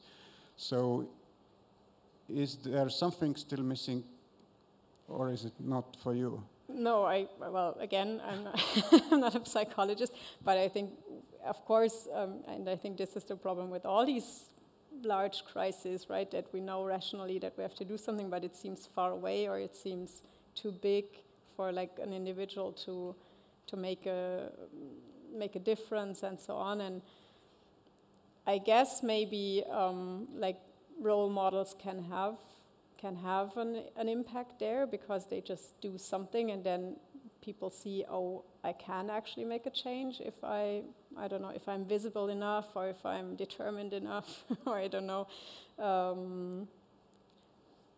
Yeah, but yeah, I think you're right. I mean, it has to, this emotional perspective, or this emotional aspect has to be there too, otherwise we'll just continue ignoring it. I think that maybe, like in this case, like, you know, sometimes grassroots initiatives are really powerful that happen on the local level and not on this CBD UN negotiation thing that is super abstract. But things like, I don't know, people starting an urban gardening project, or I don't know, pop-up bike lanes and these kinds of things. And I think that sometimes you show that it works, and then you can go up, and then maybe the city council says, okay, maybe it's good to have a bike lane here, and then maybe it goes up to the other policy levels. But then that's, of course, a long, a long process. Thank you, Andrea, again. Yeah, I think this has been also said really nicely in the movie last night for those who were there and saw it, Shepherds of the Earth. It was the same, what's the missing piece between having rational ideas and then actual implementation or action, and they said it's emotion, so we should maybe work or focus on that a bit more as conservation ecologists as well.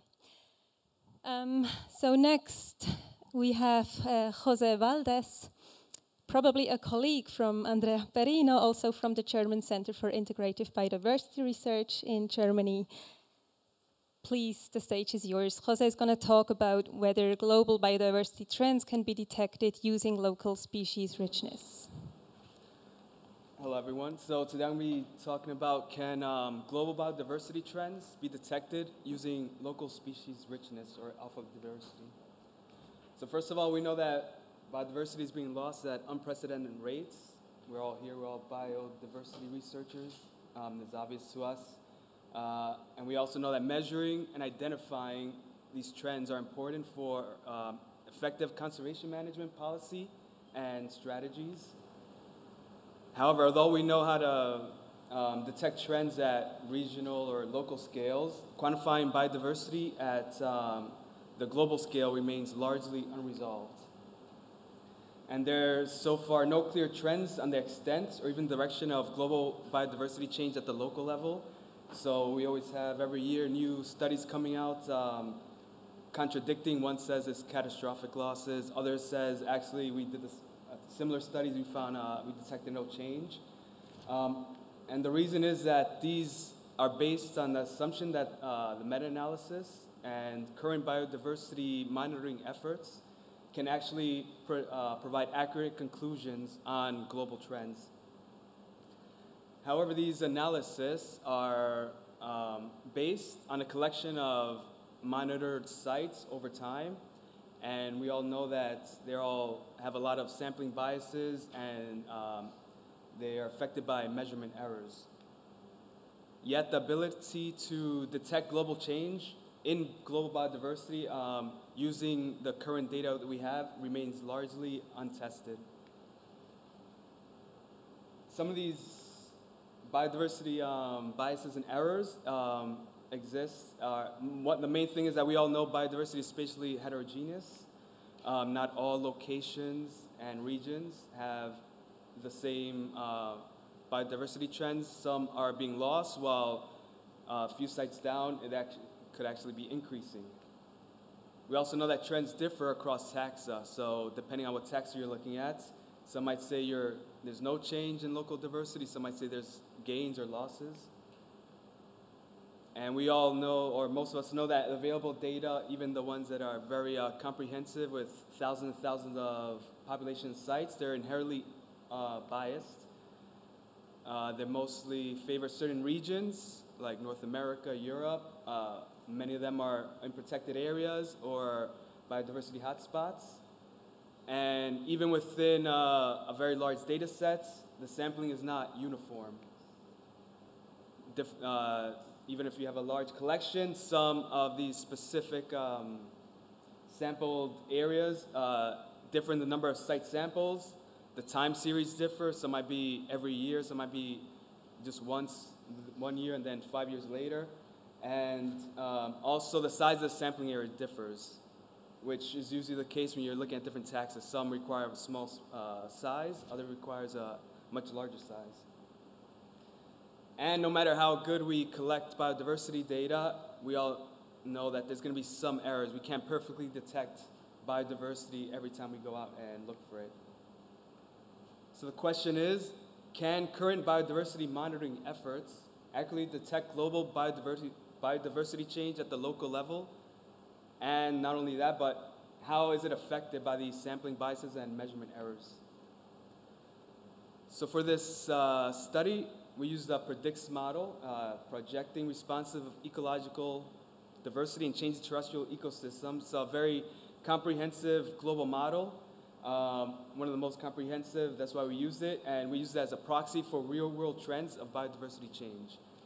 This model is spatially heterogeneous. It's based on land use changes from 1900 to 2015. and it's very fine resolution, so it's at the 0.25 cell resolution level. So we use this as a proxy to see how can we detect changes over time. And this data set uses over 700 studies from 32,000 sites and on over 51,000 species to come up with these this comprehensive model. And just like the consensus, it finds that within the last decade, there's a loss of local diversity of around 10% per century or 1% a year. Now to look at these different biases and errors, first, we looked at 4 different things. This has 5, 3 got lost somewhere, but there's 4. The first one is time series length. So I looked at relative biodiversity change from 2010 and periods between 1, 3, 10, and 30 years. So 2009, the relative biodiversity change from 2009, 2010, 2000, 2010, and so on. However, we wanted to add some measurement errors to this. So for the rest of the different things we looked at, we used, the baseline was used 2000, 2010, so a decade, which is usually how the typical time series that many of these comprehensive studies use. So first we looked at measurement errors, so we added random error throughout the measurements, 1%, 2.5%, and 5% throughout the maps. Then we looked at sampling resolutions, which also represents different taxa or taxa mobility. So for example, if you're surveying plants, you can just look at a small plot, see if the plant is there or not. However, if you're going to look at birds, you're going to need a much larger area to detect whether it's there or not. So we use 3x3 and 9.9 filters. So we just decrease the resolution 3 times and then 9 times over. And lastly, we know about the site biases that we have in these data sets. So first, we remove the sites with the top 1% loss. So we know that the highest biodiversity areas are in the global south, South America. However, these sites are not typically the most sampled. They're hard to get areas and so on. So I removed the sites with the top 1% and the top 5% loss. So only including the 95 and 99 percentile of biodiversity loss. And then we also looked at the most studied biomes and regions to see how that would affect the trends that you would detect. And the big question was, with the analysis, is what is the likelihood that biodiversity change could be detected across various sample sizes? So how many sample sizes would be able to detect trends, and across the various scenarios. And to do this, we determined the statistical powers across different sample sizes, ranging from 100 to 10,000. And the statistical power is just the likelihood that we could detect biodiversity change, or that what we found was different than 0. So to do this, we simulated data sets of these different sample sizes from 100 to 10,000. So we did, so for example, if we want to see if 100 sites could detect change, we selected 100 sites randomly and we repeated it 1,000 times and did it all the way up to 10,000. And then we compared it to, we used the t-test to compare them at the 99% confidence interval to see how much of these 1,000 samples actually detected a change. So the results, first on time series length. So let's see if, all right, so 0 is no change, and so on the y-axis is just a t-value of all the samples, and these gray lines, they're the 99% interval, or critical value. So anything that falls outside the gray lines means you could detect change, and also the lower it is, lower the p-value is going to be. So first, 30 years, which is purple, you can see that for the most part, you could detect change within 30 years using just around 500 samples. But again, if you're trying to detect change over 30 years, by that time it might be too late. We usually want to detect change over shorter time periods. So looking at 10 years, which is the most common, you would need a little over 1,000 sites. So these are 1,000 sites. 5,000 sites. So a little over 1,000 sites you'll be able to detect trends within a decade. And within a 3-year period, 5,000 perfectly sampled sites, you would be able to detect trends. And however, as you can see here, this is all within the confines of the 99% bounding box. You would see that even with 10,000 sites, you cannot detect any trends within a 1-year period. And I repeated it for pretty much, you couldn't even detect trends using most of the pixels that I could find. So with sampling error, we found that adding 1% error decreases slightly. So the red line is within a decade. 1% error decreases slightly. 2.5, you would need 5 times more sites. So while you need like 1,000 sites to detect trends 100%, adding, you would need 5,000 sites if you added just 2.5 error. And with adding 5% error to the data set, suddenly only 25% of the time you would detect change. For taxa mobility, as you decrease the resolution, it was actually easier to detect trends. As you can see here, this is the high resolution. The green is biodiversity loss, and the dark green is even more biodiversity loss. So as you can see, as you decrease the resolution, you kind of lose these small pockets of positive areas. So it's actually easier to detect trends with lower resolution, which may explain why there's no real contradicting results on birds, but there are contradicting results maybe when you're looking at insects declines and so on. And with site selection biases, first you probably notice this is going really high. This is EU and the US. If you're only sampling the EU and US, just within 100 sites, only you could detect very large changes. Here, if you only sample the 99%, if you don't sample the top 1%, you lose a little bit of the ability to detect change. However, if you only sample 95 percentile, you're actually going to start with a large enough sample size, you're actually going to start seeing a positive trend. And lastly, with most studied biomes, you're not going to detect trends if you're only looking at that. And yeah, this is just the yellow and red areas are where the highest 5 and 1% losses, and the green and blue are the highest 5 and 1% gains. So conclusion is local biodiversity for detecting global trends is highly sensitive to time series length, errors, resolution of the map, and biases. And in fact, many fail to detect global trends, and in fact, some might actually detect opposite trends based on the biases. And even with perfect sampling, which we know is probably very difficult to do, even if you have perfect sampling, you cannot detect trends with very small time series, or you will require a very, very large number of sites. And overall, it shows that detecting accurate global biodiversity trends using estimates from currently monitored sites may be unfeasible. However, if you still want to understand global biodiversity trends, perhaps one way to do it is to implement target sampling that is spatially, temporally, and taxonomically representative, and include biomes, regions, and these taxons are underrepresented. Conduct biodiversity surveys across a wide array of environmental and geographic conditions, and use a stratified approach or random sampling of these monitored sites. And the best approach would be to use what we have, this raw data with models that can account for these errors and biases. Thank you.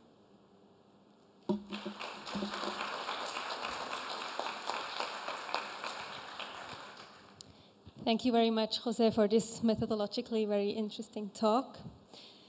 We have time for 1 or 2 questions. There's one over there, please. It was there, yeah. Thank you. Thank you very much for a nice presentation. And I was wondering, in your case, are you treating all the species like equally in biodiversity assessment? Because I would guess that if there are more invasive species, like replacing some of the local species, then just looking at the biodiversity value at that one number, it's not enough.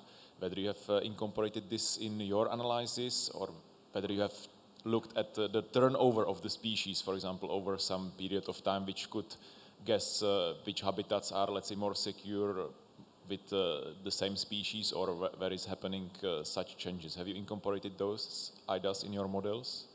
I'm not sure I understand the question, but I think trying to say is that so for these the predicts data sets, it doesn't look at invasive species. It just looks at the local biodiversity. So even though it's increasing in North America and Europe, this model doesn't actually take into account invasive species, which actually will probably make it even more higher. I'm not sure if that was your... They said you count only with like local native species in this case. Yeah. So this model, this predicts models data set only looked at, like local non-invasive species. So if you're looking at invasive, then it would be very different. It'll be probably even higher, All right, good. Thank you very much. Okay, thank you. We'll have time to ask you more questions in the final round of discussion at the end of the symposium. Thank you again. Big applause for Jose.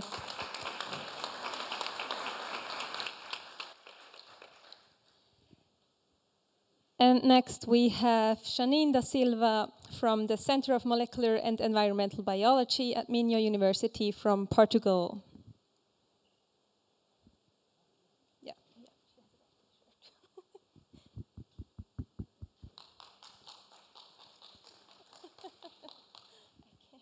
I will try to.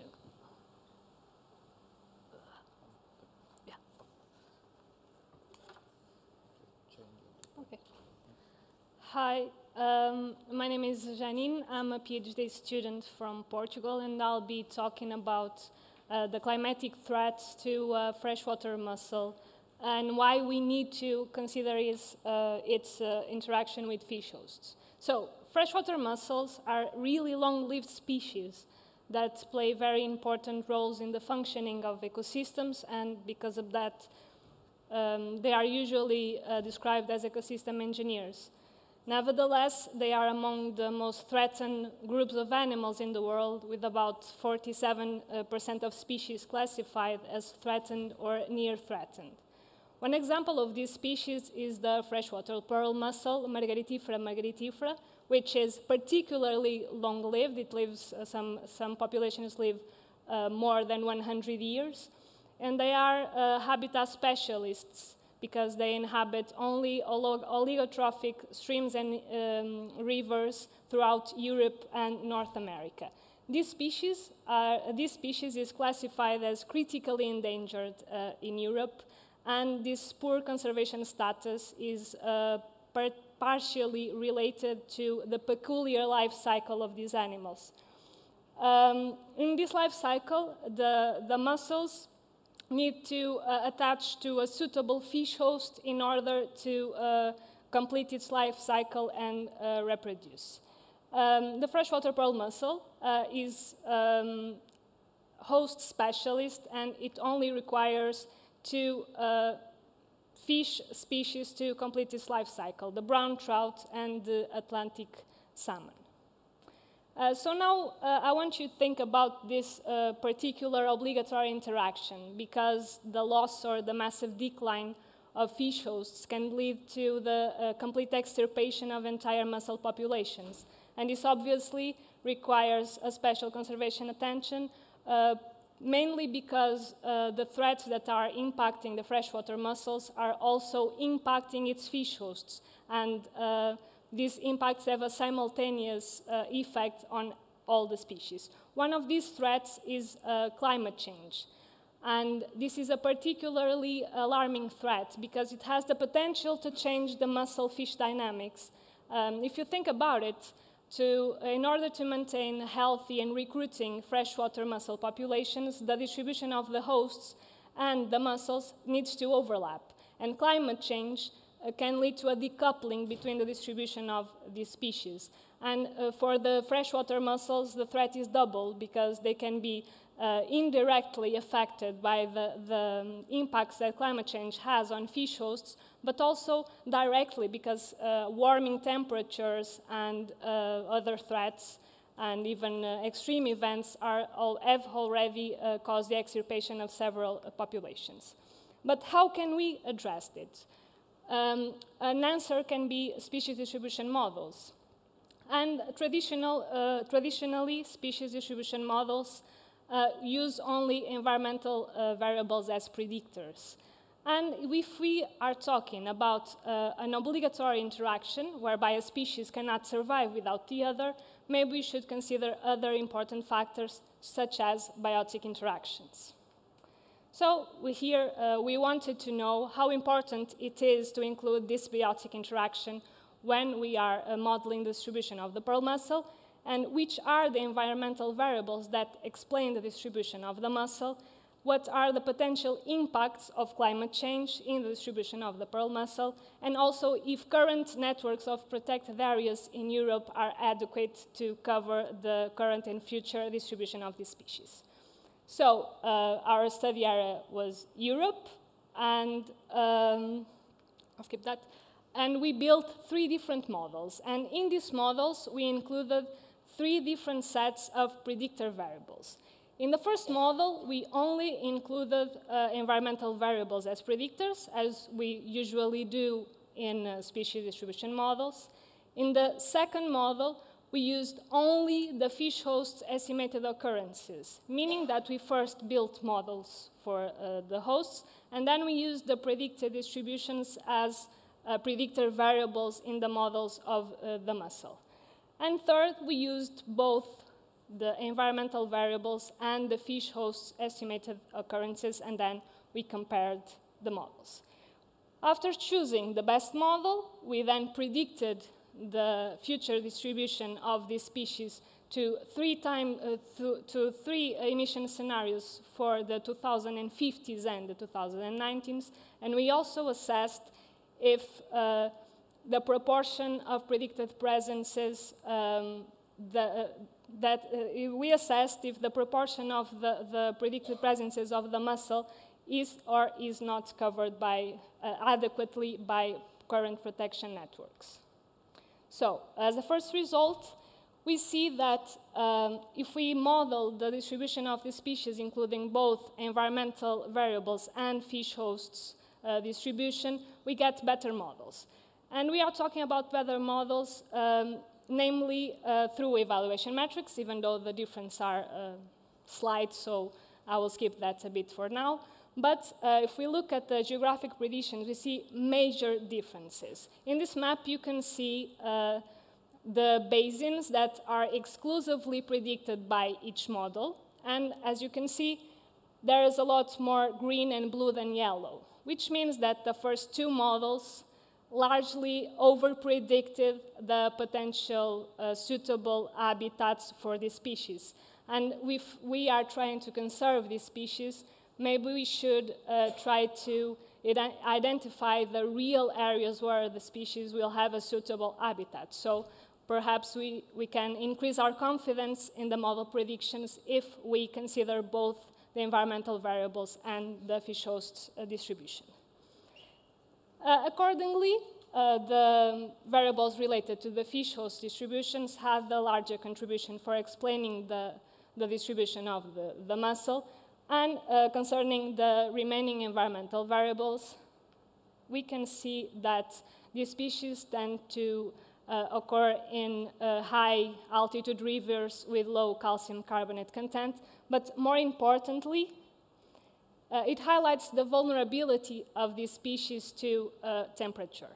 As you can see, these species can live between about 5 and 20 degrees, but not below or above these values. And we are talking about summer temperatures. And these are conditions that are actually expected really soon in the Iberian Peninsula, which is the southernmost range boundary for the distribution of these species. So maybe we should pay attention to these specific populations. And according to that, the distribution of these species will largely contract with future climates. And here we are talking about all the emissions scenarios and timeframes that we studied. As you can see in this example for the business as usual scenario for the 2019s, you can see that the distribution of these species will decrease from south to north, again starting by the Iberian Peninsula, where this species, it's most likely to disappear. So as you know, species tend to cope with climate change by dispersing to higher latitudes or altitudes, But here, freshwater species face a greater challenge because they are surrounded by the landscape and by other human threats, and they cannot run away from river basins. And here, freshwater mussels face even greater challenges because of their low mobility, meaning that they highly depend on fish hosts to disperse. And they need to disperse to high-altitude rivers that will most likely become the strongholds for these species. The thing is, fish are also threatened and are also declining throughout the distribution of these species, and we cannot ensure that they will be able to disperse. So things are looking very bad for the freshwater pearl mussel, but how are we protecting its habitat? The answer is clearly no, we are not. These studies showed that about 70% of the suitable habitat for this species is not protected. And if the protected areas are not upgraded, the future suitable habitat will continue to be unprotected. And this result was not surprising because freshwater ecosystems usually have a low protection because protection areas are usually designed for terrestrial ecosystems, and they include freshwater ecosystems by chance. So perhaps the current trends of freshwater biodiversity loss are highly related to this. So to conclude, and I will try to wrap this up a bit because it's a lot of information, we expect really large contractions of the distribution of the pearl mussel as a result of climate change. And as we saw, the southern populations are at most risk, so probably they require special conservation attention, and they require actual conservation management applied to these specific populations. And as I showed you, the current networks of protected areas in Europe are not effective at protecting these species, neither these species nor freshwater ecosystems in general. So maybe we should think about these areas and reassess and redefine these networks to make them more effective. The scenario I just showed you, it's bad, but it could be even worse because we just assessed the effect of climate change. And these species have a lot of threats, and these threats act synergistically. So the potential distribution I just showed you can be even shorter, can be narrower. So as I showed you also, the distribution of the species when they have an obligatory interaction is improved, the prediction of the distribution is improved if we consider the biotic interaction. So maybe when we're talking about species that have obligatory interactions, such as pollinators and plants, for example, we should consider the relationships between species, and maybe we can get a community conservation approach and an holistic conservation to make things better. Thank you very much for your attention.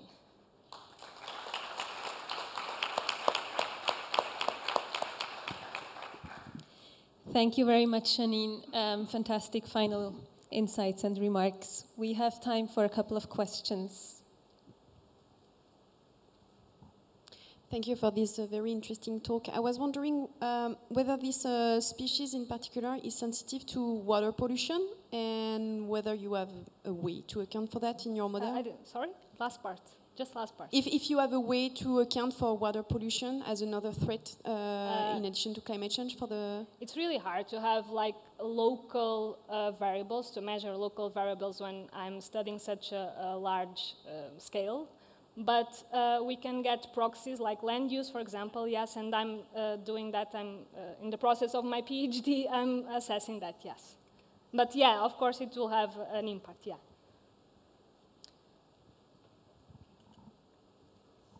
Thank you. I'm not familiar with this exact kind of modeling of interactions, but so I'm asking whether there is a specific term for interaction in the models. You see, the species can be there, the other species with which it can interact, but this is not necessarily guaranteeing the interaction. So if the species are, I don't know if I understood the question. I will try to answer. No, the question is whether there is a technique for this kind of modeling so that in addition to the presence of the other species, you also add some term which describes the probability of the interaction between these two.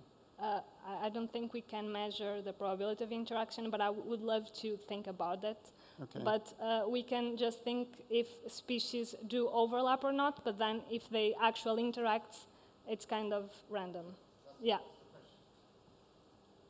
Actually, mussels have ways of attracting fish, so they can release their larvae, and then the larvae attach to fish, and they have like specialized ways of attracting them, but obviously is random. Okay, we'll think about this modeling approach later, and next I'll invite Emma on stage to take over for the second part of the symposium. Thank you again, Janine.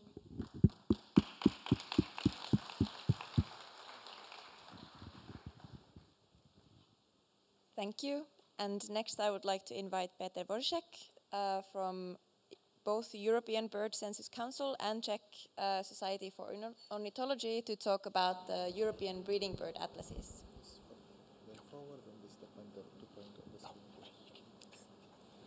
Thank you.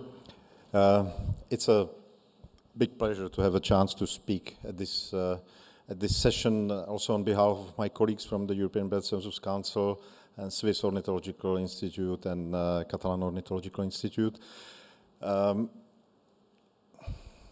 I'm going to talk about the European breeding bird atlases. In fact, we have two breeding bird atlases for Europe. Both of them basically produce at the scale 50 by 50 kilometers, in the grid 50 by 50 kilometers. They both produce the information for each grid cell, the information about the breeding evidence, about the occurrence, and about the abundance of all species occurring in Europe. To compare to the first European breeding bird atlas, the second one has a product at the finer spatial scale, 10 by 10 kilometers, which is the modeled probability of occurrence. That's something new we've invented in the second breeding bird atlas. What's perhaps important to mention that thanks, we have two atlases now. We can compare the distribution between these two atlases. They both were done in different time periods. The time span is similarly, approximately 30 years. So we have some 30 years in between the atlases, and we can assess the change in the bird distribution. And probably the last big difference between the first and second atlas is that in the first atlas, the whole Turkey was not covered by the field work, which was the case in the second atlas. So the second atlas provides much bigger information for much bigger area. In principle, Breeding Bird Atlas is the citizen science project. We had thousands and thousands field workers, skilled volunteers who contributed by the standardized field work. But we can see the volunteers, volunteer field workers, and bird watchers are not distributed equally in Europe. We have much less field workers in eastern part of Europe than in the western parts of Europe. Nevertheless, the coverage of the second European breeding bird atlas has improved much more to compare to the first one. Basically, the blue color means the data quality is reasonable, is acceptable, while the gray color means there is no data, and the orange color, it's a kind of poor data. And this is important to consider when we compare the first and second European atlas. But before looking at the changes in the distribution in European birds, just a few very basic figures. The second European atlas has detected nearly 600 species breeding in Europe. But it's important and interesting that perhaps some 10th of the species are non-natives, settled and breeding in Europe. And nearly 100 native species are endemics or near endemics in Europe. And when we look at the distribution of the species, we can have all kind of scenarios. You can see we can have a very widespread species like white wagtail, which is nearly everywhere. And then on the other side of the spectrum, we have a very localized species with distribution in very single square or single islands like the Azore bullfinch.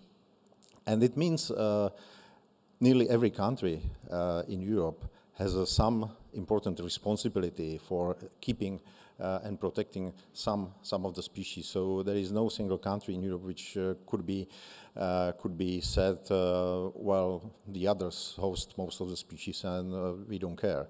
So this is not the case, and this is what the European Atlas also brings as a message. And I mentioned that the second Atlas has an extra product, much finer scale product, the probability of occurrence at 10 by 10, which helps us to detect the hotspots of the occurrence of the single species. And this kind of information has been already used, for example, for turtle dove species action plan, because it helps to detect the priority intervention areas for this threatened species. But probably the change is the most important topic here in this session. We've detected some changes in the presence and absence of the species. We've detected some extinctions and some colonizations in Europe, while we had some more than 1/3 of the species who gained their distribution range. We had some 40% of species where we didn't detect any change, and we had 25% species who lost their range. I think here it's important to be aware that usually extinction is more difficult to detect than colonization. So perhaps the loss of the range is a bit underestimated. Nevertheless, this is just a broad picture, and for certain groups of the species, we see there is a pattern which, in case of the farm birds, it's not really surprising. We know that the farm birds are declining in Europe, and we can see it at the distribution change. This type of the maps is perhaps good to explain that the blue color means that's the square where there is a new occurrence in the second atlas to compare to the first atlas. No changes in the gray areas, and the orange means the lost. So the more orange color in the map, the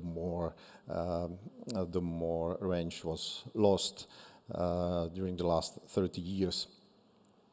We have the opposite examples, the species which really gained a lot of their distribution, probably due to the legal protection, like the white-tailed seagull. This is really the great success of the European conservation. But is there any general pattern we can detect in the changes in the bird distribution? For the atlas itself, we did just descriptive statistics, descriptive figures of the changes, and in general, we can say that the species are basically moving northwards, which is probably not surprising. At average, it's like 1 kilometer per year, but of course there is a high diversity in this pattern, and it's a good opportunity to compare the predictions based on the climate change scenarios and the land use scenarios with the real change we've detected in the atlas.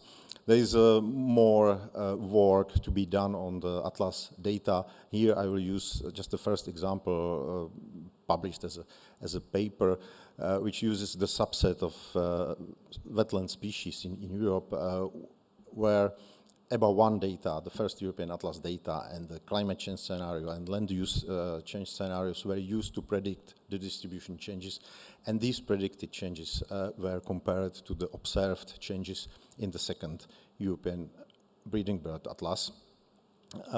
Overall, we can see quite good correlation between observed and predicted changes, both in the range, in the movement of the range centroids and in the range size. But apparently there are some exceptions, and there are species which perfectly fit their changes with the predictions. Little egret, well, the prediction says there should be expansion, and really the species is expanding in Europe. However, we have quite few species which do completely the opposite. Like goosander, there was predicted contraction of the range, while we see completely the opposite. The species is spreading across Europe.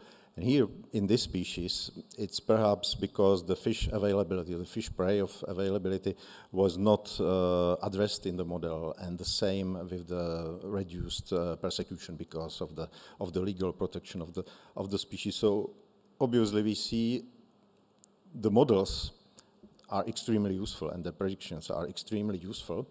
But we have to be very careful when we go to the species level. And here, the need for the real observational data still persists, because it needs to help us to understand really the details at the species level, and it helps us also to validate and improve the models for the future. So if you are interested more in the EBA2 outputs, there is a book available, and the maps and some accompanying information is available online as well. The maps are freely downloadable. 50 by 50 occurrence data is open access. Other types of the data are available upon request. And we really encourage scientists, researchers, conservationists to use the data from the atlas as much as possible. We've published the atlas in 2020, so it's not a long time ago, and we really appreciate the data will be used on behalf of birds and nature conservation. So finally, let me thank to all the field workers, thousands of field workers, the national coordinators, the authors of the species accounts, and many, many other people, including the donors and the organizations supporting this huge citizen science project. Thank you very much.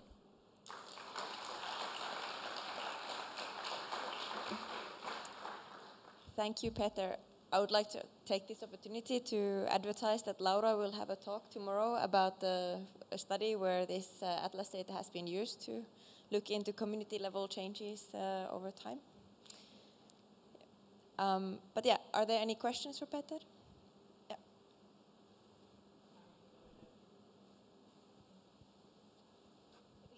Can you hear me? Yeah, dobrý den. No, it's just a question. It's not a question. I've had the book since its publication. I just wanted to publicly thank you, and the word is too weak, for really like the incredible quantity and quality of the data you've been able to put together. I still stand in awe at how incredible it is. So yeah, a big thank you, and people in the audience, go get that book. It's unbelievable. Thank you. Thank you. Děkuji. Any more questions? There, at least one in the back.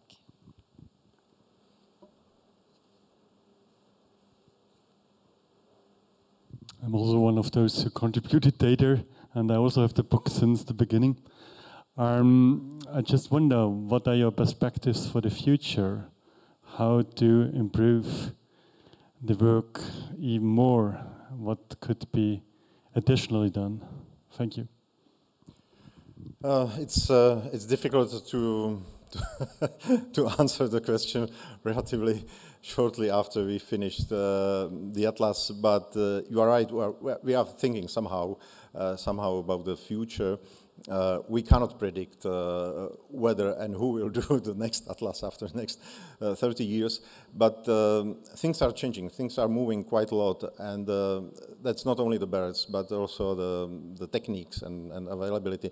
So just recently we started working on kind of live atlas on the subset of the species, using the data from monitoring schemes, using the data from portals, from the citizen science portals, combining them together, applying species distribution models. So that's our first step to move things forward, not just to wait for the next generation of ornithologists to make a new atlas after 3 decades. But it's too early to promise any outputs. But I think within few years, some pilot outputs will be available. Great. Thank you, Peter. And let's give one more round of applause.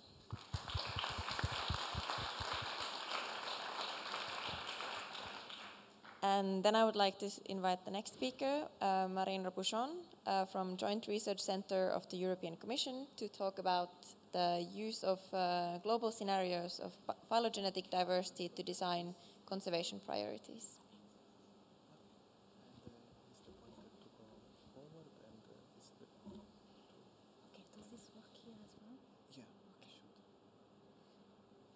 Thank you very much, and good afternoon, everybody. Can you see me behind this? I'm not as tall as the previous speaker. Okay, so my name is Marine Robuchon. I currently work at the Joint Research Center of the European Commission, and I am very happy to present you today how my collaborators and I have been using global scenarios of phylogenetic diversity to design conservation priorities. Before diving in, I would like you to have a look at this picture where scientists propose a strategy to conserve biodiversity to a decision maker. On the left, the scientist says, if you do not follow this strategy, you will lose X amount of biodiversity. On the right,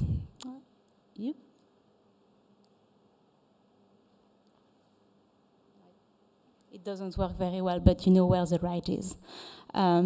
The scientist says, if you follow this strategy, you will gain Y amount of biodiversity. I have a question for you. Which strategy do you find more engaging? If you think that the strategy on the left is more engaging, please raise your hand. Imagine you're the decision maker. Nobody. Okay. If you think one person. If you think the strategy on the right is more engaging, please raise your hand. Wow. That's a massive vote for the strategy on the right. So it means that you agree with the postulate of Ball and collaborators saying that, I cannot even see my text. A strategy requiring net outcomes would encourage wider engagement in nature conservation.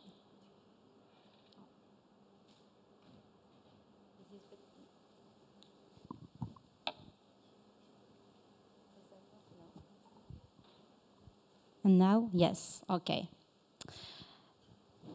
So with my collaborators, we applied this approach of targeting net positive outcomes in biodiversity to future projected phylogenetic diversity. But you may wonder, what is phylogenetic diversity and why preserving it? Well, phylogenetic diversity measures the evolutionary history represented by a set of species, here A, B, C, D, and E, and you can measure it by summing the branch lengths on the phylogenetic tree connecting these species together and representing their evolutionary relationship.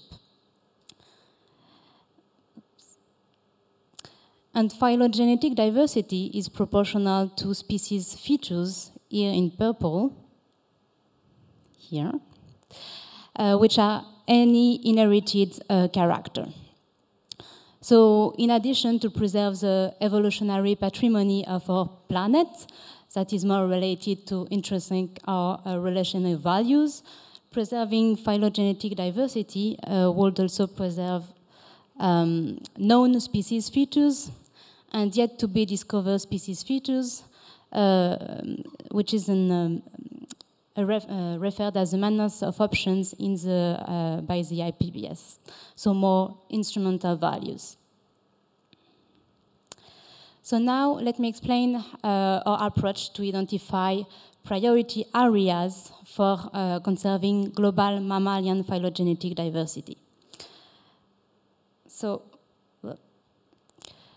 on this graph, on the y-axis, you have a global mammalian phylogenetic diversity in million years of evolutionary history. On the x-axis, you have time. So today, we are here. So if you consider all extant mammals of the world, they represent this amount of phylogenetic diversity. If the current trend of species extinction continues, then we can expect to have this amount of phylogenetic diversity in 50 years of time. But if we manage to secure some species, then we can end up here. And this difference there is a projected gain in phylogenetic diversity if you manage to secure a set of species. And we identified a first type of priority areas as those where species protection would maximize this gain. But conversely, the current tendency of species extinction can get worse, and we could end up here. And if you want to have net gain in future projected phylogenetic diversity, you do not only need to maximize gain, you also need to minimize loss. And this is why we identify the second type of priority areas as those where species extinction will trigger the most important loss in phylogenetic diversity. So now let's have a look at the results. First big question, where are the priority areas? You have here the priority areas where species protection will maximize the gain in future projected phylogenetic diversity in green. And here, in orange, you have the second type of priority areas, those where species extinctions will lead to the biggest loss in future projected phylogenetic diversity. So, the first type of priority areas, they are mainly located in Southeast Africa and in Southeast Asia, while the second type of priorities areas, they are mainly located in Amazonia and Central Africa. So it means that depending on your objective, then the priority areas you will select won't be the same. And it's important because sometimes you can have different objectives, but the solution is the same. Here, the solutions are completely complementary. The second big question is, are those priority areas to maximize gain in future projected phylogenetic diversity the same than previously identified priority areas for mammals at global scale? And for this, we made spatial comparisons with different hotspots. And here I have a sample of the comparison. If you compare to total species richness, you can see that except some areas in Central Africa and a little bit in Asia, they are overall located in very different places. Oops. And you can do the same type of comparison with other hotspots, such as threatened species richness or rare species richness, and you will find the same pattern. To the exception of Madagascar, which is a hotspot, a priority area, whatever the criteria you look at. And then another big question is, are these newly identified priority areas well protected? Well, the short answer is no, and now we'll elaborate a little bit further. But if you look at the protected areas where species protection will maximize gain in future projected phylogenetic diversity, only 18% of them have some level of protection. And the areas that lack protection the most are those that appear in dark green on this map. So here a little bit in Asia, in Madagascar, and in South Africa. For the second type of priority areas, those where species extinctions will lead to the biggest loss in future projected phylogenetic diversity, while 1/3 of them have some level of protection. But again, some priority areas lack protection, and specifically those that appear in dark orange here in Amazonia and here in Central Africa. So protecting these unprotected priority areas will be a way to both maximize gain and minimize loss in future projected phylogenetic diversity. Now, let me put this work into perspective.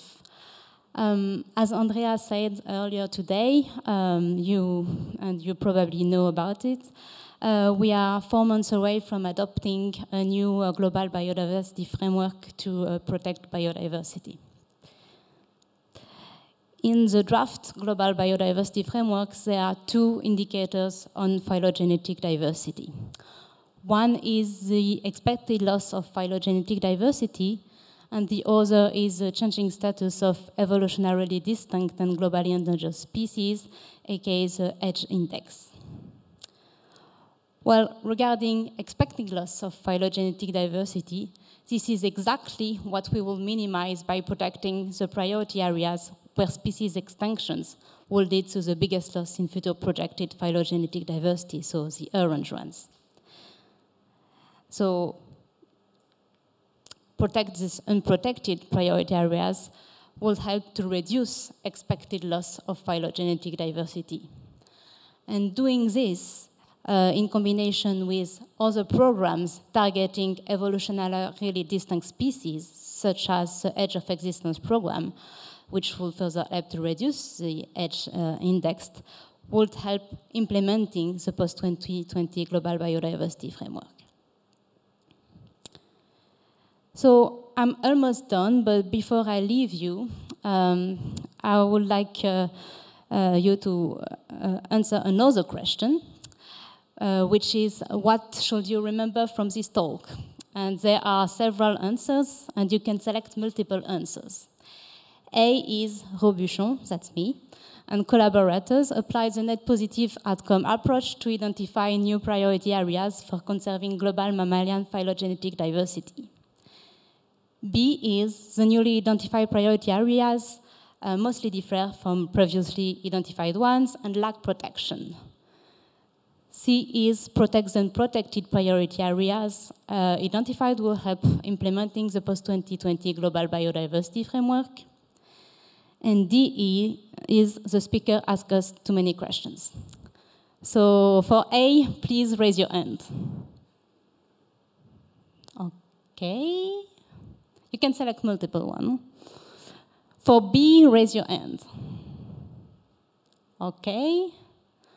For C, raise your hand. Okay. And for D, raise your hand.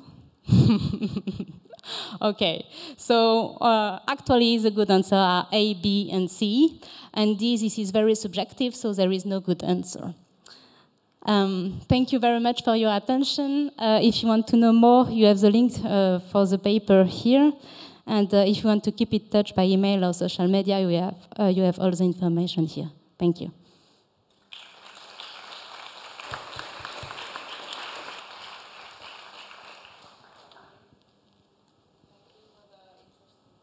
Talk?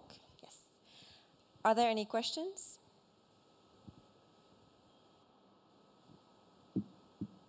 There's one in the middle.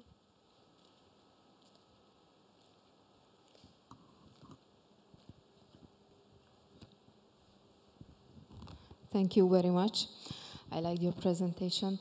I would have a question regarding your first slide, where you asked if, for politicians, the gain or the loss is more relevant. I would like to ask your experience, so based on your experience, because ours as WWF, I'm Loris Reifei from WWF, Central Eastern Europe, politicians do not really care about biodiversity. They care about more the economic arguments, social arguments. So how you could translate this biodiversity aspect more to those arguments which really counts for the politicians or decision makers to make it reality at the end? Thank you. Okay, so my answer will be experience-based, and this is not a scientific review or whatever. But first, I have to slightly disagree with your first point, or at least clarify your first point regarding politics do not care about biodiversity. I make a distinction between policymakers who make policy, and I know a lot of them, and they actually care about protecting biodiversity, and politicians that are the elected ones who do not always care about biodiversity. Here, it's when you speak to a policymaker. So my hypothesis behind is he wants to protect biodiversity, but he doesn't know how. And in this case, proposing a strategy where he can see the benefits that his or her action can have on future biodiversity is more engaging than only showing the negative effect of not protecting. And then to reach politicians, then I think we need a lot of tools from scientists, but also from citizens to communicate better and mainstream biodiversity in public policies. But there is no miracle answer. One more question. There's one in the middle.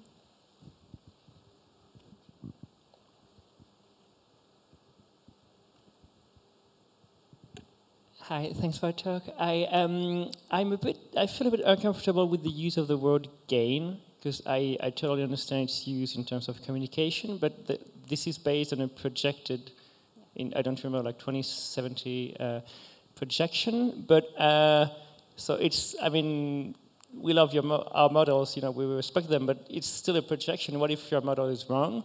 And the projected, the actual decrease would actually be lower. You might end up having like a no-net gain, if you know what I mean. If your curve is actually shallower, you might even end up with a loss if your model was that wrong. Do you know what I mean? So I understand again that you can use it for communication, but I don't know, I would be a bit cautious about using it because it's a gain from a projection, but you still have an overall loss of diversity, right? Yeah, but I mean, the objective now is to invert the trend of species extinctions. Not to invert, but to exactly. But I mean, we are on a trend of species extinctions, and we can only slow it down. And you cannot have more species at global level, except if you have more speciation events than extinction events. So on a time scale of 50 years, this is unlikely to happen. It doesn't mean that you cannot apply this approach of gain to projected phylogenetic diversity or biodiversity in general. Thank you again. Let's give another round of applause for Marine. Thank you. And then as the last speaker of the symposium, we have Carmen Soria from Sapienza University of Rome, who is going to speak about the mapping the future mammal exposure to extreme drought and warm spells. Okay, so.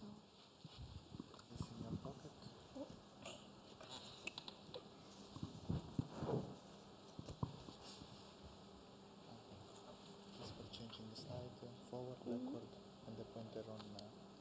Okay, cool. Can you all hear me? Okay, so welcome. Thank you for staying the whole symposium. My name is Carmen Soria, and today I'm going to present our work in mapping future mammal exposure to extreme drought and warm spells. But before starting, I wanted to thank all of the previous presenters. I really enjoyed their presentations, and also to the organizers for inviting me today. So, as we have said before, we're currently in a biodiversity crisis, and climate change is one of the main drivers of biodiversity loss. And within climate change, we have the effect of extreme events. So when I started working with extreme events, for me it was easier to think of specific extreme events rather than a definition for them. It was like, yeah, a flood is an extreme event, an extreme drought, a cyclone. However, we need like a specific definition that can be shared by all of us.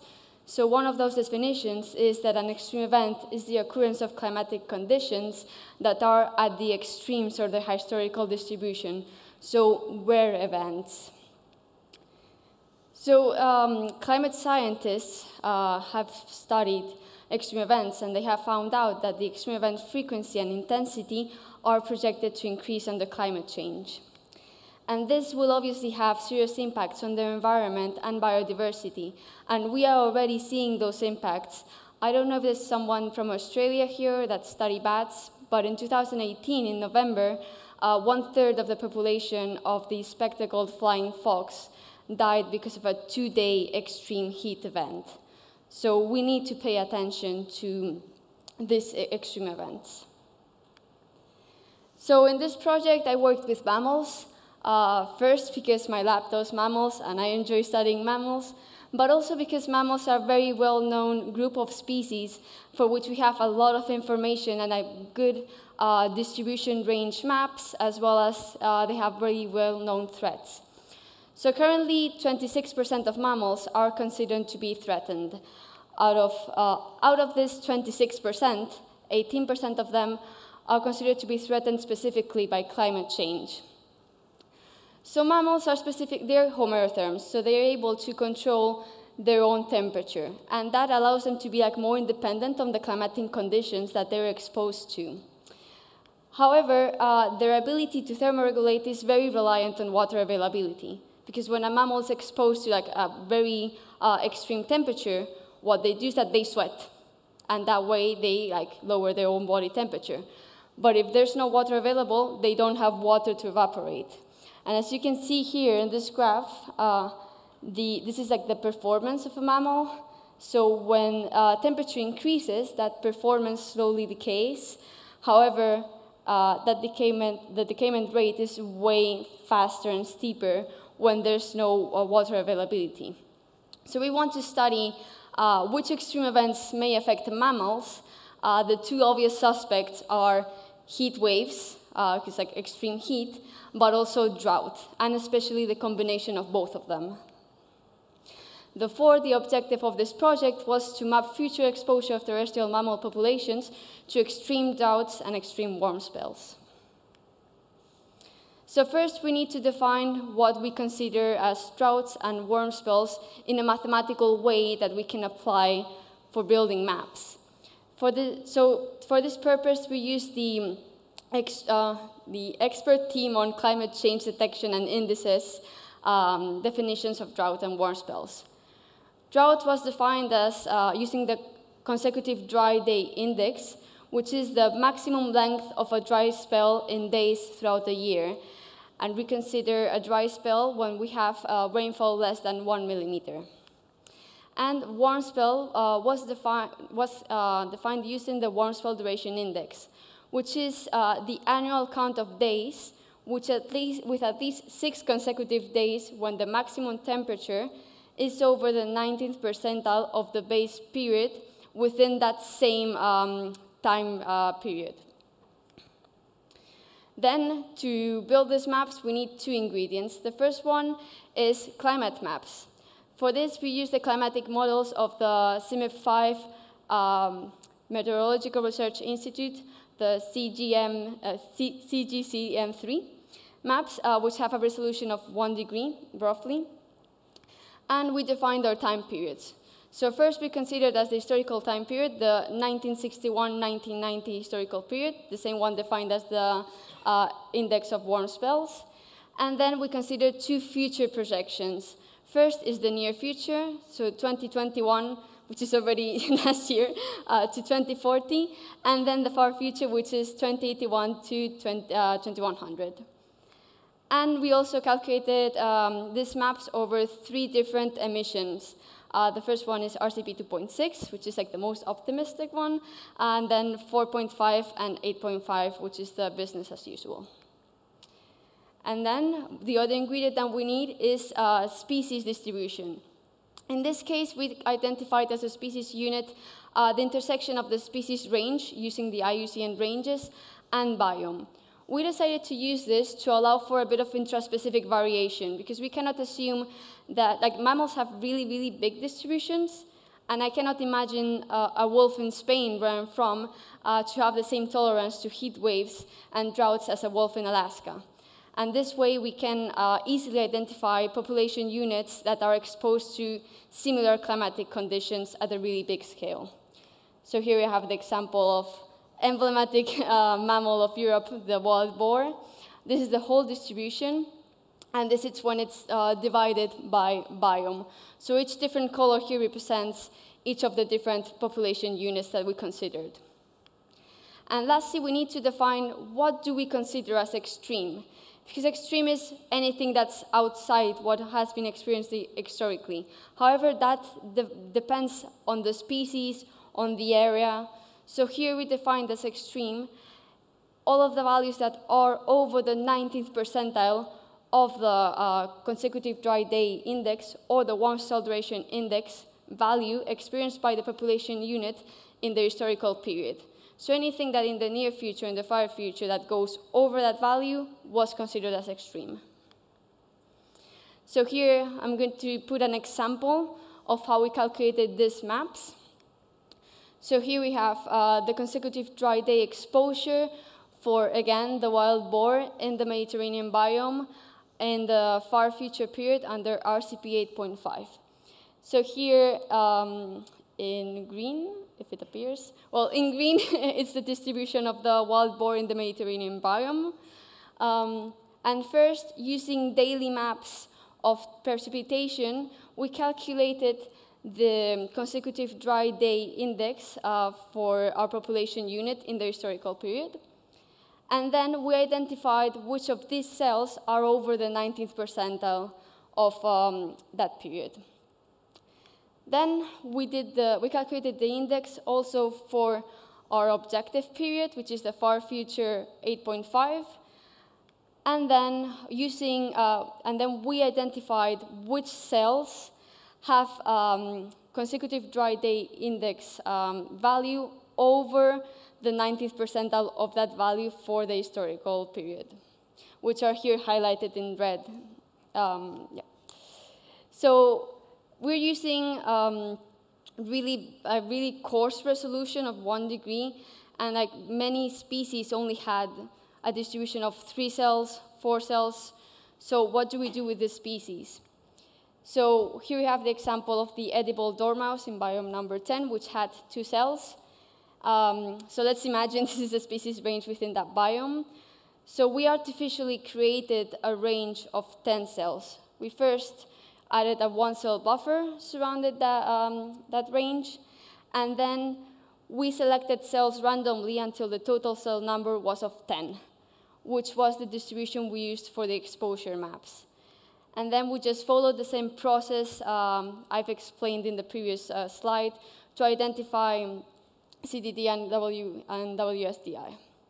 For species with distribution size of 1 cell, we didn't consider them because we considered them to be very small and we only had 1 value. So what did we obtain? First, we obtained maps of extreme drought and warm spells and the combination of both of them for each population unit. We obtained maps for 14,533 population units, which covered 4,872 species. And then, sadly, for 439 species, we couldn't derive any exposure maps because they only had 1 cell distribution. So here's again the same example, and here we have the maps of the combined exposure to drought and warm spells of the wild boar in Mediterranean biome. So here we have the historical map, and then we have the exposure in the near future under the 3 different emission scenarios, and in the far future under different 3 scenarios. So just to clarify, this is a binary map in which the gray values are a 0, so it's not exposed, and the red values is a 1, it's exposed. So what can we do with these maps? For example, we can calculate the proportion of exposed populations per cell. So how many, which percentage of the populations present in 1 cell is exposed to both extreme drought, extreme warm spells, and separately. So here you have the example of both of them. Here you have the historical one in which lighter values implicate like a higher proportion of populations exposed, and like darker values imply a lesser proportion.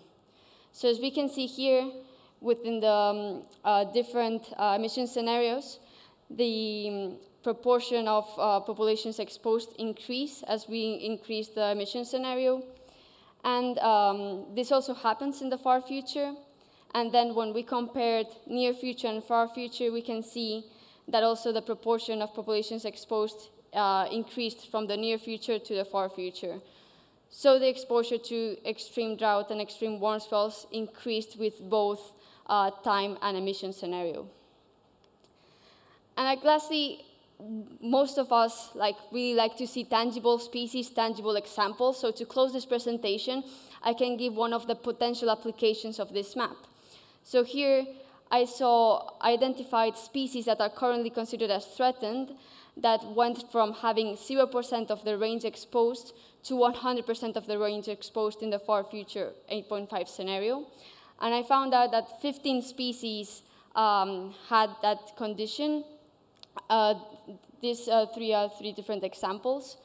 So now we know that potentially we would need to go and see what is happening with those species, see which are the traits, if they're able to cope with extreme events or not, what is their environment, and see if they will need to have future interventions. So yeah, that's it. Thank you all for your attention.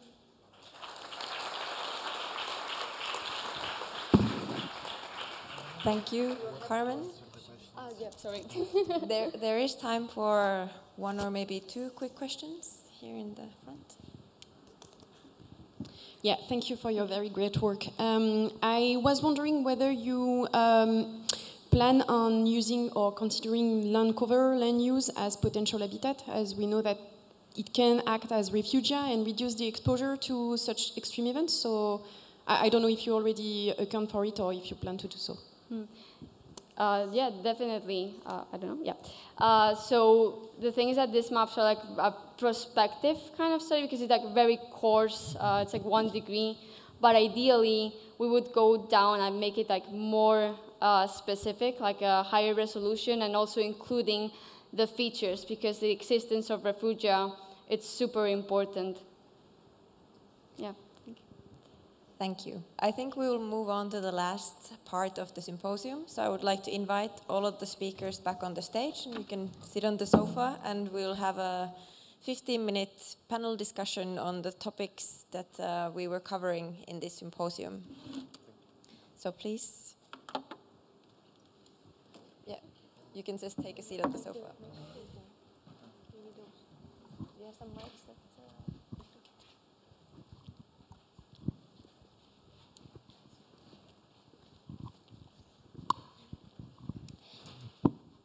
So before opening the floor to the questions from the audience, we would like to get started with a very short round to hear your thoughts on more of the common learnings from this symposium. So just to repeat, what was the goal of the symposium? It was to create a platform for synthesizing large-scale studies to get a big picture for the future biodiversity drivers and also the solutions to mitigate the biodiversity loss.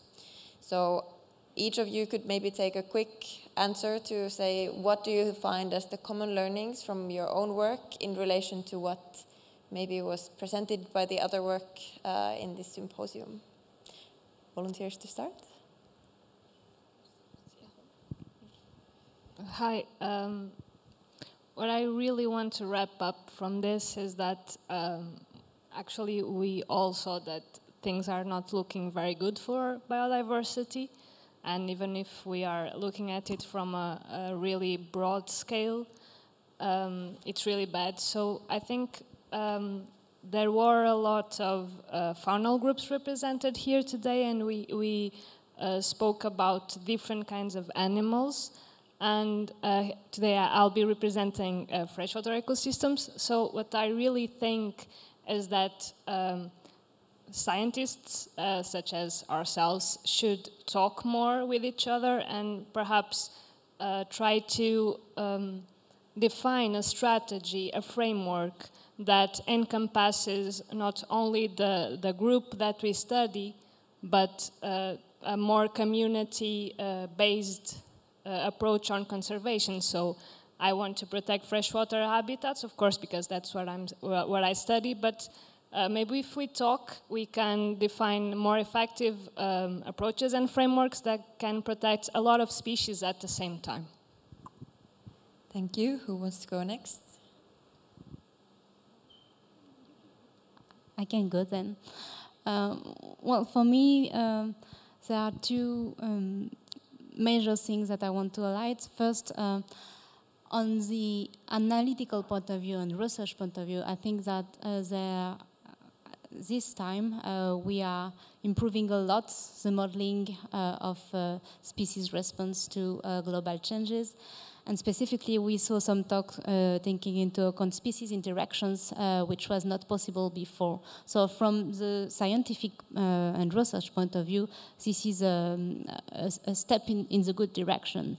And from the implementation of the protection of biodiversity by policy, by managers, etc., I think even if the picture is dark, still there is hope, and for several reasons. First, I have the impression that the science policy interfaces have never been as active as now. So there, I mean, maybe the result is not here yet, but they are talking to each other. And also the fact that we are all in this room trying, and also this morning, trying to frame our work in considering the different values of biodiversity is also a way to engage more people in biodiversity protection. And I have good hope that this can help as well.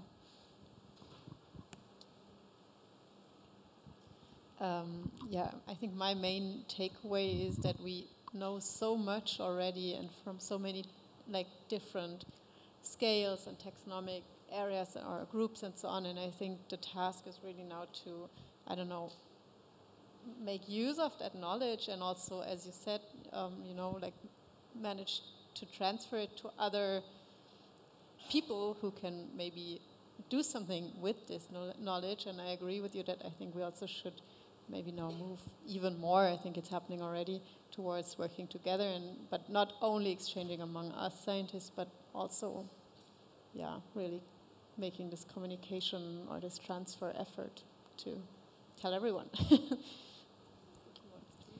Thank you. Yeah, well, this was the very tough question you raised. Well, my feeling from this session is that it's perhaps too early for a kind of structural conclusion. I think we need more to talk to each other, and we need more exchange of ideas, because the session was so diverse. I mean, the taxa and approaches, and so for me it's really tough to say any kind of structural conclusion. So perhaps the one thing is that when looking at the broad patterns, which are extremely useful, we shouldn't forget about these individual taxa, individual species, and the local scale as well. Just not to forget the scale just plays a role. Okay, no worries. Yeah, so I agree with most of what you say. I'm growing on this. There's so much stuff that we are doing, and that we have been able to see even within this symposium, that we need to communicate more with each other and see how can we build on from using these big indicators to focusing where should we pay attention to what, and because the end of everything that we do in conservation is to obtain something, to protect species, to protect the environment. So we need to find a way to shift from doing all of these studies to finding out where should we prioritize and how we can implement this into an action that is tangible, that we can see. Yeah, so as we saw from the symposium, we're all working completely different things and work on different, we see all these different limitations, different solutions on how to overcome these limitations, and we're all very knowledgeable in specific areas, but yeah, like many of these people said, we're all kind of separate, so we know a lot, but together we could combine what we have into actions, and I think that's, we're trying to all save biodiversity, and to save it we need to also include the public and all these other sectors that are not included, but if we're all fragmented and all coming at them with different things, we have to do this, and we have to do this, this, and this, it's too overwhelming. We need to get together and combine everything we know and come up with a coherent solution and then involve everyone else as well. Thank you. So then, do we have questions from the audience to the panelists in general or to specific speakers still?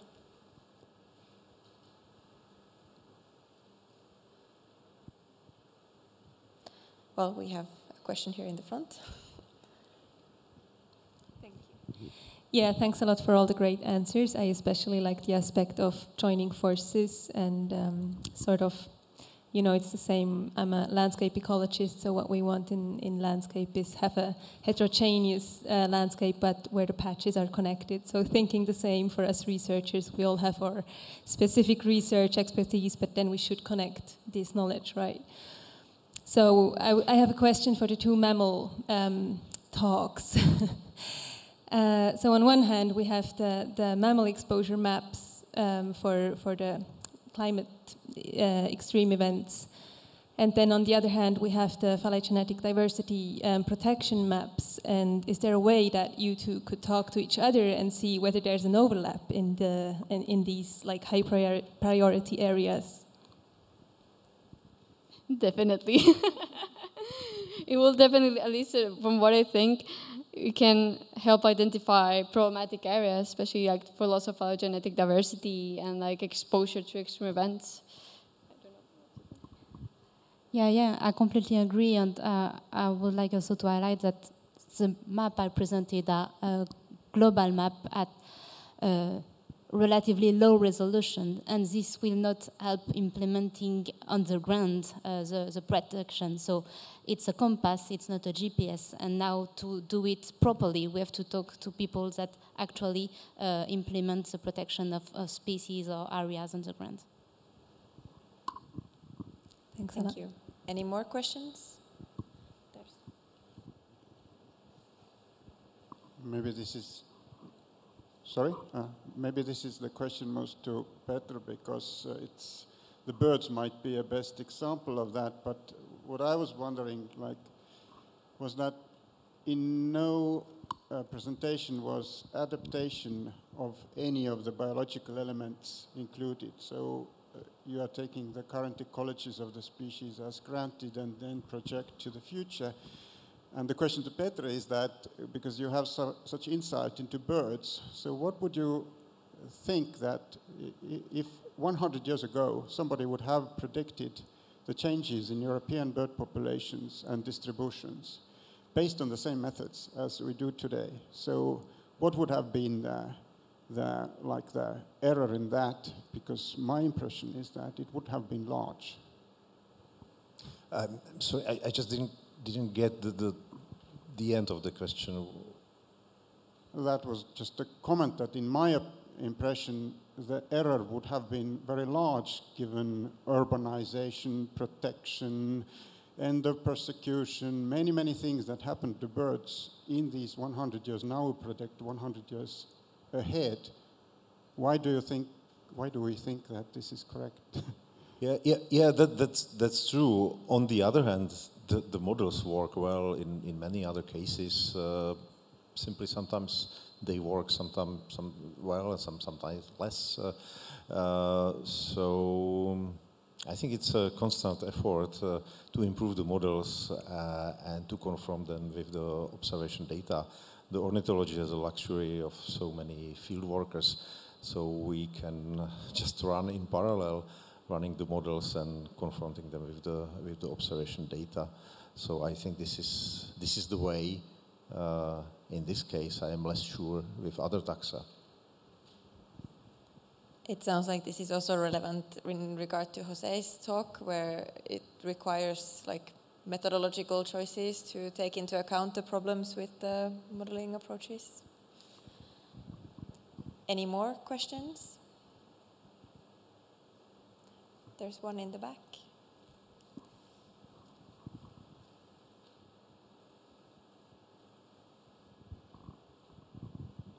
Hello. Thanks. Yeah, I guess my question is also like a follow-up question to the previous one. Is there perhaps any more effort on perhaps including species dispersals or whatever? Because, for example, mammals would we know that they actually move a lot in response to, for example, climate change. And I was wondering, is there maybe a future plan of doing this? Who wants to take this one? Okay. Well, in regards to mammals, yeah, I think there's currently people including dispersal within their models. You first need to know like how much the species disperses, and it's just like an approximation. But yeah, it's something that we need to take into account, especially because with climate change, species are shifting their ranges towards the north or the south, depending on the hemisphere you're in. So I think it could be something relevant, especially if we want to do effective conservation actions, because maybe if we go to a place, the species might already not be there. So yes, I think it should be included. I agree with what she said, but actually it's really hard to include the factor of dispersion into models, because imagine that you're assessing the effects of climate change on the distribution of some species. You can think that that species can move, I don't know, like 10 kilometers north or south. But can you assure that there's no other obstacle in the way of the species? There are a lot of factors that you need to take into account in order to assess if a species can or cannot disperse. So maybe you can, and there are actually people considering dispersion, but it's a really tough job, and you cannot say for sure that the species will be able to disperse anywhere. Thank you. I think we're going to have to cut off here since we're running out of time. So I want to... Maybe the last question can be discussed over the coffee break with the speakers. So I want to thank again all of the speakers for joining today. It was very interesting to hear the large-scale views on protecting biodiversity, and all of the audience. So thank you for coming, and let's go and enjoy the coffee break. You can probably still catch the speakers there.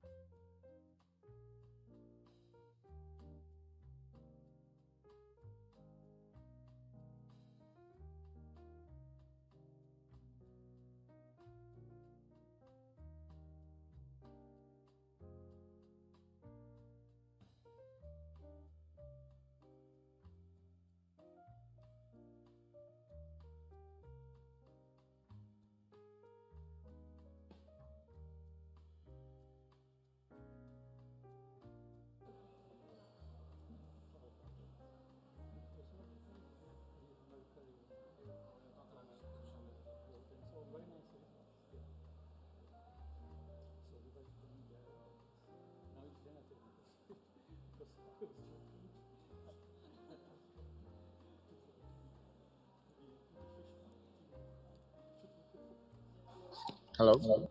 Hello. 1, 2, 3.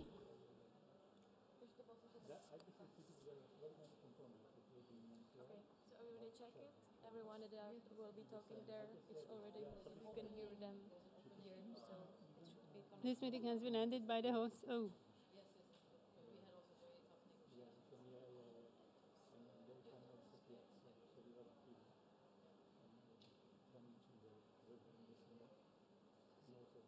So I will post it. I will December 1, there was +8, and then there was -20. Just before the Christmas. Because Canadians are always now there's a vaccination.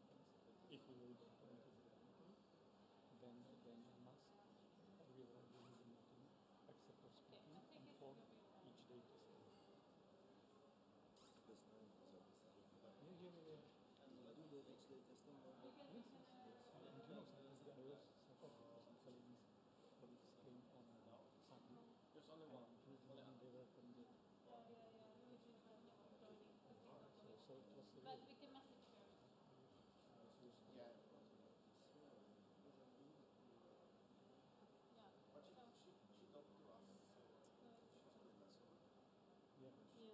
Maybe we could just Monday night with her and a few other people, the garden, and the next morning we have a message, okay, you might want to get tested. Then we can maybe start sharing. Can be the first one. The problem for us now is we had to change the date slightly, like it's a week earlier than planned. And now it coincides with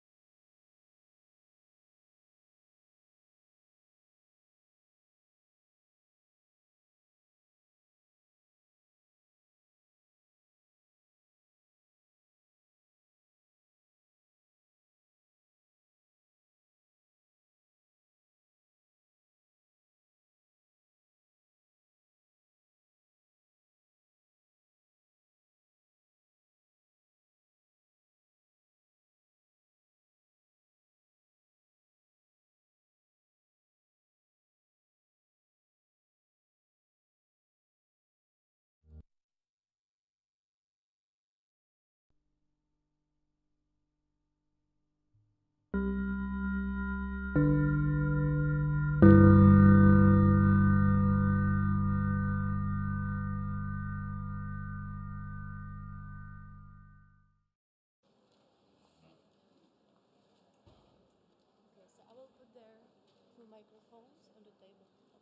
yeah.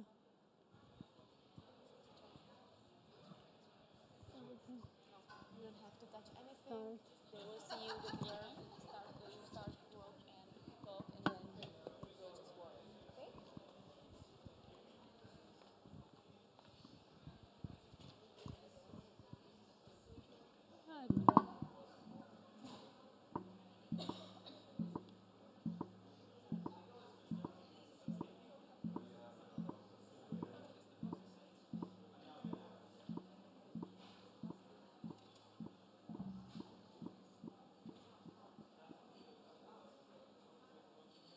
So let's start. Anna, can you?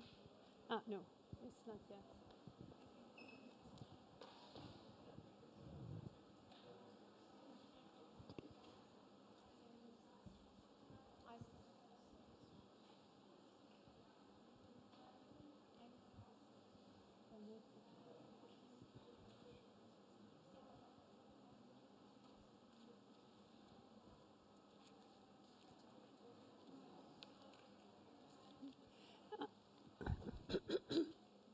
Anna, do you hear us?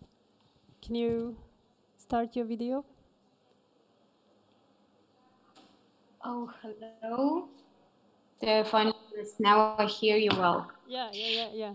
So, Okay, let's. Okay, so welcome everybody to this workshop on international conventions and treaties serving nature conservation. I did start this conversation during the fall webinar when I had the chance to invite the senior advisor for Europe from the Ramsar Convention.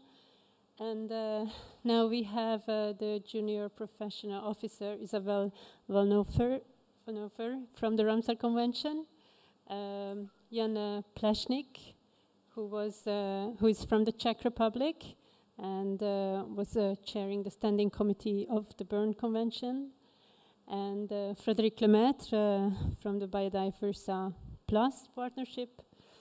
And online, we have the chance to talk to someone from the FAO, from the Food and Agriculture Organization of the United Nations. So, as you can see, this is a diverse group of people and organizations. And I'd like to invite them shortly to give us a little introduction to their work. And then I would like to engage all of you in a discussion, and let's see how it goes. So I guess, Anna, you can start, as you are the one online. Thank you.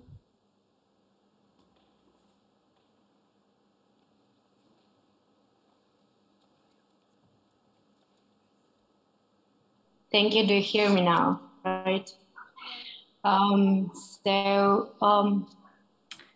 First of all, dear colleagues, I'm very pleased to be here, and even if in the digital format. And I am also very want to thank Catalina and the organizers for the invitation and for this opportunity to share the work of FAO. Basically, let me start with the contextualizing our work into the global policy framework. So as many of you, we also work to contribute to the achievement of Agenda for Sustainable Development targets. And we work within the UN conventions and the decades, UN decades. And also we have our corporate strategies. The one which is on mainstreaming biodiversity, we had it from 2020, which were then transformed also into the framework for action on biodiversity for food and agriculture the year later. And this year we had 2 new strategies on climate change and on science and innovation that allows us really to reflect in our work also the synergies between the biodiversity loss crisis and climate change crisis, and also emphasize the science and innovation really as an enabling factor into that transition. So basically we had an opportunity to develop an action plan for the mainstreaming biodiversity across agricultural sector for our region, Eastern Europe and Central Asia, and we did that based on the consultations and also the regional dialogue we had last year. So this is our action plan, and the next slides I will cover it in more detail. We have our office, the regional office works through the regional initiative 3, and you can see that we combine again this preservation of biodiversity and with the focus on the changing climate, so that again allows us to really support members in their efforts to reverse the loss and restore biodiversity for food and agriculture, and that also includes, of course, the genetic resources for food and agriculture, to transit to more climate resilient and sustainable agriculture and food systems. And our work is framed also within the strategic framework, corporate strategic framework that is divided into 4 betters. And explicitly under the better environment, we have the program priority area dedicated to the biodiversity and its maintenance and sustainable use and conservation restoration of ecosystems. So as you may see, we, in order to support members, we generate knowledge and information that is, I think, quite relevant to the workshop we have today, and also accelerate countries' capacities and provide them with the guidance and coordinate their effort. The action plan and the participatory process to define it allowed us really to identify the priority challenges into biodiversity mainstreaming, and also with biodiversity maintenance. And you can see that, and I would say it's really the priority challenge that we have is insufficient data collection, monitoring and reporting systems on biodiversity, food and agriculture, which really leads to inadequate evidence for decision making. And that's what we've seen in many failing policies or achieving the targets even on the international level. But that's really true for our region.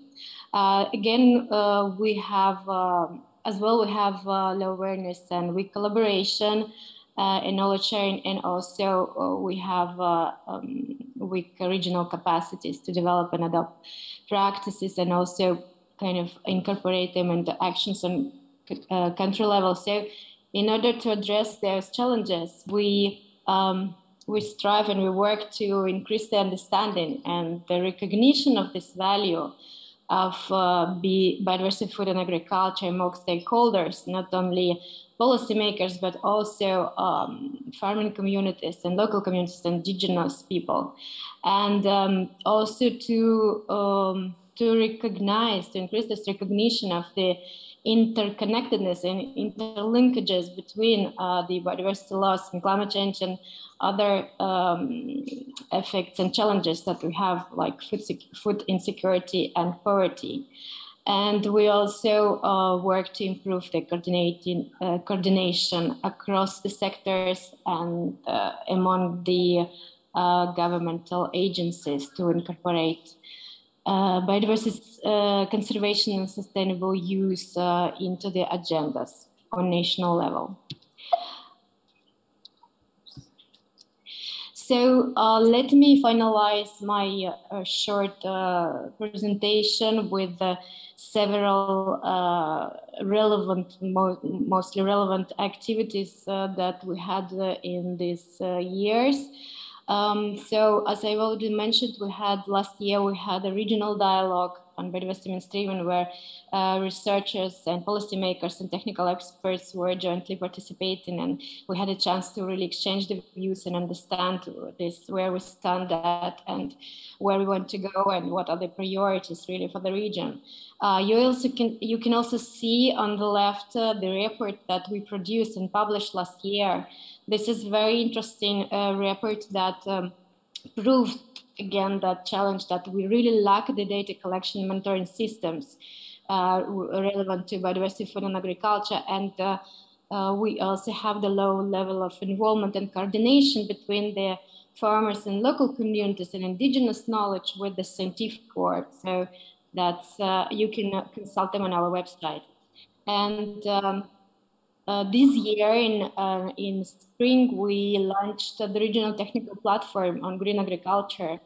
It has the section of biodiversity, and our idea and the target is to really enhance the knowledge sharing on green agriculture. And I would really invite you to contribute. We will be pleased to receive your articles, your information, any communication pieces of information to be distributed through this regional platform, which is actually not only limited to the European and Central Asia region. It's also interregional, sharing of knowledge interregionally. This year, we also have the interesting collaboration with World Biodiversity Association, where we assess the impact of the globally important agricultural heritage systems on biodiversity through the bioindicators methodology. And lastly, I would like to invite you to join us to the regional session at the FAO Science and Innovation Forum, which will take on 18th of October. And basically, I hope we will have a time also to reflect on that the science innovation strategy really, it's really what we may, how it's really the instrument where we can enhance this science and policy dialogue, and where you may be really happy to contribute to. Please feel free to contact me. The next slide, I will leave you my contact details, and join us. We are organized it in cooperation with the Technical University of Madrid and the Accelerate for Impact platform. So basically, that's it to start from, and thank you. Okay. Thank you, Anna. So Isabel, will you continue with the Ramsar Convention? Okay, thank you.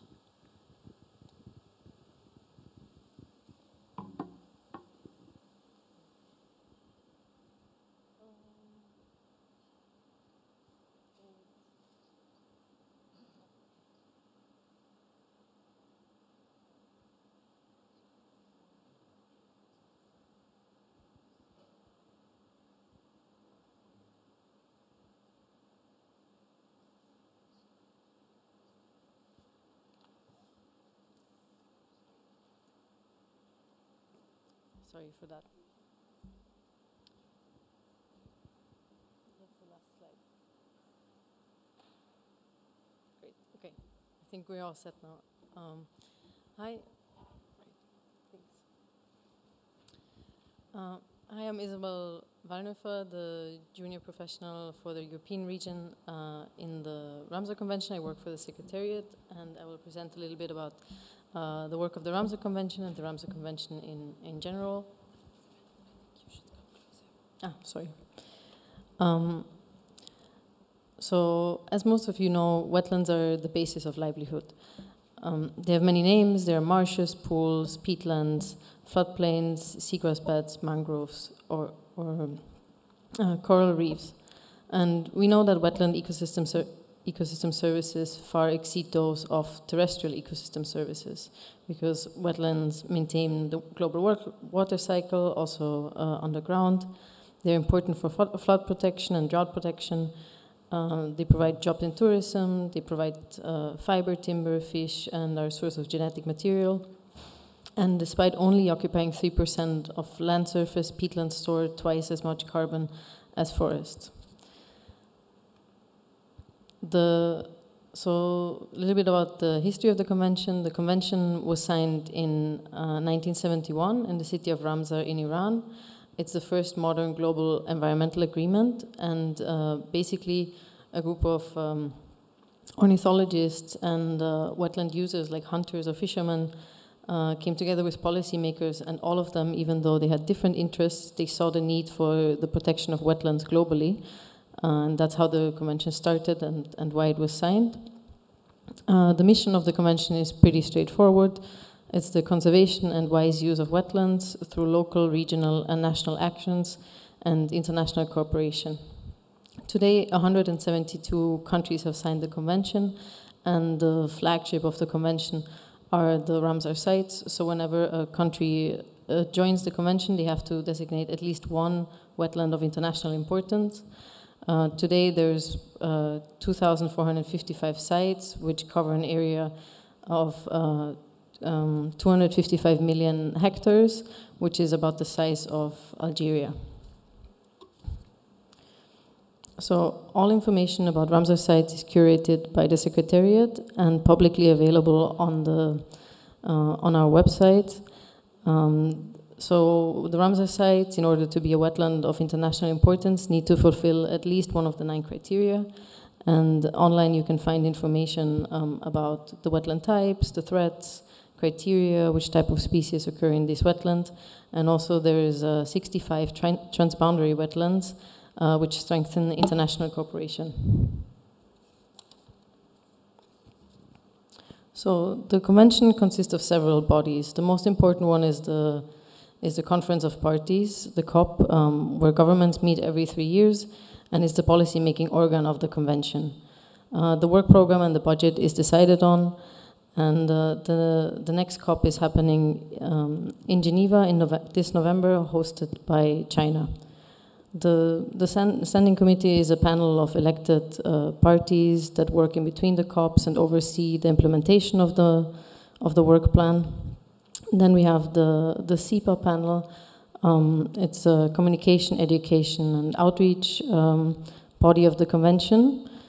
And for you, important is the STRP, the Scientific and Technical Review Panel, which is composed of scientists which provide guidance to the parties. They have their own work plan. They consist of experts that are appointed by the standing committee and help to inform the work of the convention. The Secretariat, where I work, provides administrative services and, like I mentioned, maintains the list of wetlands of international importance. So currently, the convention operates under its 4th strategic plan, adopted in 2016, and we have 4 goals. The first one is address the drivers of wetland loss and degradation. So that includes activities such as controlling invasive species or avoiding pollution or and mitigating negative effects. The second goal is effectively conserving and managing the Ramsar site network. So this is to ensure that the ecological character of all the Ramsar sites are maintained and threats are addressed accordingly.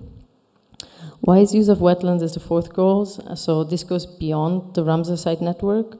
So each government that signed the convention needs to make sure that all the wetlands are wisely used through national wetland inventory. So we need to know how many wetlands are there even in a country, and also through integrated management plan, restoration, and participation of the local community. And the 4th goal is enhance implementation, which means to produce handbooks, guidance, that is mostly aided by the scientific and technical panel. And recently we published handbooks on peatland restoration and agriculture and wetlands. A milestone publication was the Global Wetlands Outlook. It was published in 2018, and it promotes the understanding of wetlands. It reports on status, trends, and pressures, and combined all the wetland knowledge at the time. Last year, in 2018, we published a special edition, an updated report, because it was the 50th anniversary of the convention. So what the report, the outlook highlights is that the status of wetlands is not very favorable. We know that globally the wetland area is estimated to be 1.5 billion hectares. That's larger than the size of Canada. But we are losing wetlands at a rate 3 times faster than forests. However, human-made wetlands increase.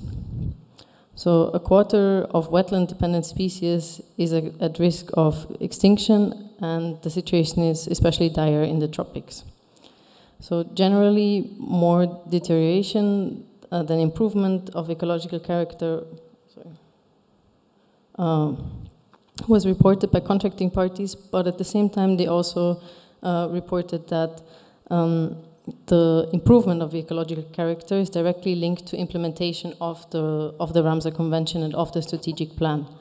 So we can see that there is means to turn this trend around. So wise use of wetlands is an essential component in meeting international targets on biodiversity and climate change and sustainable development. And wetlands play an important role in the 2015 agenda. Wetlands contribute to 75 SDG indicators, and specifically the Convention is co-custodian of indicator 6.6.1.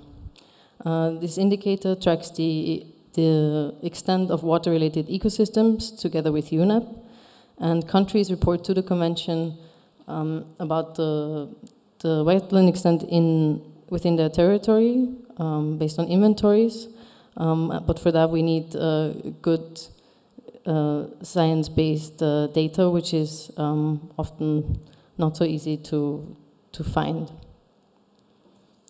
And then our anniversary, so the most important day in wetland conservation is World Wetlands Day. It's celebrated on the 2nd of February each year. It's the date when the convention was signed, and it's an important date for wetlands because there's many outreach activities. It's the day to highlight the importance of wetlands. And in 2022, for the first time, World Wetlands Day was officially observed by the UN General Assembly, which puts wetland conservation on an even higher political platform. Thanks.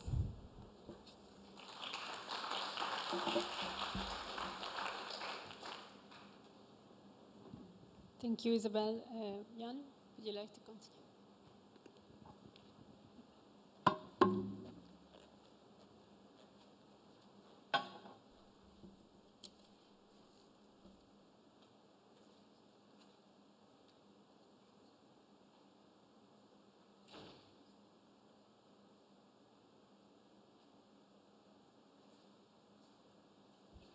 Madam Chair, distinguished colleagues, ladies and gentlemen, good afternoon. And first of all, I would like to express my sincere thanks to the organizers for giving me the opportunity to present some ideas about the multilateral environmental agreements.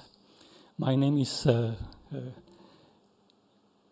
Plesník. I'm with the Nature Conservation Agency of the Czech Republic, which is, its headquarters is based in the most beautiful city in the world, which is of course Prague.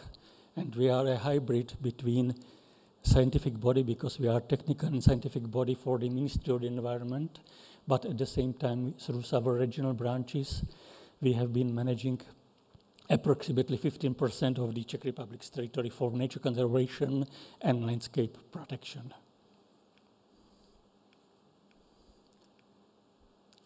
First of all, I apologize for saying a platitude just at the beginning of my presentation, but it is very clear that nature does not respect a geopolitical border. I don't like to present photos downloaded from the internet, so I went through my archive, and this is the, I guess, quite good example of the importance of international biodiversity or nature conservation. this is so-called big trek. This is the movement of 1.3 million wildebeest and almost 700,000 of other big ungulates between Kenya and Tanzania, between Ngorongoro and Masai Mara. This is really, to be honest, one of the best performance in nature I have the possibility to see.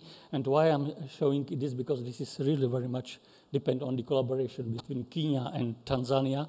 And you know that there is now danger, because that is the idea to put the highway between Cairo in Egypt and Johannesburg in South Africa just through both the protected areas, and in the fact to establish a barrier for this huge migration, which occur twice a year. And unfortunately, there are also Chinese money available.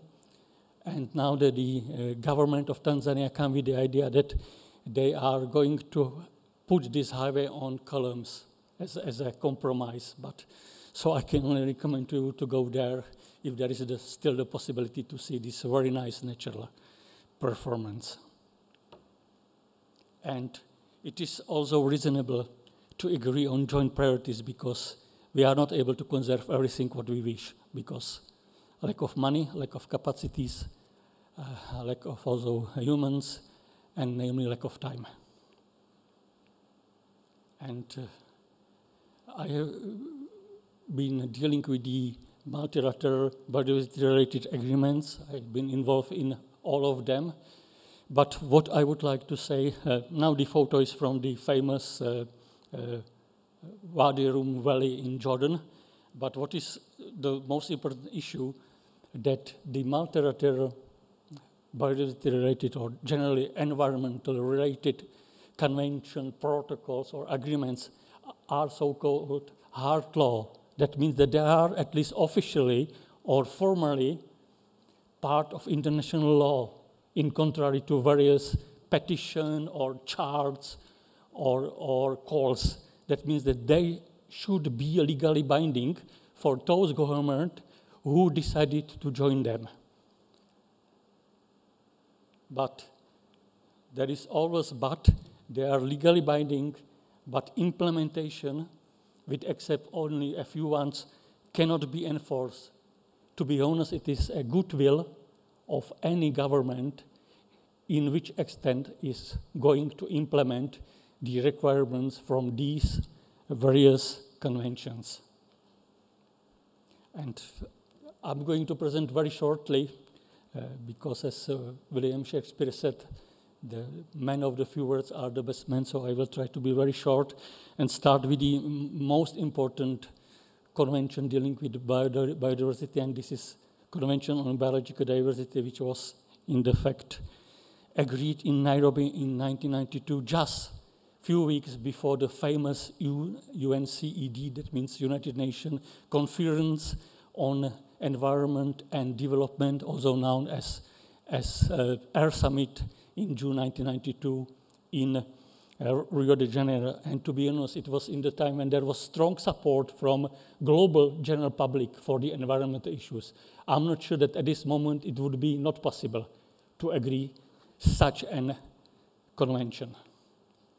And why this is important, not only by scope, because it is dealing with all three main levels of biodiversity, that means genetic, species, and ecosystem, but namely, in the fact, all countries in the world have become a party to the Convention on Biological Diversity, except the single one, and the only country which have not become a party to CBD, and it is not obliged to fulfill the requirements from the convention, are the United States of America. This is one of the most important and most threatened habitat type or ecosystem type or land cover type, as you wish, in the world, and this is mangrove forests. Yeah, because you know that approximately half of the mangrove forest has disappeared during the last 50 years. They are perfect buffer against, for example, tsunami and so on. But also there is the problem that it is extremely expensive to restore them. And I took a photo on the Anhinga Trail in the Everglades National Park in Florida. Excuse me. And now there are three main objectives of the CBD. One is classical, the conservation and biological diversity. The second is more problematic in this, the sustainable use of its components. The photo is from the coral reefs in the Seychelles Islands, and when the really process which is called as coral bleaching, that means that corals are dying because of too high temperature and also acidification of the ocean. And this is really a huge problem because all coral reefs are affected, namely, for example, close to Australia or Caribbean or so on.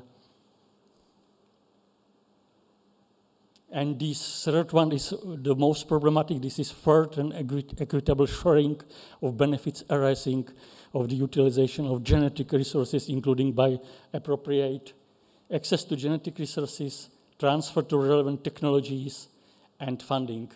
Because it is estimated that between 40 to 60% of the global GDP is produced by genetic resources, by biological diversity.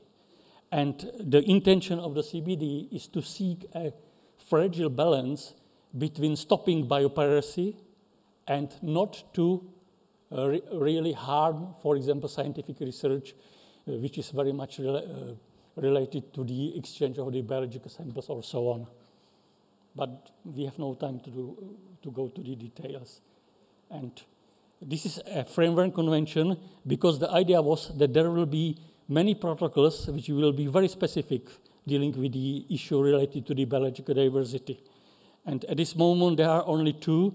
One is Cartagena, dealing with living genetically modified organism, because it was agreed in the very nice city of Cartagena, that's India's in Colombia.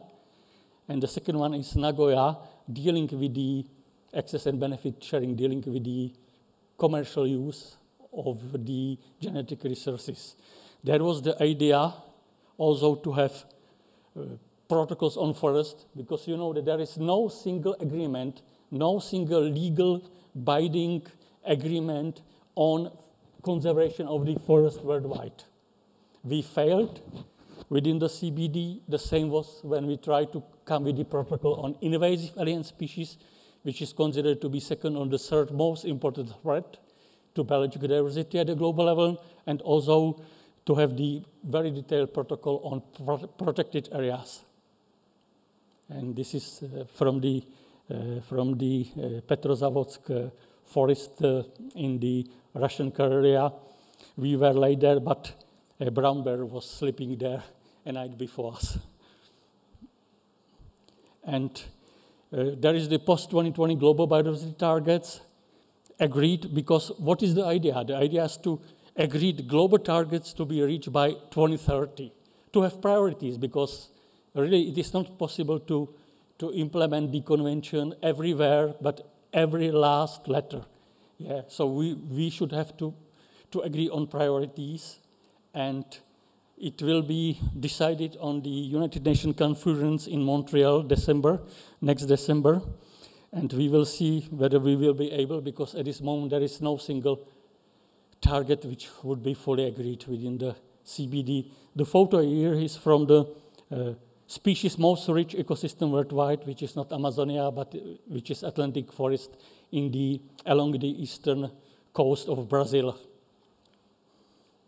And now I am here, apologize for this, why I am here. I would like also to present to you the second agreement or second convention, which is the Bern Convention, which is officially called Convention on the Conservation of European Wildlife and Natural Habitats, because it was agreed in Bern in 1979 as a pioneering issue. And in the fact, this is dealing with the species protection and habitat conservation interlinked, because remember, it was in the late 1970s when there was strict division between, for example, species protection and for example, ecosystem management or so on. And the convention put it together, and also with the sustainable use of wildlife, because there are some species which can be, for example, hunted or used, but definitely in a sustainable manner. And also, because even the situation in the mid-1970s, there was no so strong movement dealing with the animal welfare, in particular with the wildlife animal welfare. But within the convention, we have got the possibility, for example, to prohibit issues like, for example, killing birds from boats or using lights or using artificial sounds or so on. And to be honest, one of the pieces of legislation which is considered to be the most comprehensive dealing with nature conservation, which are both the European Union nature directives are inspired by the Berne Convention. And the scope is pan-European, that means more than European Union. There is no scientific panel, but we have used to establish a group of experts. And this is a relatively effective convention because there is so-called case file system. I'm not going to the details because I guess that there will be opportunity later, but simply said, there is the possibility of any citizen of any country which has become a party to the convention to complain that your government is not meeting, not fulfilling the obligation from the convention, and the convention is obliged to deal with.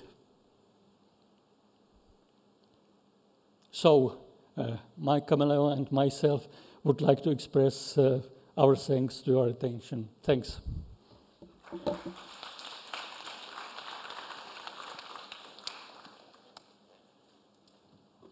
And now Frederick can talk about Biodiversity Plus and the funding. Okay, thank you very much. I'm Frédéric. I'm based in Paris, which happens to be also the most beautiful city in the world. I'm just kidding, it's not. Sorry, there might be a bit of redundancy for the introduction bit of Biodiversity. For those of you who were there this morning, but for those of you who weren't, time to catch up. Okay, so Biodiversity, we are a European partnership and the main purpose is coordinating, programming and funding research on biodiversity, ecosystem services and nature-based solutions. We do this historically, we were mostly research actors, so research ministries, research agencies.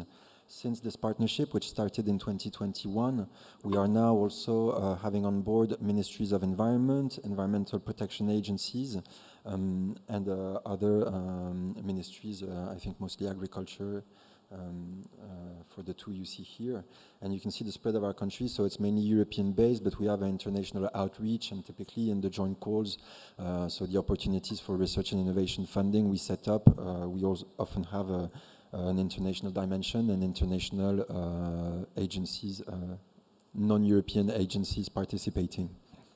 So you understand it's a European partnership made of national members with an international outreach. So we are clearly not an international organization per se.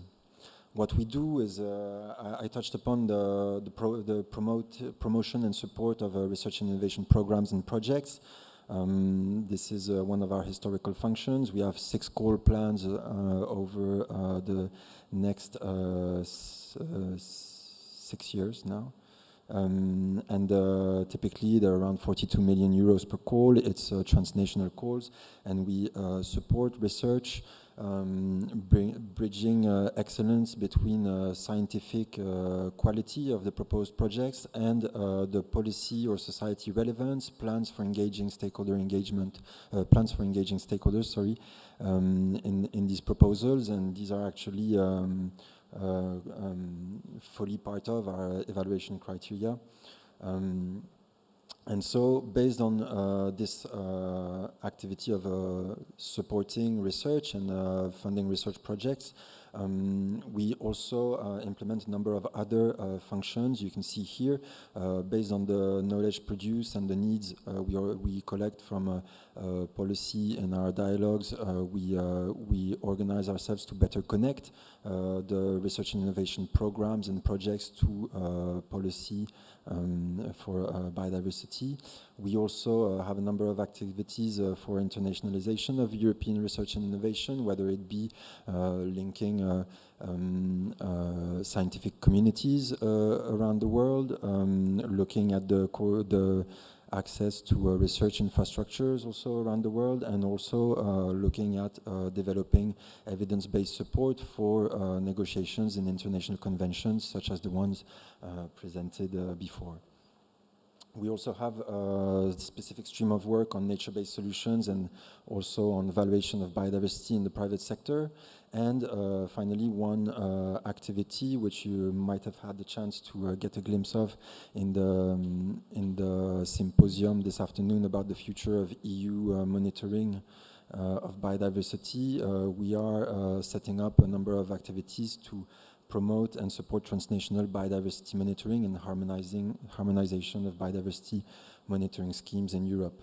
You can see a bit the resources there. You have a number of this which corresponds to in-kind or contributions from biodiversity monitoring investments, etc. And you can see the in-cash at the bottom, the full blue, so that's for research, and at the top, so that's for funding research exclusively, and at the top in turquoise, you can see the coordination activities and the budget allocated to this. So that's it for the introduction of Biodiversa, and so the question of this workshop was around how do you support conservation practice on the ground. And so for us, of course, we come in there from a research and innovation perspective. Our clients are researchers, first and foremost. And so our one key aim behind Biodiversa is supporting excellent biodiversity research for policy and practice. I guess you see where I'm going. Why? Because the excellent, we think excellent science can uncover novel solutions, but also lead to better decisions when you can provide knowledge to support these decisions. And some elements as to how we do this. So, and especially for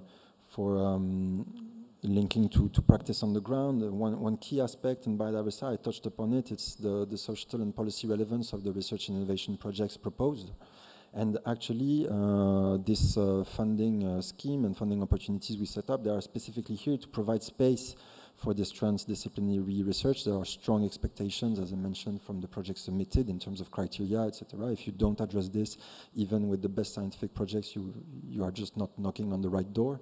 And also, it's about providing resources, because to do an effective link between research and practice, you need, I think I will not teach you anything, but you need time, you need space for dialogue, and you need money.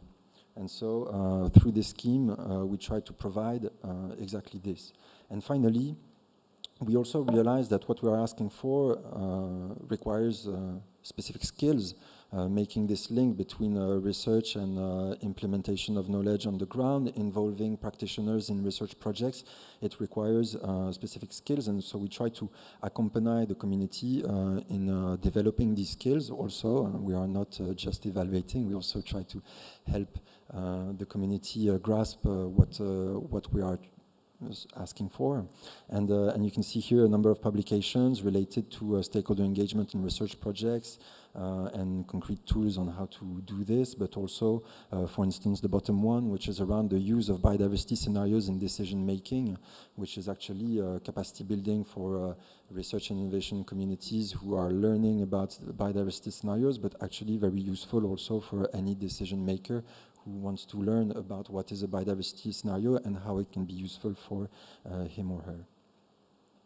And so to give a few examples of what results this approach puts in place, so you understand we organize this dialogue around the needs for research and innovation from society, from policy, and we program research and set up funding opportunities and coordination work around this.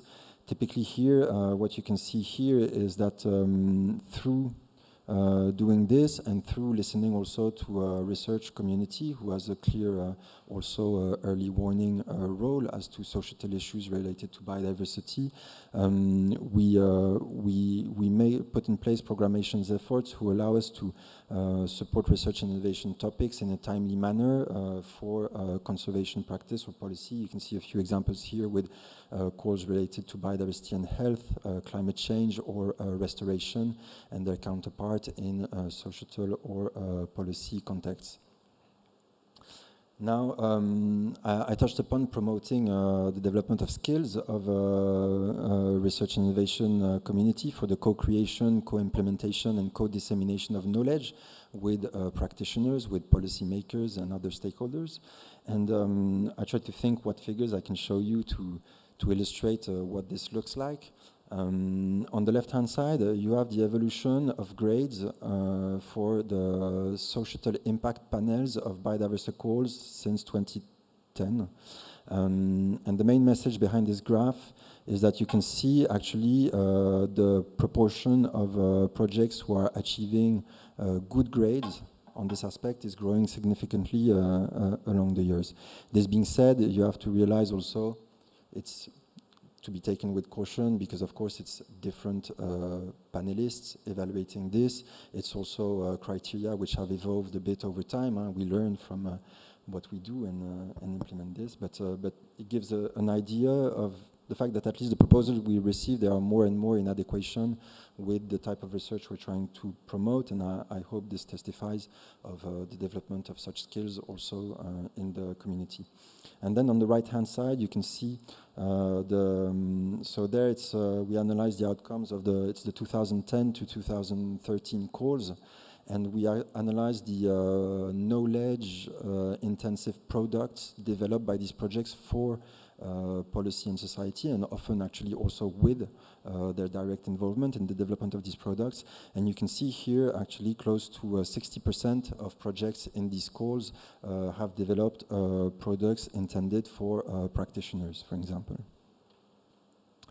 And maybe to be a bit more concrete also in terms of outcomes for conservation practice on the ground, I picked a few examples from our projects.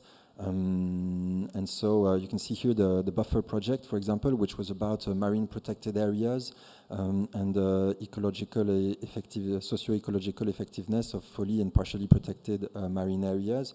And that's maybe not entirely what I'm going to talk about now, but what they did is that they had a tight collaboration with marine protected area managers in the development, interpretation of results, and it allowed for a strong uptake. And you can see this actually results in impacts because this resulted in a revision, for instance, of a Portuguese marine park management plan. They also engaged at, so that's at a very local level, at a more global level. They work with the Blue Parks International MPA label. Who took up their classification system in their work, and similarly for MedPan, which is the Mediterranean network of marine protected area managers, who integrated this approach and classification system developed by Buffer in their 4-year review of MPA status. Another example from the Invaluable project, which is this time more about market-based instruments for biodiversity and ecosystem services. And here I wanted to highlight a direct transfer of competencies from this research projects into civil society. We had 2 postdocs from this project joining the Nature Conservancy and the Conservation International NGOs to implement MBIs in some different places. And also we had the project coordinator who became a program director at WWF France. So you can see there's, through this engagement of stakeholders, and this resulted from their working relationship in this project. And finally, I picked another marine project, but we have also many examples on land. but this one I really like, is the Reef Future project. So it's more about a scientific finding in this project. They uncovered global similarity of functional groups and traits of reef fish communities. So concretely, they identified the backbone of 21 functional trait combinations for reef fish that exist all around the world. What does it mean for conservation management in practice on the ground? It's, on the one hand, of course, it's you have implications for the predictability of ecosystem functioning under global changes such as climate change, but you also have key implications for conservation management with potential transferability of conservation approaches in completely different places as long as they have similar environmental conditions. So that were a few concrete examples, and maybe one thing I wanted to finish on is in our context with the type of research we call on, we also often hear things such as the more you invest as a researcher in engaging with practice or policy, the less you can invest in the scientific quality of your work and things like this. And so it's an interesting question. I don't think it's even if it was the case, I think it doesn't stop the need for evidence-based decision-making. But you can see actually when we look at these calls and the outcomes of these projects, and we've tried to derive some indicators on the, so in the turquoise it's the academic indicators mostly related to publications, impact factors and number of publications in excellent and outstanding publications, journals, sorry. And at the top you can see number of stakeholders or score for stakeholder relevant outputs, and actually what we see there is that not only there is no trade-off between these two aspects that we can observe in these projects, but actually you have even a beginning of a positive correlation when you look at the excellence of the scientific outcome of the project and the score for stakeholder relevant outputs that they produced. Okay, so thank you. I hope this gives you an overview of what biodiversity is, and also naturally of how we link to conservation on the ground and support conservation on the ground. Thank you.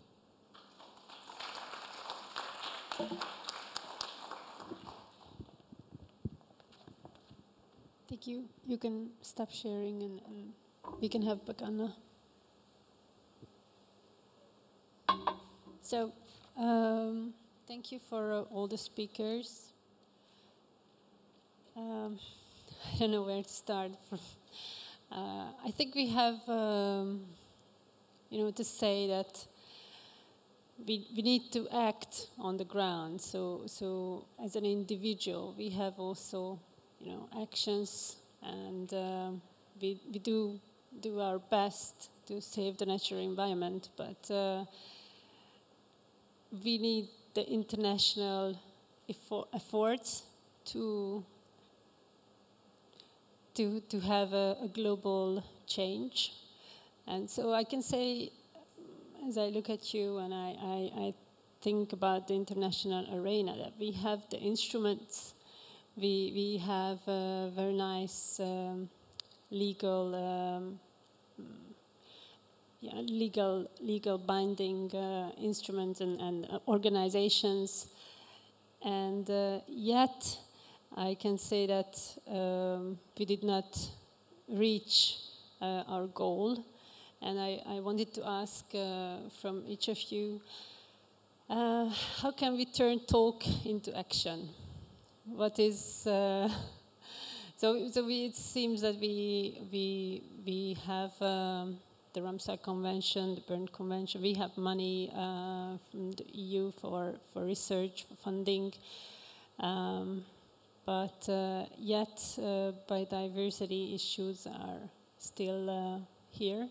So Isabel, do you want to take the floor and and give your opinion? Sure. Yeah, sure.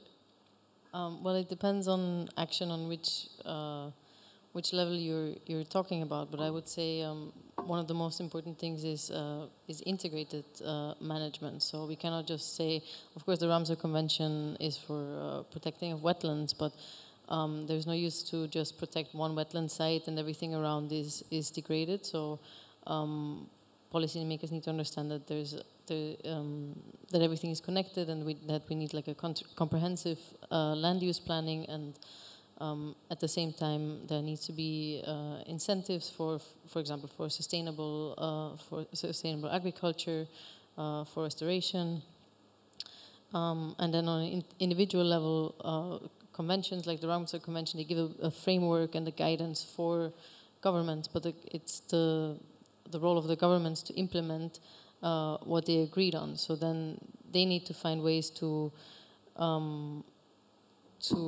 engage people, to communicate better what's at stake, to communicate what we need to do. And this is also, I think, the role here of scientists to be advocates and communicate what every individual can do in taking sustainable actions, adopting habits that are less harmful for the environment. So there's lots to be done on different levels. Thank you. Frederic or Jan or Anna, would you like to add something to this? Okay, I will go. Yeah, I think from our perspective, as to the question of what has worked, what has not worked, and why. I think for us there's a clear need for engaging also beyond the usual suspects in terms of disciplines. These questions behind this, you have to understand it's governance questions, it's legal law questions, and also maybe sometimes psychology. Why are, despite all the evidence, why are decisions not taken? I think or why are we not managing to reverse biodiversity loss despite all the evidence? I think this is a bit the question behind, and so I think on the one hand you did this, and I touched upon also the skills for and the research development, the need for resources for developing transdisciplinary research and innovation, and engaging with practice, because in the end, if you have knowledge sitting on a shelf, we all know it doesn't help much for changing things on the ground. And I think we are in a field where we would all like to see things go for the better. As regards biodiversity, so this integration of co-creation and from the research perspective, but also maybe sourcing thinking about what evidence is out there when I am making a decision to support this decision. It's a culture we need to continue developing, and then yeah, I think we also need to be ready for. Because despite 30 years of science policy interface on biodiversity, things are moving, maybe not as quick as we would hope, and maybe not as quick as the crisis is unfolding. But I think personally now for 12 years I'm working with Biodiversa. I've seen the wind change in policy areas and the private sector, for instance, around biodiversity. In 2010, you talked about biodiversity. People were a bit like, they thought conservation and that's it. You keep it pristine, you look at it and don't touch it. Like that, that was a bit the feeling. And I think now we are moving from there. There's a momentum behind biodiversity. And if we don't want to repeat the trajectory we have had so far, I think us as a research and innovation community, we have to be ready and organized to answer and to provide solutions and to answer the questions we will get asked, because we know these questions from societal actors, etc. They will always come fairly late, whether it be in the context of the crisis, whether it be in the context of capacity for research to develop direct responses to this. So we have the capacity of anticipating these issues. We know what the problems are, and it's our responsibility to be ready when finally society is ready to listen also. Thank you. So, we often talk about the science-policy interface and how fragile it is. And I think, well, with this workshop also, I wanted to open the gate for the science world, the policy one. So, Anna, you will, FAO will organize something for it, right? Yes, thank you, Kathleen.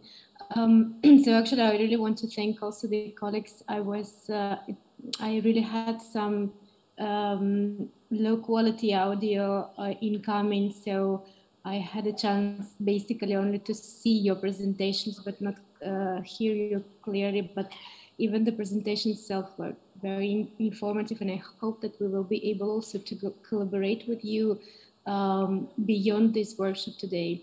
And with regards to your question, as I've already mentioned, the lack of data in statistical analysis that we have, the biggest challenge we have in the region. We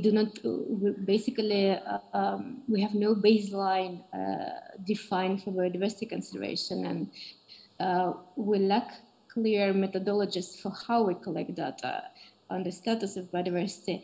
And so we basically lack something that is the foundation of the evidence-based policymaking. So when we, for instance, in our work assess the environmental policies and including the biodiversity in the region, we see how important is this and how important the collaboration with scientists and researchers for knowledge generation and for data analysis can be, and especially for adapting this and really communicated it in a way that can be used in the policy making. So we are really happy that we have now this new strategy on science and innovation, the global FAO strategy and also the regional one.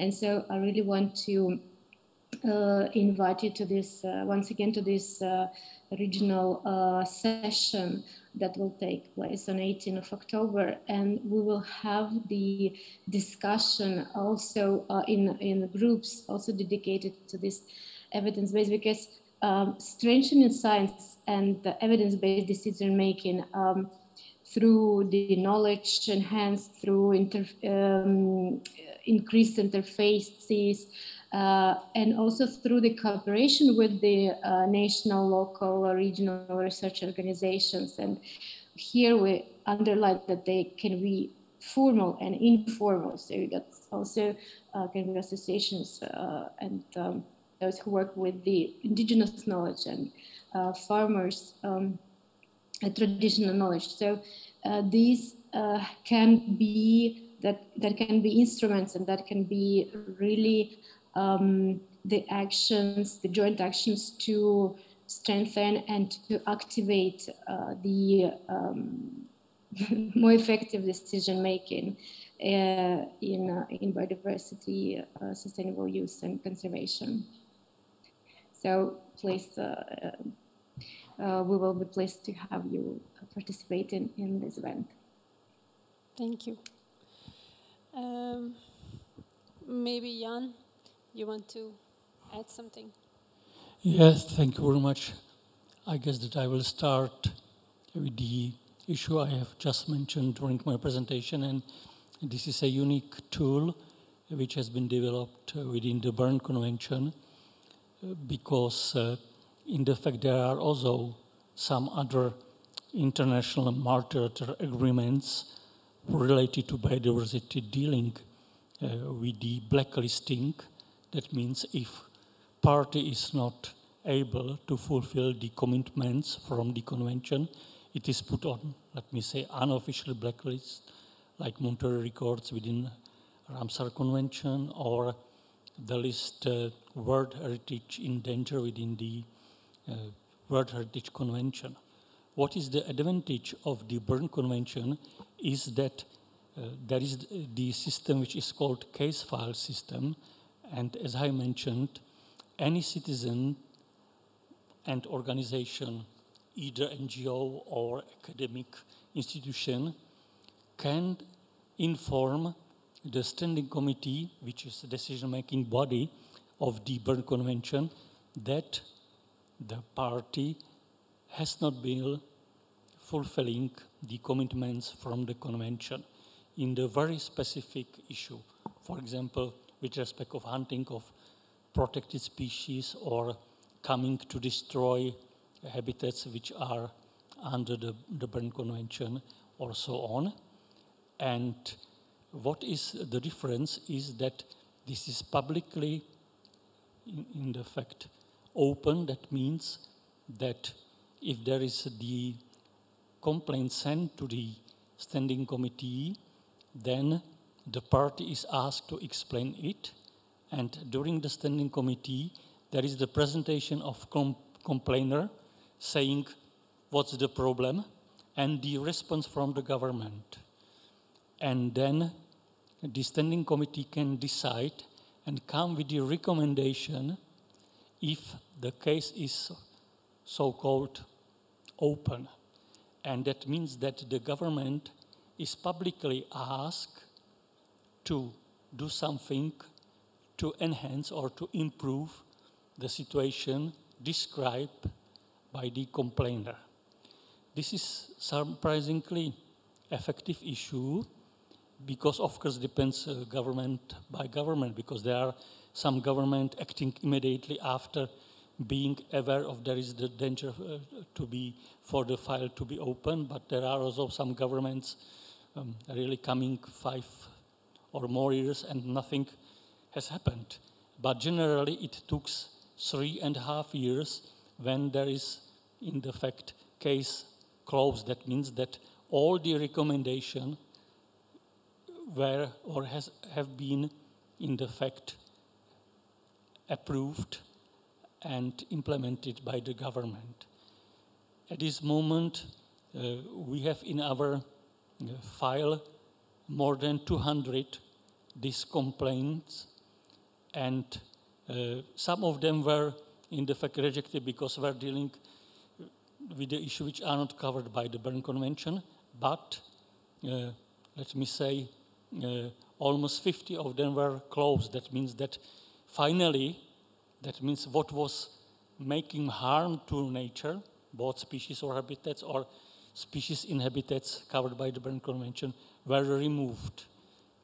But on the other hand, because of this tool, now we have been facing problems because the number of complaints has been increasing exponentially during last years. That means that there are more and more Europeans asking the Berne Convention to help with the nature conservation within the particular country.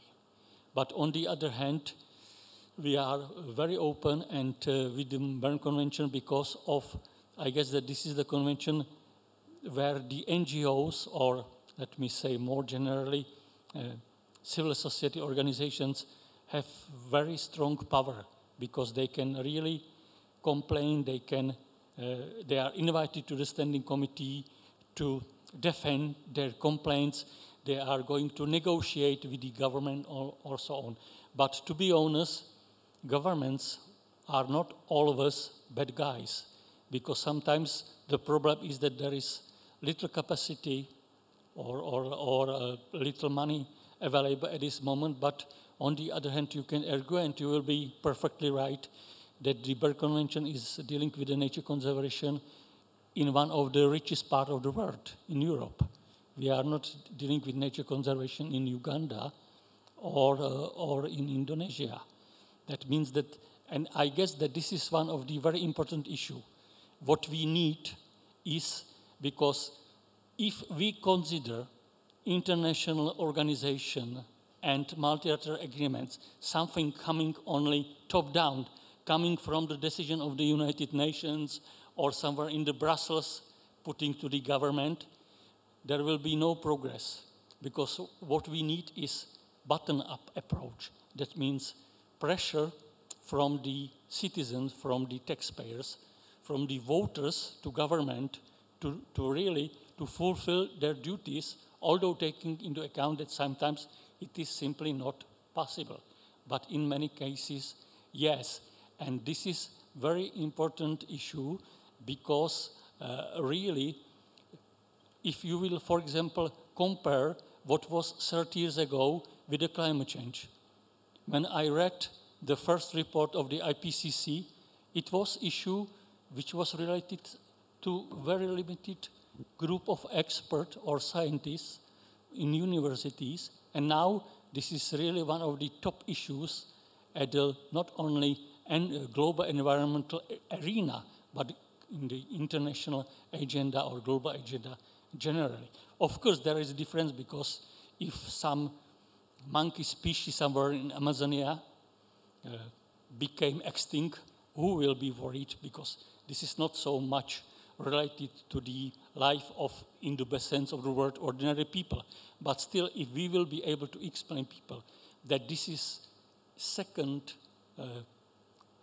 side of the same coin, that means climate change and biodiversity crisis, I guess we can move forward.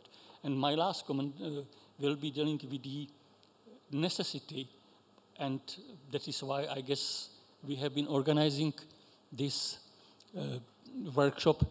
We also need the support from scientists, because if we are speaking about evidence-based conservations, if we are speaking about, and now it is almost buzzword, yeah, it is now almost fashion to speak about the interference between science and policy. But it is crucial, because we shouldn't fail. Because really, the only way how to proceed further, and it is very clear within CBD, with the Berne Convention, is really transformative change. Because we have failed with the global progress in biodiversity conservation, and that means that business as usual is not more possible. What we need is a really transformative change. Change in policy, politics, economic, society, but also with our thinking, with our paradigm behind the measuring of the progress only with the GDP, and also, for example, with changing our consumption patterns. But still, I would like to say that despite the fact that having been more than 30 years in this international arena, and sometimes when we are in the 3 hours after midnight fighting for one wording, ordinary people will say they are crazy. But I still believe that what we need is really rational and well accepted by the general public policy, helping us to save biological diversity, but probably not only to save it, but also to manage it for the benefits of the people. Thanks. Thank you. Thank you, Jan.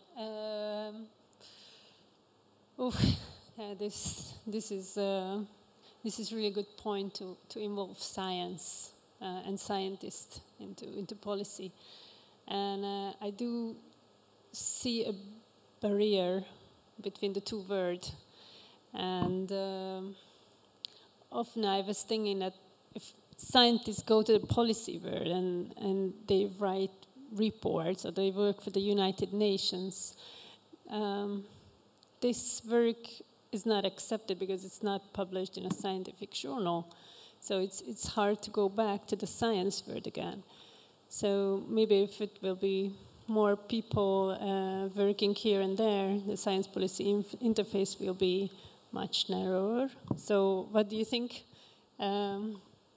Do you agree with that? You have any questions to the Ramsar Convention, FAO, Berne Convention, or Biodiversity personnel? My name is Volker Maufer. I'm from Mid-Sweden University, but I worked also at the United Nations. And I did also quite much consultancy for EU, and worked also in practice quite much in quite many countries in the world. I want to make one statement and then one question. The statement is the weakness of conventions is often also their strength. Yeah? They would not be concluded if they would not be vague formulated, and they would not have, if they would have a clear, good enforcement mechanism, they would not be perhaps concluded really, yeah?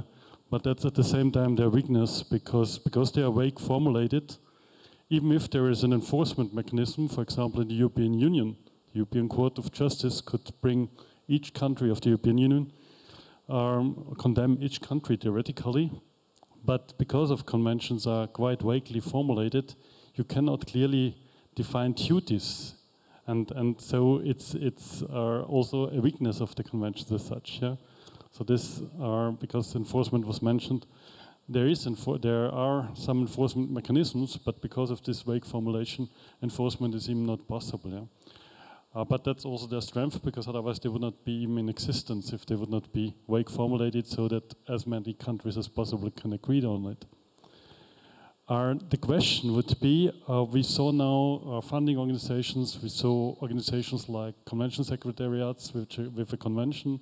You described the convention as such. FAO has different conventions which it administers. Yeah, so it's quite difficult to really start a discussion, but I would like to try it, and I would like to ask each of you to explain with which organization, convention, secretariat you would like to cooperate more, because we speak often also about the fragmentation. Yeah, and why you would like to do it, and in which way you could think about to do this stronger cooperation. Yeah. And yeah, it's open not only to the convention secretariats or funding organizations which are here, but think about which one you would like to cooperate more and why and how you do it. Thank you. Yeah, thank you. Anna, did you get the question? Anna? Sorry, it was hard, not very good to hear, but yes, I think I got it. Yeah. Okay, we can write it to you. But I think you can, this question is not about just people who are sitting here, but just, just think about wider perspective. So I'll give you the floor and I type the question for Anna. Sure, I can start. Well, the Ramsar Convention, for example, so one of the main focuses in the last triennium was actually to strengthen ties with other multilateral environmental agreements. So we implement the wetland section of the CBD. We are also in all of the technical negotiations. Then, of course, Ramsar is connected to the Sendai framework on disaster risk reduction. We work a lot with the Bern Convention on case studies that Jan just mentioned. We have a very similar system on case files, and if there's a threat to a Ramsar site. So we share information, especially in Europe. It actually works really, really well to work together with the World Heritage Convention, because a lot of Ramsar sites are actually also World Heritage sites. So whenever there is a threat to a Ramsar site or to a World Heritage site, we jointly try to solve the issue and push the actor who is most important to take action. So I think these collaborations already work quite well. I mean, for years there have always been discussions that the Ramsar Convention should be on the UN and part of UN, but these discussions so there was a conscious decision was made to not go under UN because of financial reasons, and also to give more freedom to the Ramsar Convention. This issue is raised every other COP again, but I think at the moment, there is probably no collaboration like this in the future foreseen. But let's see. So I hope that answers your question. Yeah, thank you very much for very fitted and perfect question. I guess that we have been speaking more than 30 years about synergies between multilateral environment convention, because really they are dealing with the part of the same issue, which is biological diversity, although this is rather general overarching concept. But on the other hand, still the issue is that this should be more and more issue of mainstreaming. to really, because for example, only to show one example. Personally, I have got almost each week some questions or requirement from some international bodies for reporting. And this is very much time consuming, namely which if we are going to go and to deal with the headline indicators which are based on the time series of data analysis, showing us not only the status, but namely the changes and the trends of some selected elements or components of biological diversity or implementation of the convention or effectiveness of the work of international body. But on the other hand, I guess the issue is that, and I would like now to use the analogy from ecology, that each of this international body, each of these multilateral agreement has, because of the convention itself, seek for its own niche, to have niche. And what we need is really to seek where these niches are overlapping and how to really make the implementation of the convention more in synergistic way. That means instead of per partes or instead of in splendid isolation. For example, one of the examples I would like to mention is the joint program on freshwater biological diversity between CBD and the Ramsar Convention. Although we are using within the CBD wording, not wording freshwater, but inland water, but this was really joint program which was repeated, based namely on the science and then agreed by both bodies, that means CBD and the Ramsar Convention. And we need in more and more because, as I mentioned, lack of funds, lack of time, lack of knowledge, and we should be prepared that definitely, at least in the near future, there will be no dramatic increase in funding for biological diversity. That means that we should be more effective. And one of the ways is really to seek for the cooperation. For example, CBD has been collaborating with also with so-called other Rio Convention, that means United Nations Framework Convention on Climate Change and United Nations Convention on Desertification, because they were debated in Rio de Janeiro, as I mentioned. But again, what we need is to come from New York and Geneva and Paris and Prague really to the national level, because, as I mentioned, in the fact, bottom-up approach is important. If there is perfect collaboration in implementation of the Ramsar and CMS on migratory species and CBD and Berne Convention at the national level, that means that this is quite good step for come to the EU level, then pan-European, and finally global.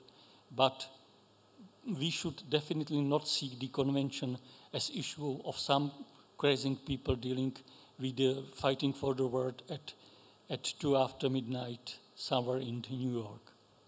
Okay, thank you.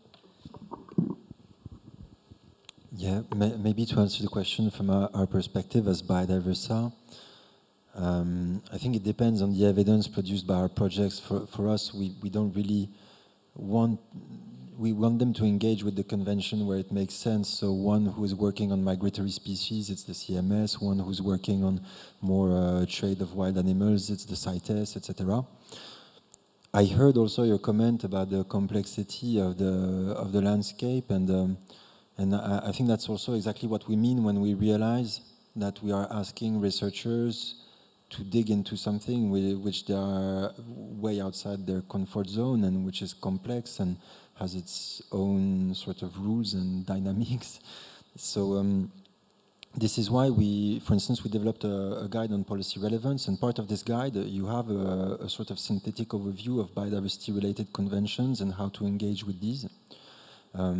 It's valid more up to 2020, and we're updating it now because the policy framework is moving quite a bit, but it's exactly the type of capacity building tools we're trying to put out there for researchers to not feel discouraged when you face this. And then, if you ask me, conventions I'd like to engage, I think biodiversity community should engage more with. You have trade-related conventions, but also agreements, etc. I think this has major impacts, and it hides also part of the impacts that Europe has on biodiversity worldwide, and vice versa. So I think this is one key element. And the other one, it's starting, but it's, I think, still peanuts compared to what it should be, is climate change. We talked about it. Jan said it's the two sides of the same coin. For now, I think in only the recent IPCC reports, we have elements around feedbacks between ecosystem and climate. I also think, for instance, I know the IPBS and IPCC have done a joint report, but if you know the story, I think it's more from the biodiversity community initiative than the climate one. And so we still, I think, lack consideration in this community for our field. And to be honest, you've seen the summer we've had. You see also the IPCC experts and provisions appear to be all optimistic, even the worst ones. And personally, I think maybe part of the explanation why we are wrong also is because we fail to integrate these feedback loops between biodiversity and climate change because we don't understand them completely. And so I think we can win. It's a win-win, to be honest. Engaging these two topics together, it's really a win-win. And if I would have to pick one, I think I would choose this one. But it's not a biodiversity plus position, of course.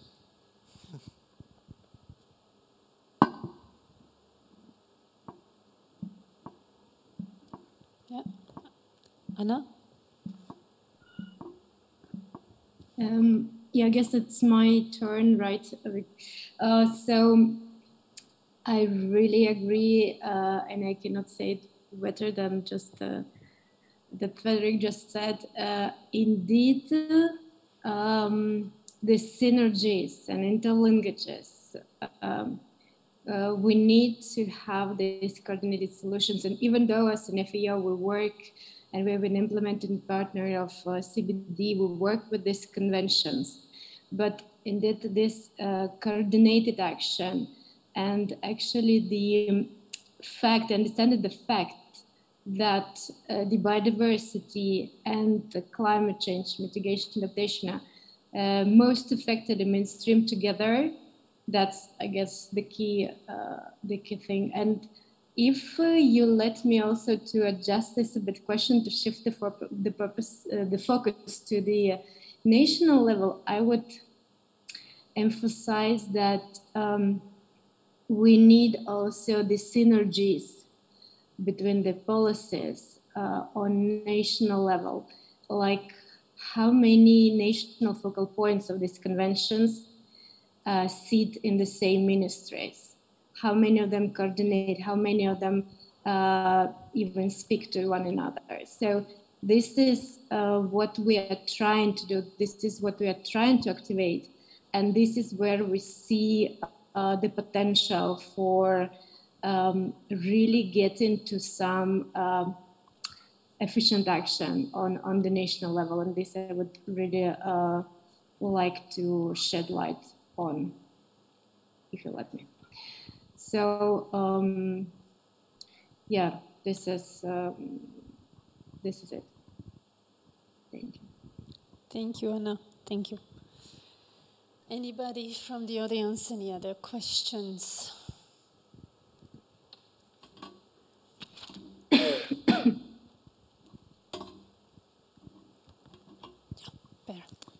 Yes, hello. Per Sjögren-Gulve here. I used to work at the Swedish Environmental Protection Agency, but now I am a retired person. but I'm active in the society. One thing that the thing is that we've had like 30 years of work, and there has been this ambition put in the conventions to have unanimous decisions. Now, it's not the same.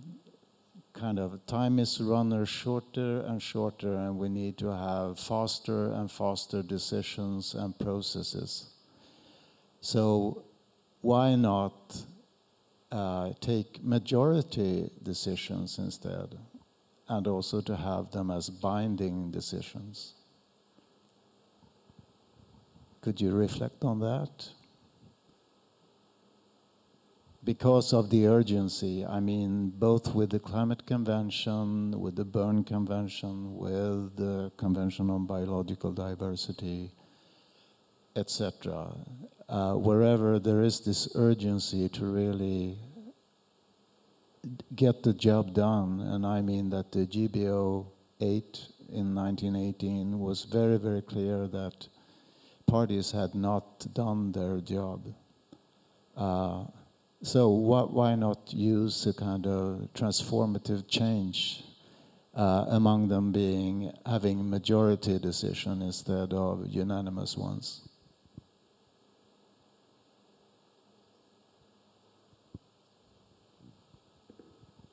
Well, realistic goals. Okay. Yes. Thank you very much. You are totally right, because really time is running and water level is rising, let me say. And I guess that David Attenborough once said to me that the best way how to come and approach people is to come with the really hard evidence with some spice of emotions. And what I would like to say that why we are speaking about transformative change, because for many people it is the last chance. And there are, for example, within the European network of heads of conservation agencies, we developed 3 scenarios which were related, namely what will be with the post-COVID era, with the environment. Of course, not at the time taking into account that there will be war in Europe. And the ones will be that if the situation will settle down, then probably the world will come to the business as before it was COVID. The second scenario say that in the fact because of economic problems, which simply say will affect ordinary people in the best sense of the word, and they simply will be facing really difficulties, and they will not be willing to think about issues like Green Deal. And the third will be really come with the transformative change and to overcome some global crises, which, by the way, were perfectly defined by the seminar held last year by the Nobel Prize Foundation, because we agree that there is climate crisis, there is biodiversity crisis, there is information crisis, too much information, not lack of information, and the second is there is social crisis, because not equity among people. And what we hope is that this situation, which in the fact has almost no analogy in the human past, will shake the people. And they will, and again, this is very much about bottom-up approach, and they will decide it. And what they need is support from scientists by the evidence, support by NGO with the ideas what should be done, and support also by international community what to do first. but it, I guess, depends, and therefore, in my opinion, also there will be the last possibility to do something with the, but still hoping that we will be able to do it to improve and to probably not to stop because it will not be possible, but at least to reduce, extensively reduce the biodiversity crisis by 2030. And if we will fail, it will be really a disaster, not only because of problems with the lack of, let me say, resources for people depends, because in the fact 20% of the humankind depends on biological diversity because of their life. But also it would be a wrong signal to politicians and decision makers that contrary to the, for example, climate change, biodiversity international agenda is not able to come with the very sharp, evidence-based and very much supported by the people success. Thank you. Another question? Yeah. You. Go. The question was, why not majority decisions? So I think from the legal perspective, the question is majority of what, yeah? And you have in the International Union for the Conservation of Nature the situation, for example, that each country has the same voice weighting, yeah? So US has one voice, Liechtenstein has one voice, and you have the NGOs which have, or they have 3 voices, I think, each country, and then each NGO which is member there has one voice, yeah? And they can really overcome with a majority the nations even in decisions, yeah? In the CBD, each country has the same weighting in the voice, yeah? 1-1-1. And it's, as you said, it's not majority voting, but it's unifying voting. So everybody has to agree on a resolution, and then it goes through. In the EU, you have majority decisions, but there you have it with a certain number of member states, with a certain percentage of the EU population, yeah? And when you bring this up to the global level, think about the population numbers in some global south countries, yeah? China, India. So what the majority decision would be based upon, yeah? Which kind of majority? And I think from the practical knowledge from conventions where I've been at the COPs and so, this would be a harsh discussion, how a majority should look like, yeah? How do we come to a majority decision? It's interesting, it exists, but with the IUCN at the UN level, I'm not sure. Maybe somebody else knows if there are any majority decisions at UN level. So, yeah, that's just a short comment on the question. Thank you. Isabel, do you want to take the floor, Isabel? Just a short comment. It's very clear that the Convention on Biodiversity is not with any individual person. It's actually the parties that have ratified them.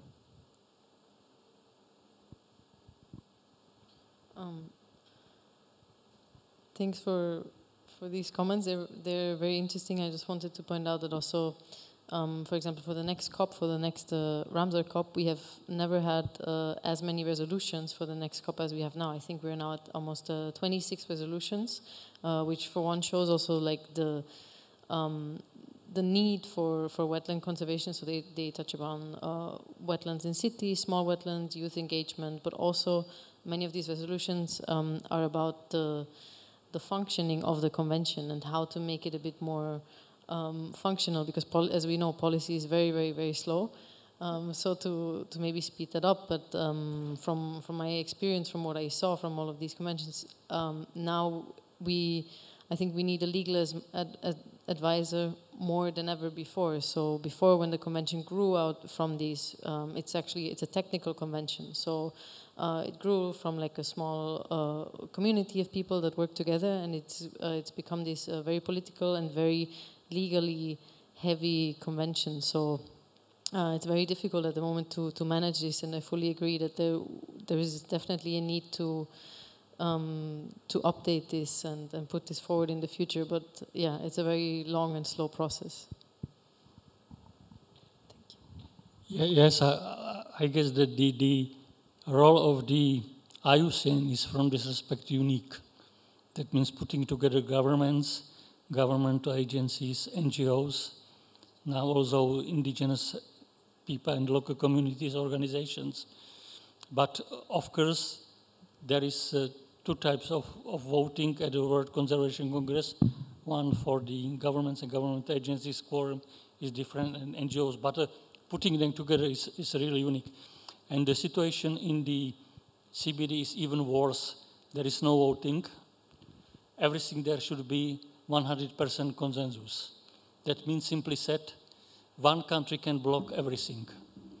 And also I would like to give you an example, because when we were dealing with the invasive alien species, there was one country, unnamed country with the capital Brasilia, and the representatives say, when we were speaking about also invasive genotype, I don't know what the genotype is, but I'm strongly against. Thank you. I don't know if the audience want to ask more questions, or I can ask Anna. Yeah, okay, thank you.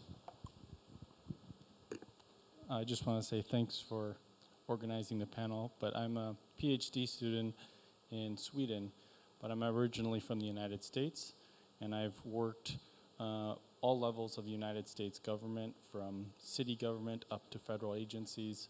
And one of the frustrations that I've seen from the policy space is it seems that most of the policies that are designed are very reactive in nature. We have a problem, we try and fund a solution to try and develop performance metrics to try and fix it. And what I'd like to see is actually a proactive approach. To give a very brief example, I work with rivers and river restoration. In the United States, we have 50,000 dams. Many of them will have to be removed into the future, and I will spend the rest of my career trying to find money to remove them all.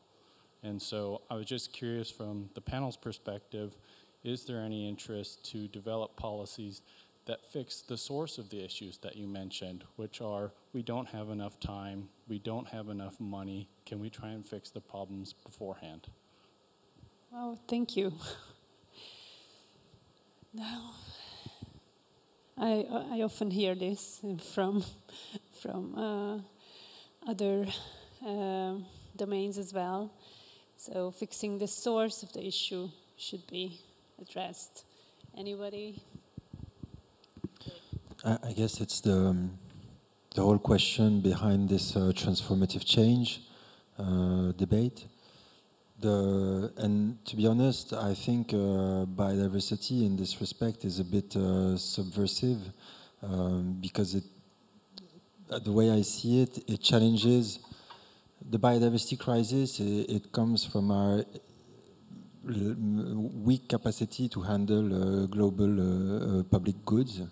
And also, let's say, a question of time frames or time scales as well, because we have investment plans of 5 years at best, and actually some, for instance, if you take nature-based solutions, they are effective and competitive on some instances more on a 20 to 30-year basis. And they bear also uncertainty, because it's a living system, so there's uncertainty in the efficacy. And I think these are elements that challenge our governance systems, and I think this is what this transformative change question is about. And for me, the questions I can send back maybe is also what behind transformative change you have actually the whole of society. And so why is the biodiversity community carrying this transformative change question? I have one answer personally. It's you know this wedding cake figure about the SDGs and the biodiversity being at the basis of it. And it's also why it's subversive, because it's putting questions on it's challenging our predominant economic system. It's if we are not managing, if we have a biodiversity crisis, it's also because it's a market failure to some extent.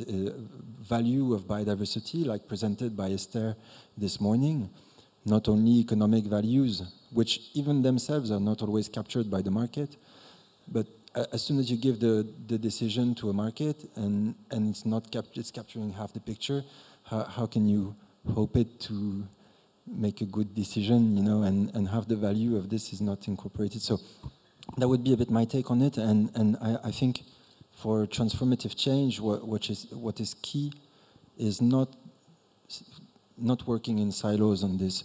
We won't achieve transformative change against, in my view, against the rest of the world. We can only achieve it with the rest of the world, and I mean transformative change for the sustainable use, conservation of biodiversity on this instance. And it's a bit the way I see it, and I think we have a real clear opportunity, because a number of governments have acknowledged the fact, and it's maybe the key added value of these conventions. Nobody can say they don't know something that's written in a convention or a IPBES report. And these governments, they approve the fact that actually there's a need for transformative change.